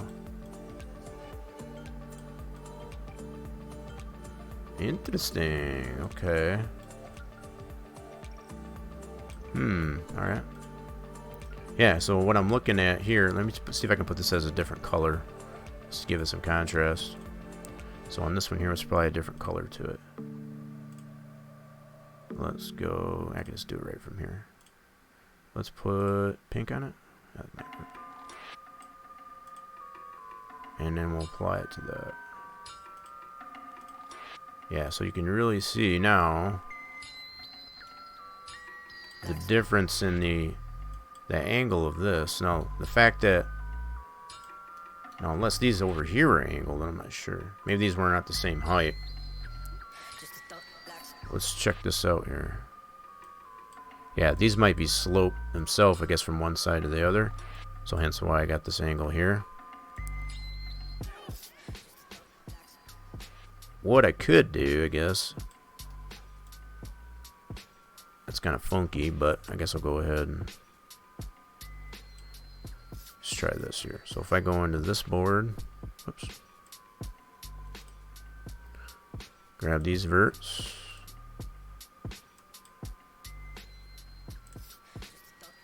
pull that out like this, pull them up like that. Now when I clone that down, I guess from there it should match these other two boards here. At least that's the hope. Don't know why they're straight, but I'm assuming it's kind of lopsided, I guess, from one side of this to the next. That's probably what it is, but we'll kind of leave that. We'll leave it like that. I think that's the nature, I guess, of building that type of stuff there. It's probably higher on this side than it is on this side. So the vertex is, so if I wanted to straighten that up there, it could do that, but I'll leave it in the original construct. It's kind of got some character, I guess, in that fashion. Some might necessarily want to say, well, I want to make it nice and square. That's a fair thing, but so we'll just clip that into there, like so. Whoops. Yeah, that's not too bad. Yep. That'll work. Now, how does this down here? Let's check this out. So that corner should be good. So like I said, probably what I'll end up doing it. Once I get all these done, these ends here that are concealed here, I'll just take those polys out once I'm done. So from here, I should be able to clone this down. Now the center of this actually got screwed up because I did adjust the length of it, right? So I'm going to do effect, center, and I'm also going to go ahead and reset the X form. Set it. See how it's on a wonk? This is what we don't want. So we're going to apply this and collapse it. And I'm going to reapply it again just to show how it'll tighten up this X form. This right here is what I consider to be out of wonk. We don't want to see all this gapping here. We want a nice tight conform of this orange border around their piece. So I'm going to collapse this down. It's already going to be good once I reset this here like that. But if I go reapply it, now you'll see the difference. Okay, now if we go here, oops, ain't a liar on me. Okay, actually that might actually be good because we've got higher on this end or lower. Yeah, so it's tilted. So what it's trying to do is what the X form will do is it keeps this edge here and this edge here straight across. So it's actually at its tightest point here, so it's keeping that same conform here. So this is probably going to be acceptable. But that really shows you as far as how much of an angle that I put on this one in here, based on this little wedge here that is in the X form now. Yep. So we'll go ahead and collapse that. And that's always a good way, I guess, to be able to check it. You apply it once, apply it again to make sure that if it's staying the same the second time around, then you know that's that X form. You can always look at that, you know, to compare. As far as this being the high point, and that's the low point, so it's going to fill that all in, I guess, with that border on the X form. So from here, now I got that all centered in the X form, it's good. I can clone it and bring that down to the other two positions. And we'll do this one as board 5. Okay. Bring that down. Yeah, so now we will have 2 sets of boards here, and I'll be able to clone these and bring those over to that side once I get those into position. Becomes a little bit more expedient. Now I want to put this height on the same as this board as far as the Z. So we'll go to this Z, copy that, paste it into the Z of this board.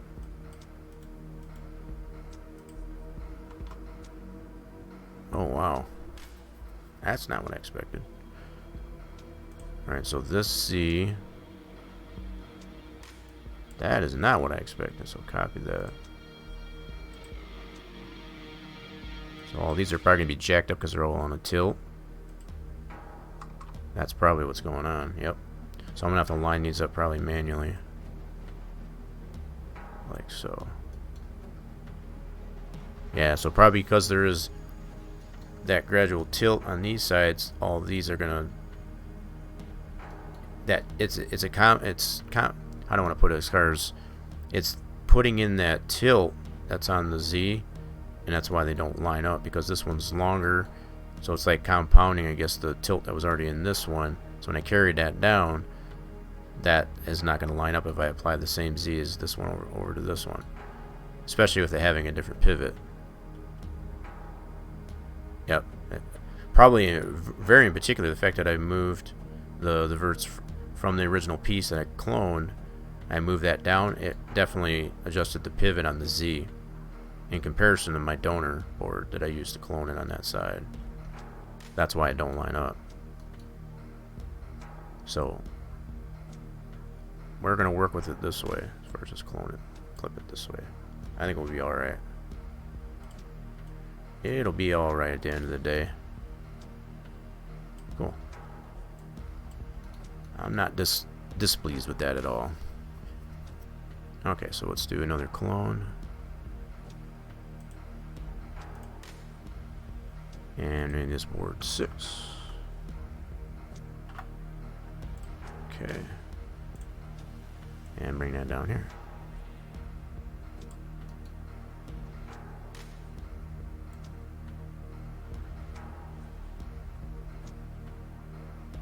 There. And I can always adjust these because they're all independent. If once I take this original structure out, I'm seeing some anomalies in there, I can always adjust that accordingly too. Like I can even go so far as to snap the vertices, I guess, on this board to that board as far as to get it so that they line up better. I can go that route too. We'll see what it looks like once we get to that point though. Just to get these initially in place though. I think we're doing a good job. So what I'll do here now to really expedite this process, I already got these three set here. What I can do is group these up, and it doesn't matter what I group, so I'm going to ungroup it right away. So I'll just group this up. Now this has its own grouping, and now what I can do is clone it, the whole group. Okay, and then I can slide that group over to this side. That way I don't have to do them all individually like I did the other side. So taking advantage of that placement. And then I can definitely ungroup it if I want. Okay. So I'm taking advantage not only of the mapping of that one board, cloning those in, get that side, group it. As you progress through it, makes it easier. I can do the same thing with the post. I'll map the one post. Get the one side done, I guess, as far as the one mapped post. Do the other side, group it. Do the same thing with the post. Taking advantage, I guess, of all the features that are available in the modeling program anyway. Okay, so that's all good. So, for now, I'm going to keep these grouped up here. I'm going to do side 1. Yeah, I'll do this one as bedside 1. And I'll group the other one. Same, the other one is bedside 2. I'm going to leave it grouped just for now anyway. I'll probably end up ungrouping it once it's all said and done. But just for now, that's what I'm going to do.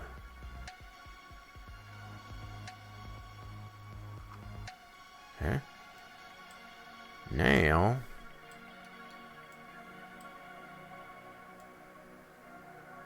I think what I'll do is I'll hide everything but these posts now. So that should be bedside. Whoops, my bad. I did it wrong. Bedsides. I'm going to keep all this and hide everything else for now.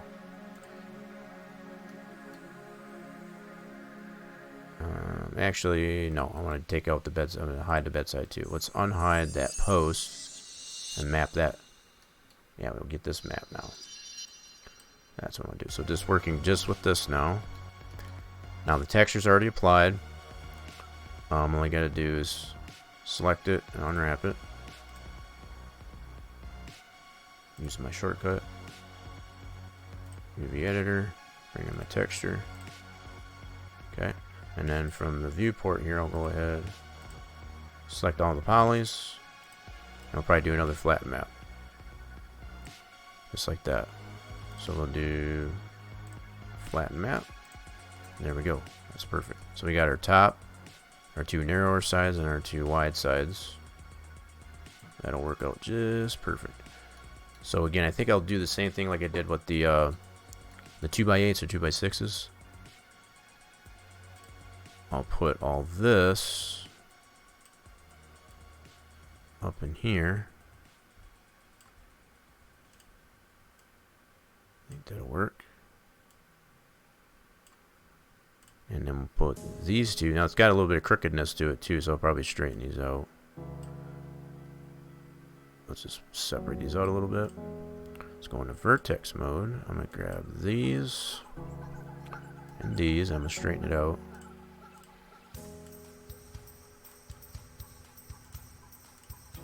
Okay, now we can take... Oh, I'm going to do these ends here too.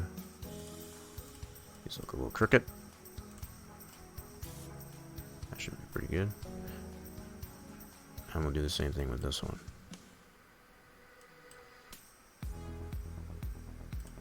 So in any time you do the flat mapping, if it gets it crooked like this, it's probably a good idea to straighten it out.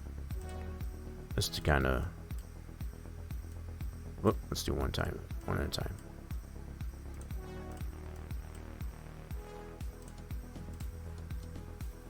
Let's go this way again. I should have did the sides first, maybe. Yeah, that's pretty good then. Just double checking. Okay, let's go back into poly mode. Put this one down here, and we'll grid snap this one just like we did the...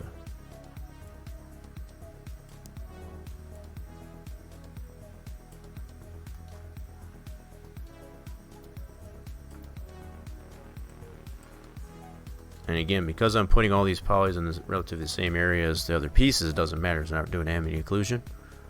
Don't need to. So don't need to do that. So we can definitely put all the polys in one area, as long as you're not going to apply ambient occlusion.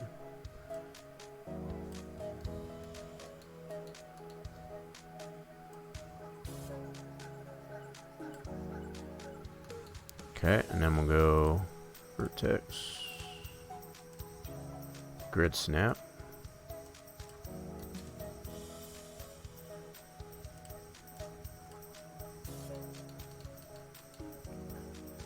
And this is just making sure that it, oh crap, see I'm getting one that doesn't want to cooperate here. As I said that. There we go. Whoops.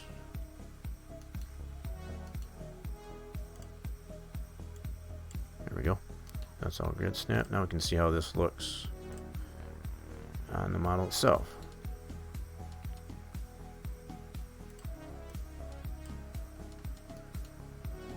Zoom in on that so you can see that texturing on there now. See the wood grain on it? Perfect. Okay. Marvelous. Alright, so let's go ahead and collapse that down. Now we'll do, bring back the bed sides. That's our original model. And from here, we'll be able to clone it and put him in his position. I'll do the one side, group it, and I'll be able to put it on the other side. So we'll take this one, edit. Oh, almost forgot. I want to reset the pivot. Affect the pivot. Put it right on that piece and also the X form. There we go. Perfect. That's what we want to see. So go like that, and now we got this one piece all recentered, and as well as the X form. Editable poly. Okay. Now we can take this and clone it. And we'll do this as pose 2. And I'm doing it as a copy. Now, this one to be higher? What's this? What's going on here? Interesting. Yeah, so it's following that slope. I guess on those boards there, so we'll have to move this.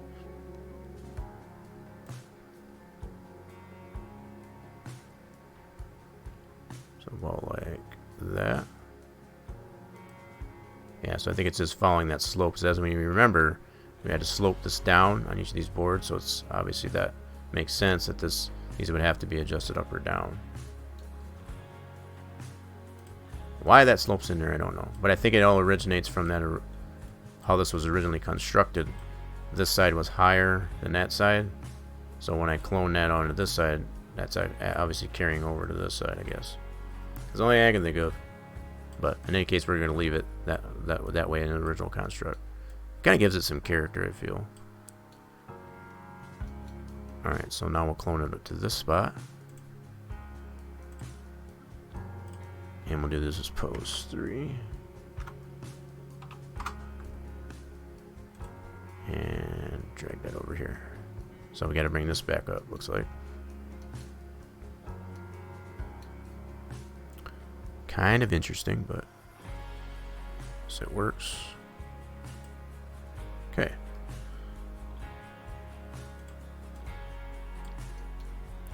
Now we'll take all 3 of these posts.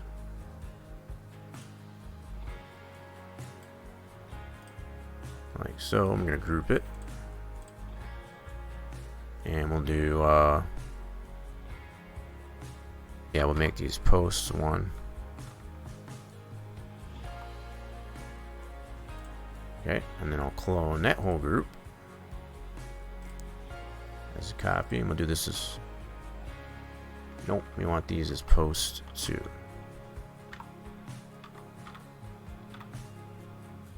Like so. Okay, and then we'll bring that over to this side.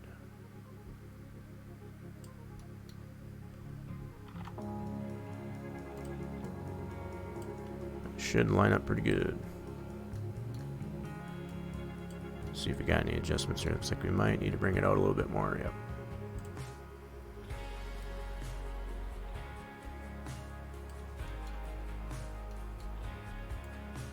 I can always tweak on this, you know, after I get this all initially set up here, and I'll see if there's any major anomalies, I guess, as far as the design of our new construct here. I can always adjust that, especially with all these being independent and grouped up.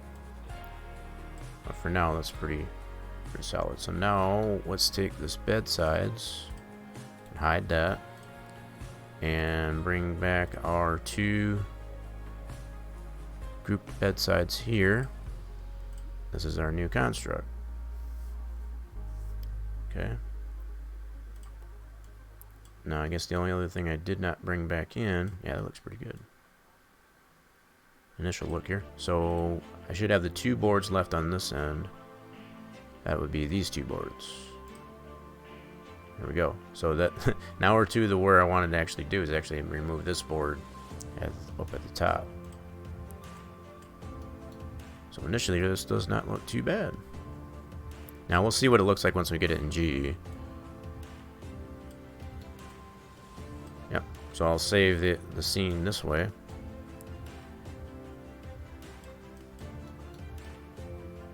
Pretty cool. So yeah, we'll save the scene this way. And I'll probably collapse this all down, but I want to keep the scene, I guess, as it just grouped up as opposed to. So I'm going to collapse it all down, get it centered up, redo the X form and all that good stuff. Yes. So at least I'll have this to fall back on. So now from here, what I'll do, let's see, the only thing I got left in here is the original bed sides and that 1 board. Okay, so what I'll do with that, I want to remove this board and the bed sides. Let's go on my list here. So that board, and this original structure of the bed sides, I'll take that out, and all of this I'll collapse. So shouldn't be too much of a hassle. I could keep these in the groups here. I want to see how this turns out. I think it should be okay if I go like this. Now, again, the way you select your pieces here is going to, so then the fact that I selected this bedside 1, that's what my shape is going to be called after I collapse it. And I can always rename that, but just to kind of keep in mind, if you want to maintain a particular name based on multiple pieces that you're trying to collapse down, it's going to make a difference as far as which one you select first when you collapse. So in this case, it should be bedside 1. So I want to go to collapse. Collapse selected. Now it didn't screw up the mapping or anything. That's a good sign. And it did name it as... Oh, why did it do that? That's interesting. So I must have had that selected first. I must not have noticed. So it's always going to name it whatever you select first. So that must have been what I did. As far as the board. And that's fine. I can always rename it. But now from here, I need to go Effect Pivot. Center it. And then also redo the X form. Reset selected. Boom. And that's what we want to see. And again, we're still seeing that. I wouldn't necessarily call it an anomaly, but the fact that these are on an angle, they're not straight across. That's why we're getting this wedge as far as on the bottom and the top corners here. That's evident on both sides. But that's pretty much what you'd want to see as far as maintain a tight thing. We don't want it anymore on a wonk. I guess it's already showing there. That's a solid reset X form, if you want to put it that way. Okay, so that's all done. Now we've got the piece that we can export out as an i3D at this point. So let's go ahead and do File, Export, and I'm going to put this right on the desktop. Whoops, no, I don't want it there.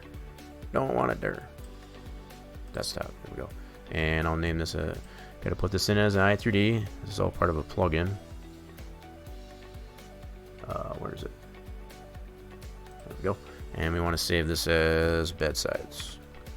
Now, this model here has a different material name. Even though it's using the same texture that's in our Giants editor, it's got a different material name. So when I bring this in, it's not going to step on an original material name on that object that's already in there for the bedsides.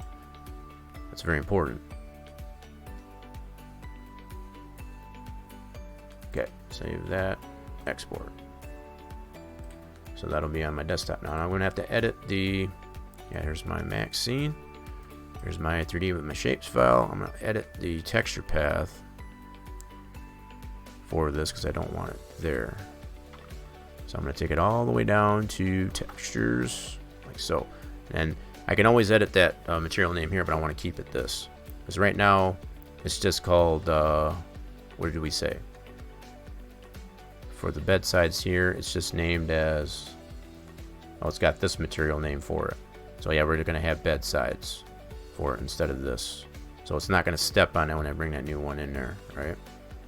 So this one's actually broke down with the collision. Now these collisions should still line up with the new bedsides. So I'll be able to bring those collision. I'm not really sure why that's in there. It might be because they didn't apply a rigid body here. Probably made more sense to do it that way. I would have probably just go ahead and applied a rigid body that way, but we'll keep these collisions anyway. All these are just collision,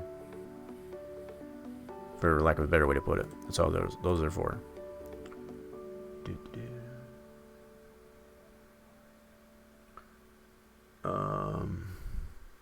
So yeah, let's bring in our new piece. I need to edit this anyway, down to that.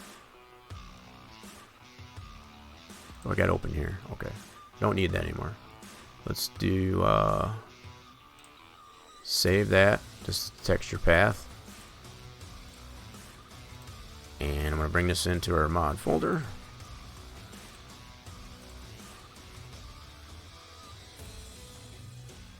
Right here. So the way I set that texture path is when I import this in there, it's going to read from textures and then find that that texture that's applied to it. It's the only reason why I adjusted that. And it'll make sense when I bring in this new bedsides. I won't get an error down here, I guess, for that. Let's see here.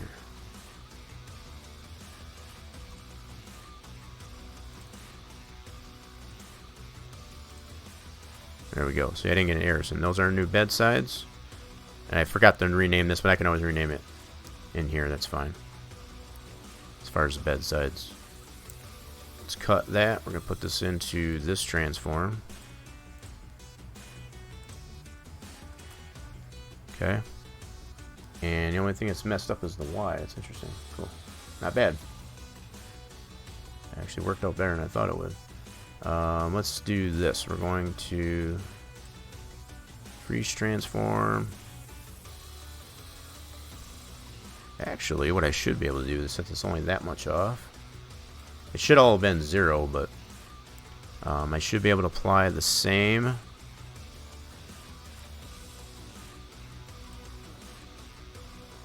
Translate as this one here.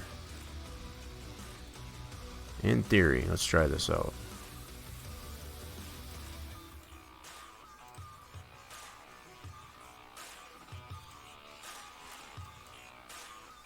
Oh, this has got a different scale on this one here, so probably won't.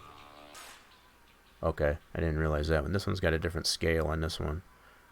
So probably before I exported that out, I should have set this to a scale of 1. So the fact that this is, even this one, the scale X is not 1, it's probably not going to line up with my, so what I'll probably have to do is just line this up manually, unfortunately. So also what I need to do is, I need to spin this too. Okay, no problem. I need this to be towards the cab. Let's put this at a 90 degrees. Actually at 180. That needs to be a complete 180. There we go. And I can always reset that. Once I get this in position, I can freeze the transform. Freeze the transform. As far as that translate. I think the other thing I'm gonna do, I'm gonna turn off that lumber rack. Just gotta remember which one it was.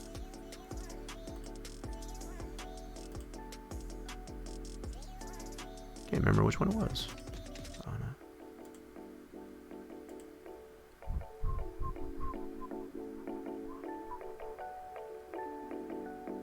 no. I'm not sure what you're saying there. I don't know. Got English in here, please. I'm not sure what you're trying to say. Let's see here.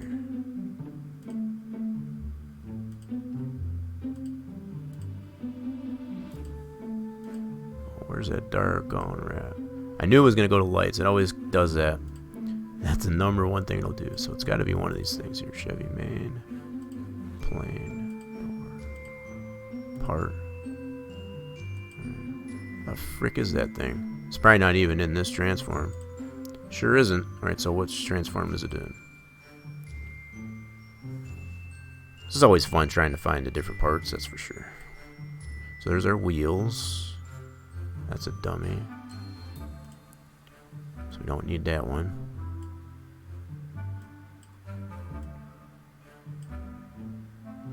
Truck bed. Cube. Huh. Where the hell is that damn thing? Rack. Okay, so it's this one on the very bottom. I'm gonna hide this one just for now. I'll probably end up getting rid of that at some point. I just wanted to get that out of the way.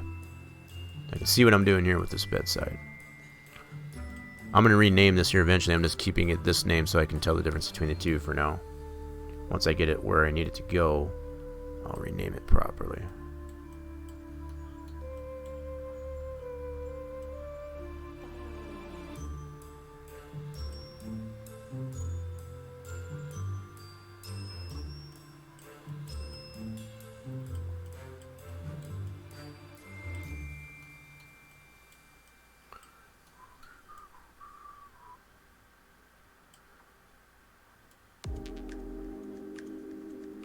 Looks like it's got to go way down yet. Okay. Yep. What I'm looking at is how that clips into the rail of the bed. Like so. Adjust it this way. So that green outline or whatever gives me a lot of...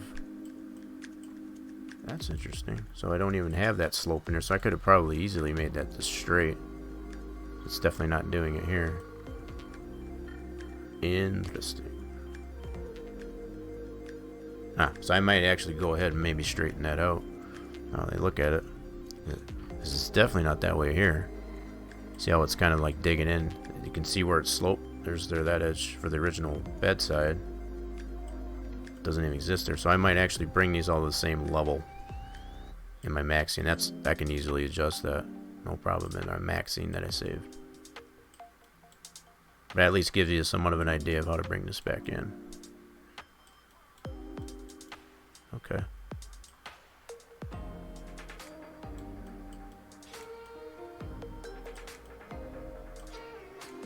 Yeah, it's definitely on there. That angle doesn't need to be there, that's for sure.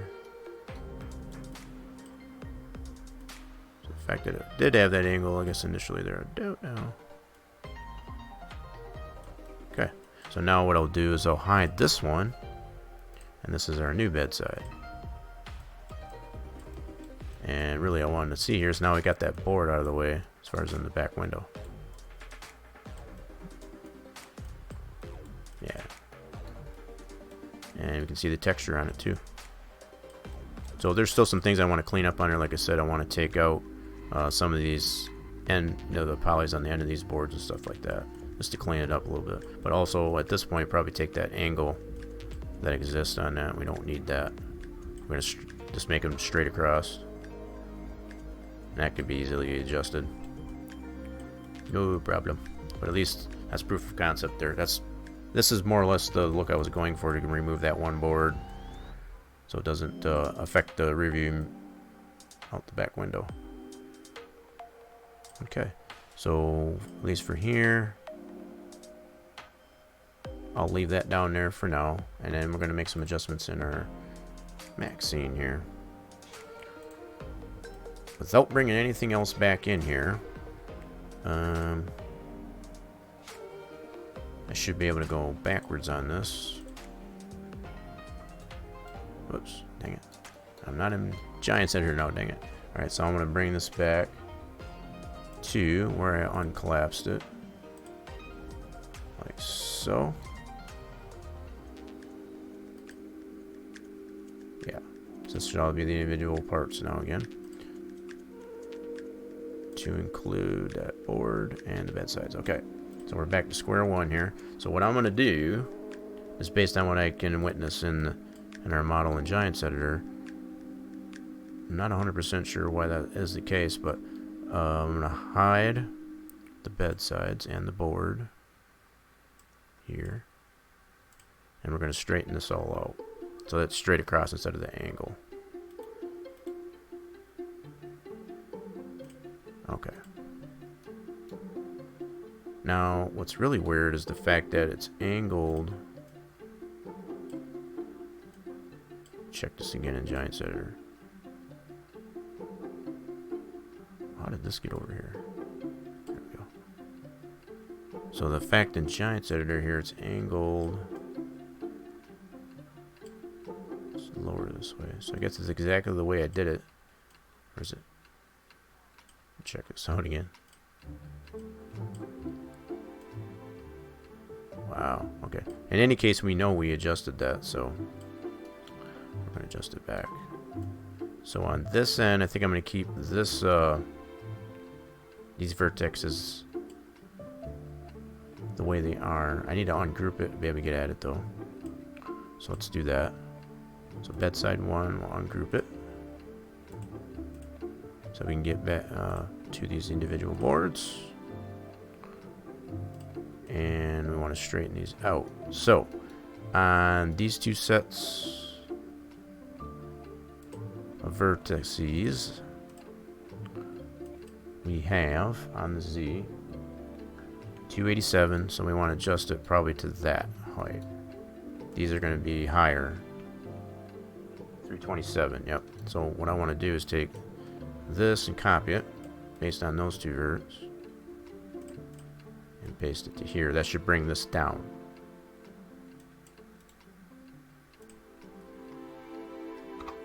Yep. And then on this one, we need to bring this down as well.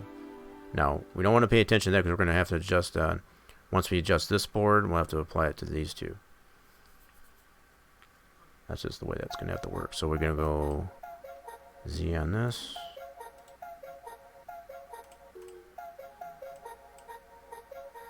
Make sure I'm getting both of those. Yep. And then paste that Z. Now, what that's actually doing is it's actually straightening it out. So keeping in mind we had to move these up and down and all that stuff, so we're going to have to realign all that stuff to make it straight. With those all being at centered and whatever that stuff, we'll be able to put them at the same Z. So that's actually straight that way. So we're going to have to, one of two ways we could probably do it. I got to look at the model here again. So we actually need to bring this end up. So maybe I did that the wrong way. Hold on a second here. I might have did that backwards. We actually need to bring this end up. See how it's digging into the bed? This end is fine. So I did that backwards, my bad. So I need to go the opposite direction I just did it. To bring this whole end up. Okay. No problem. We can definitely do that. So let's do an undo.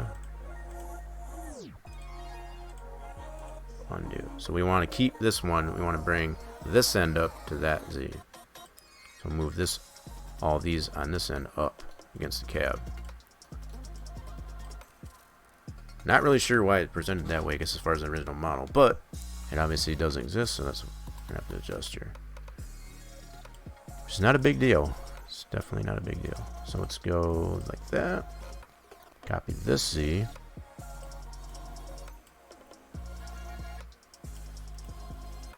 Paste that, and that should go up. And then copy this Z. And I'm doing both of them, so that's gonna get the value for both those verts on the Z. And I'm also both verts on this end.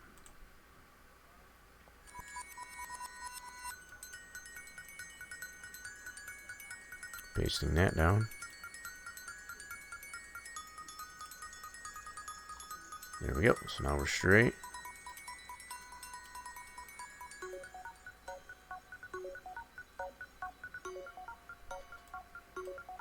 So now that we're straight, we can do the same thing to the other two boards too. Much the same way. Or we can just clone this down. One of the two ways. I think the approach I am going to take is just do each board. So we'll get these two verts. Get the Z on that. And copy that value. Paste these two.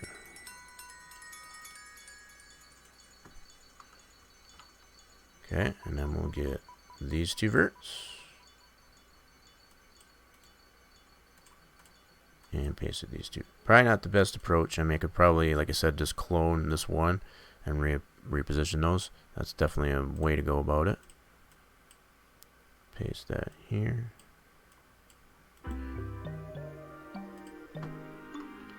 Okay, so now that's straight. And then we'll leave this one here on the bottom alone. Actually, no, that does have to come up too. I'll take that back. Because that's what's actually digging into the bed. Yeah, so we definitely still need to straighten that out. I got ahead of myself, so let's go vertex here. Get these two verts.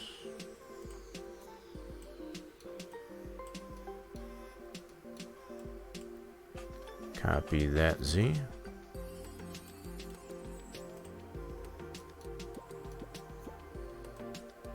Paste them to the C.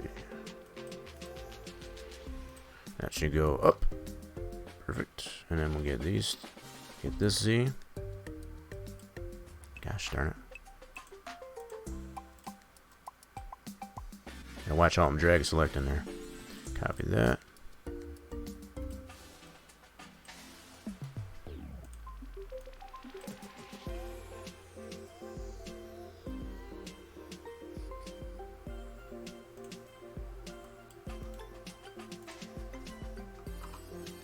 There we go. Now that should be straight. And I'll have to adjust those posts and all that stuff too. That's fine. Now I might have to adjust the angle of these here too. I think once I do that, I should line these up. That's my guess anyway. So let's try that. So that should be just a separate board. Let's get... I don't know how I want to do that. It might be best to just get that Z off of this board. Like this. Copy that. That way we can truly get it to line up.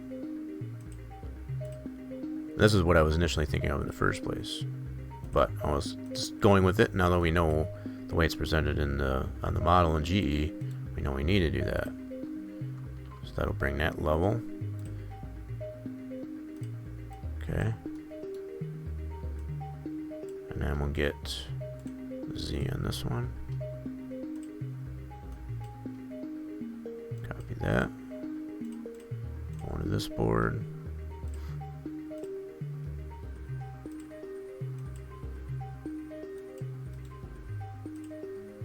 Yep, and we'll level that up.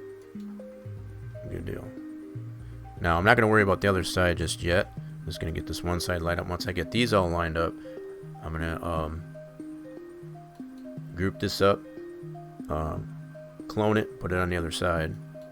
So I'll adjust these posts here too. I'll bring it over as a unit. That'll save us some time as far as being a little more efficient in this process. So we now gotta get this board, bring that up.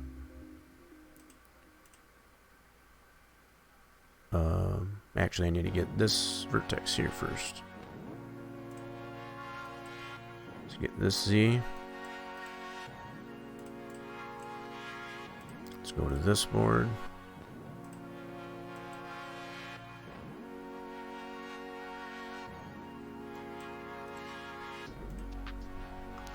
Flush that up.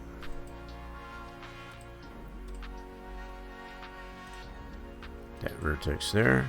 Copy that.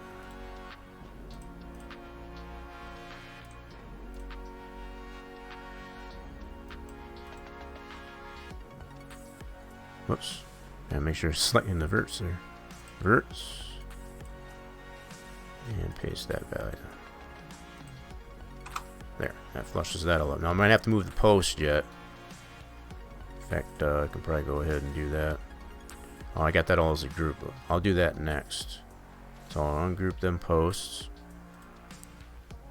So that's post 1. Let's go ahead and ungroup that. Okay, so now we'll level these up. Now from here, what I can do... now this is going to have its own center point, so I guess I can't do that. I was thinking I can use the Z on this board, which technically I should be able to do. No, because each one of these is... Never mind. I'm just going to have to line it up this way. Yeah. Let's do it like so. Now it looks like it's off.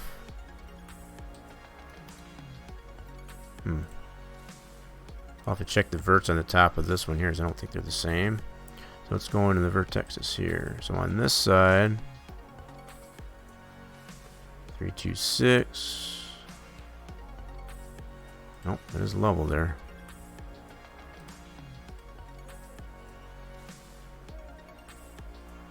That's not really straight on there. It's interesting.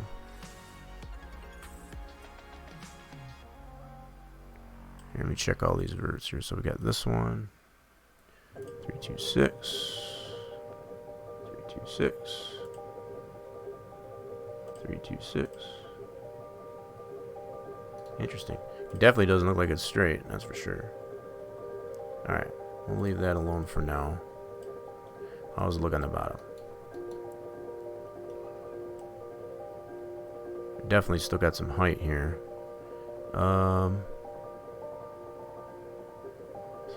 Try something here. So if I go into one of these boards and get see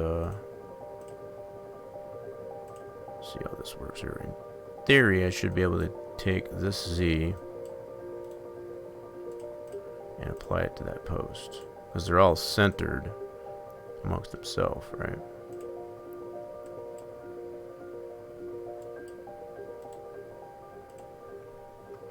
There, that should flush that up. Now, I should be able to do the same thing top here. If I go into here, get this vertex board right here. And go into this. I'm being very OCD, I guess, about this at this point. That's all this is related to.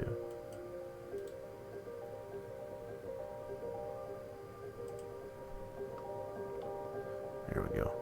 So we'll just level that out. So once I get this all situated on this end, on this side, I'll be able to clone all this up and put it to the other side. That'll be fairly easy. Okay. So I still got...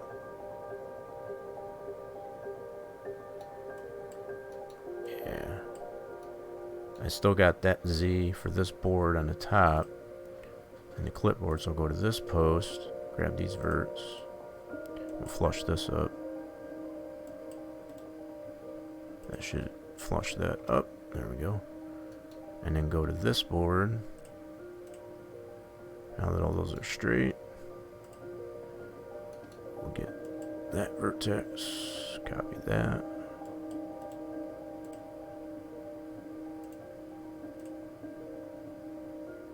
Apply it to these bottom vertexes here.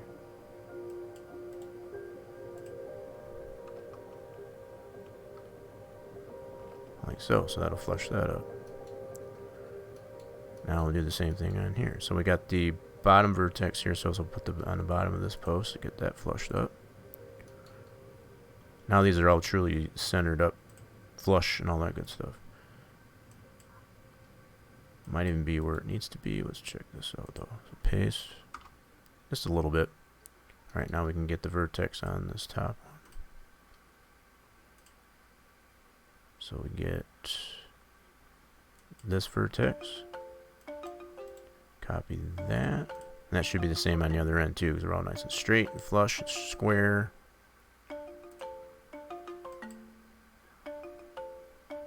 And paste that there. There. Now we're all flush and square on the inside. So between all those posts and all these boards, it's all flush and square. Okay. Now we can do, take all these parts on this side, group it up, clone it, and put it on the other side.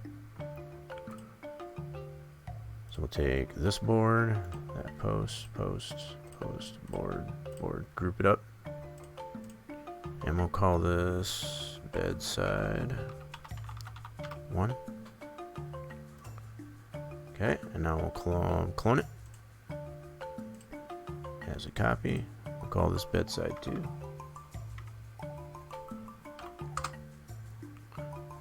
Now we're going to have to rotate it all the way around. So we'll go an angle snap, rotate all the way around.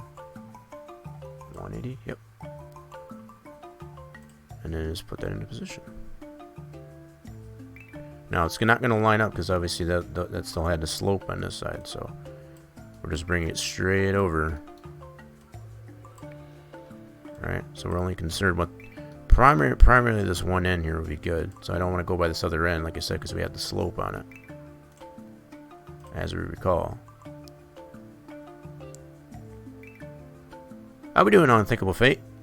Welcome on in. Doing pretty good. Just fixing up some problems with some bedsides on my truck for Farm Sim.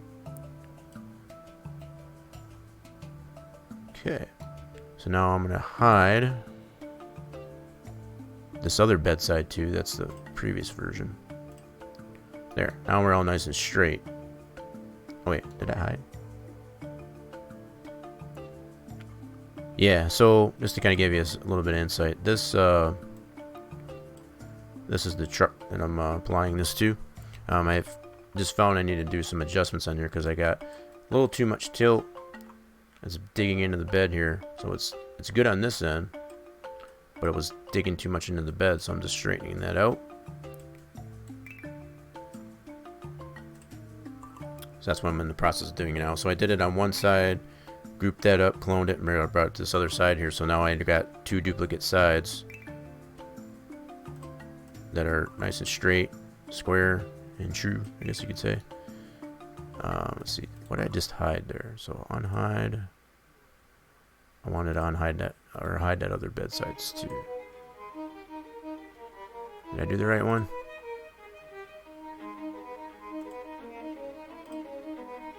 That's the one I did not want to hide. Okay, so I need to unhide the other one.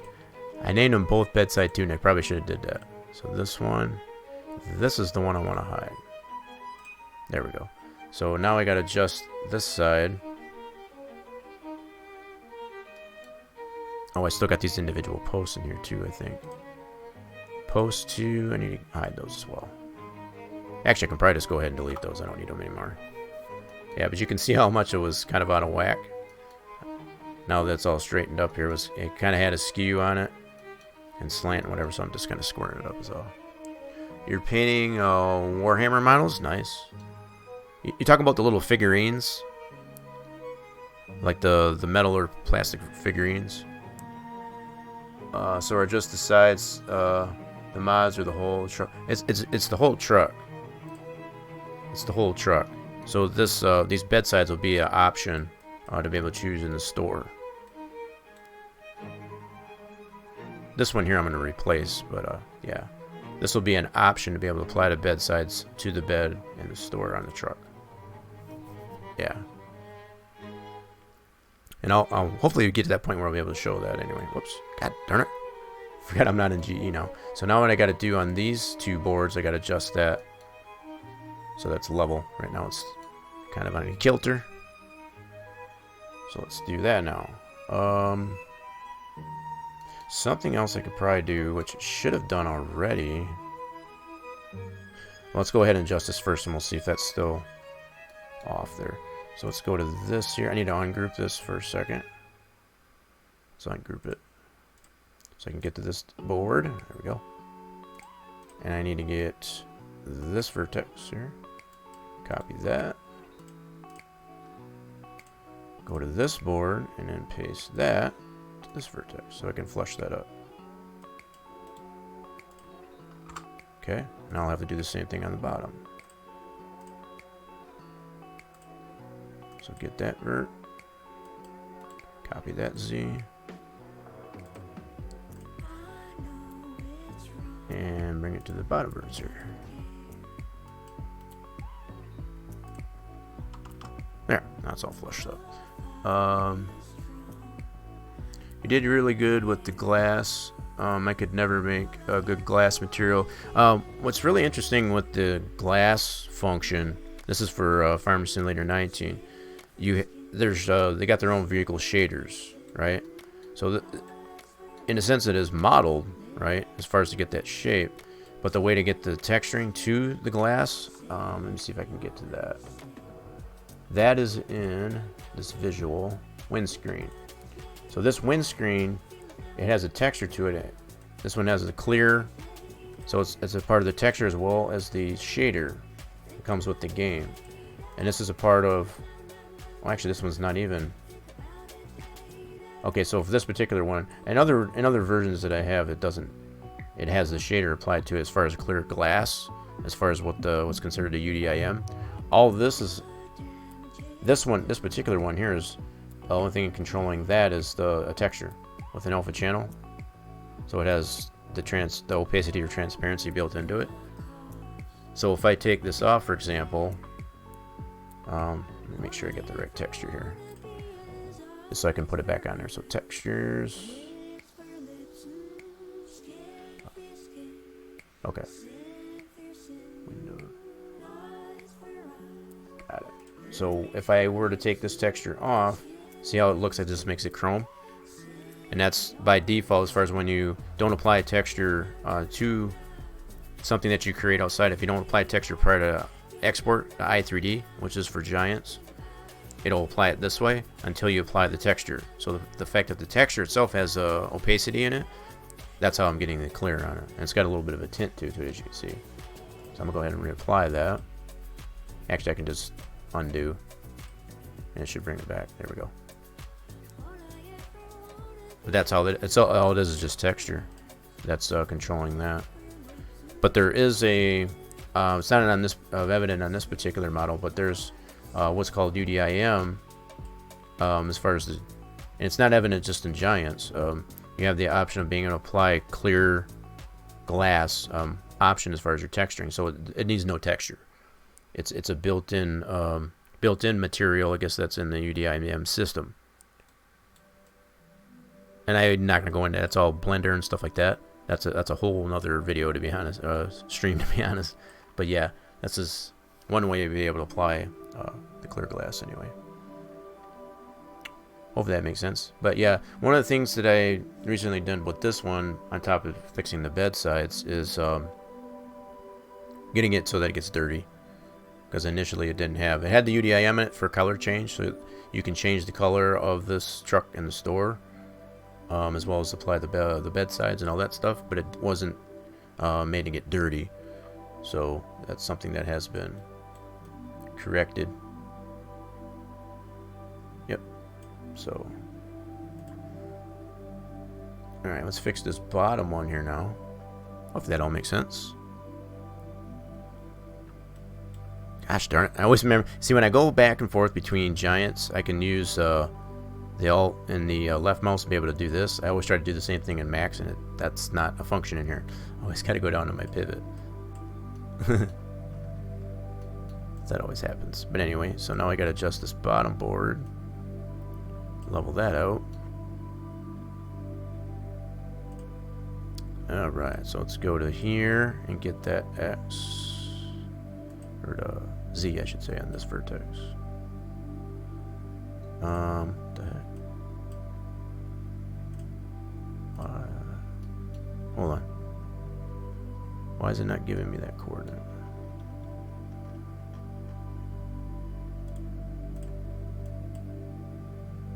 Hello? Why is it not giving me the coordinate? Hold on.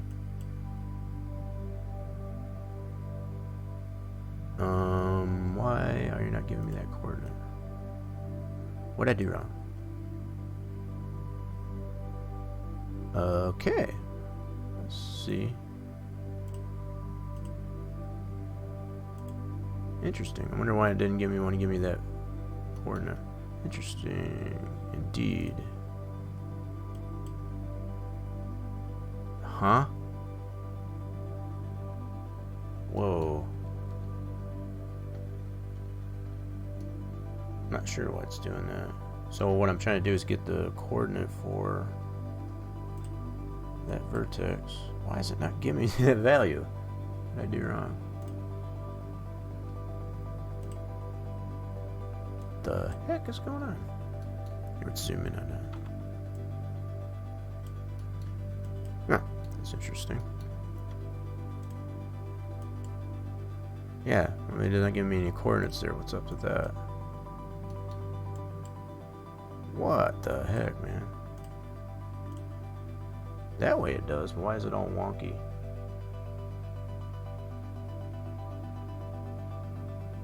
I'll be damned. That is weird. I've never had that happen. Do I have more than one? Hold on. Second here, so post. Board 2. It's that one. Board 3 should be the one below it. That's the one I want to adjust. So we got 10, 11, 12. 10 should be the top. Yep. 11 is the middle. So let me adjust those. Wonder why this little sucker here doesn't want. Okay, let me try something here. Let's try something here. I want to go back pivot center. Something got out of whack with this one, so I'm going to try and fix it here a little bit. We'll fix it. Reset. Okay. And then collapse that down. Yes. Now let's try it. So if we go vertex,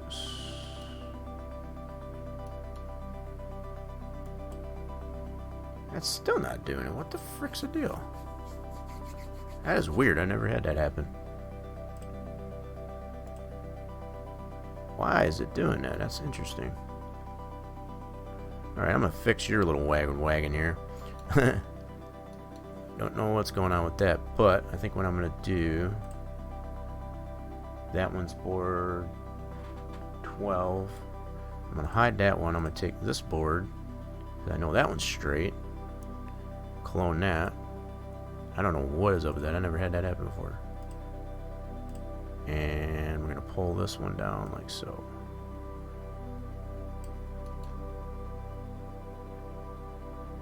Now,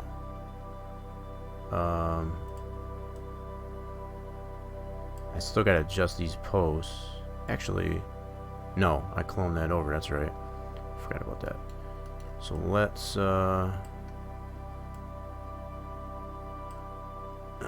okay, let's hold on here. So I gotta get this Z on that. Why is it not giving me any coordinates, you son of a gun? That's really ticking me off. I wonder if my yeah, this sometimes happens with Max, especially when I get too into it here. I might have to save my scene and come back into this. Yeah, let me do that. Something got borked up here because it's not giving me my coordinates on my verts. So let's let me save this scene. I'll close it out and come back in. Something got borked. Alright, let's reset. Yes. And then I'm going to completely get out and reopen it. It's probably getting to that point too where I need to get off here. That's pretty honest. It's been a little over 5 hours. I think that's probably what I'm going to do. I think that's probably my cue. I need to get off of here. I need to get some food in me anyway. Appreciate everybody that did stop by, I guess, for Spline Design Studios Saturday. I know I did probably lose a few people. Getting into my, getting focused here and doing the things here. But yeah, I'm going to finish this model up. You got pretty much the general idea of what I was trying to accomplish with it here. And I think I'm stepped there. Just once I straighten that all up and all that good stuff, it'll turn out pretty good. And I'll be able to use that as an option for this truck. But yeah, we kind of went all over the place a little bit. Did some work in Enter 2003 with Torch's build of his Dover International Speedway for the Enter 2003 racing simulation. I tried to fix some texture mapping on a monster truck, which came to the conclusion that's just too far gone. It's pretty messed up there. Probably to recreate the body was probably about the only way to be able to correct that, to be honest. And then kind of moved down to this the bedsides for this step side truck, and it'll definitely get done. I'll post some pictures as far as the construct of it, as far as the finishing it up. But yeah, I think that's where I'm gonna call her good. I appreciate everybody that stopped by here for Spline Design Studios Saturday. If you haven't already, if you're new to the channel, make sure you hit the follow button on the channel, get the notifications when the stream is live, and also check out the social medias as far as the Rock Nation Discord, the Rock Nation Twitter, and our Spline Design Studios Facebook group page, which serves as our forums for our website at splinedesignstudios.com. And actually, I can put that out here too for the website. Appreciate everybody that did stop by here. I hope you all have a fantastic rest of your weekend. I will see you all again real soon. Yes, you have a good night. Unthinkable Fate. Appreciate you stopping by. Hope you, yeah, show me some pictures, I guess, of those finished Warhammer figurines. I think that's what you said they were, right? I'd be curious to see what those are.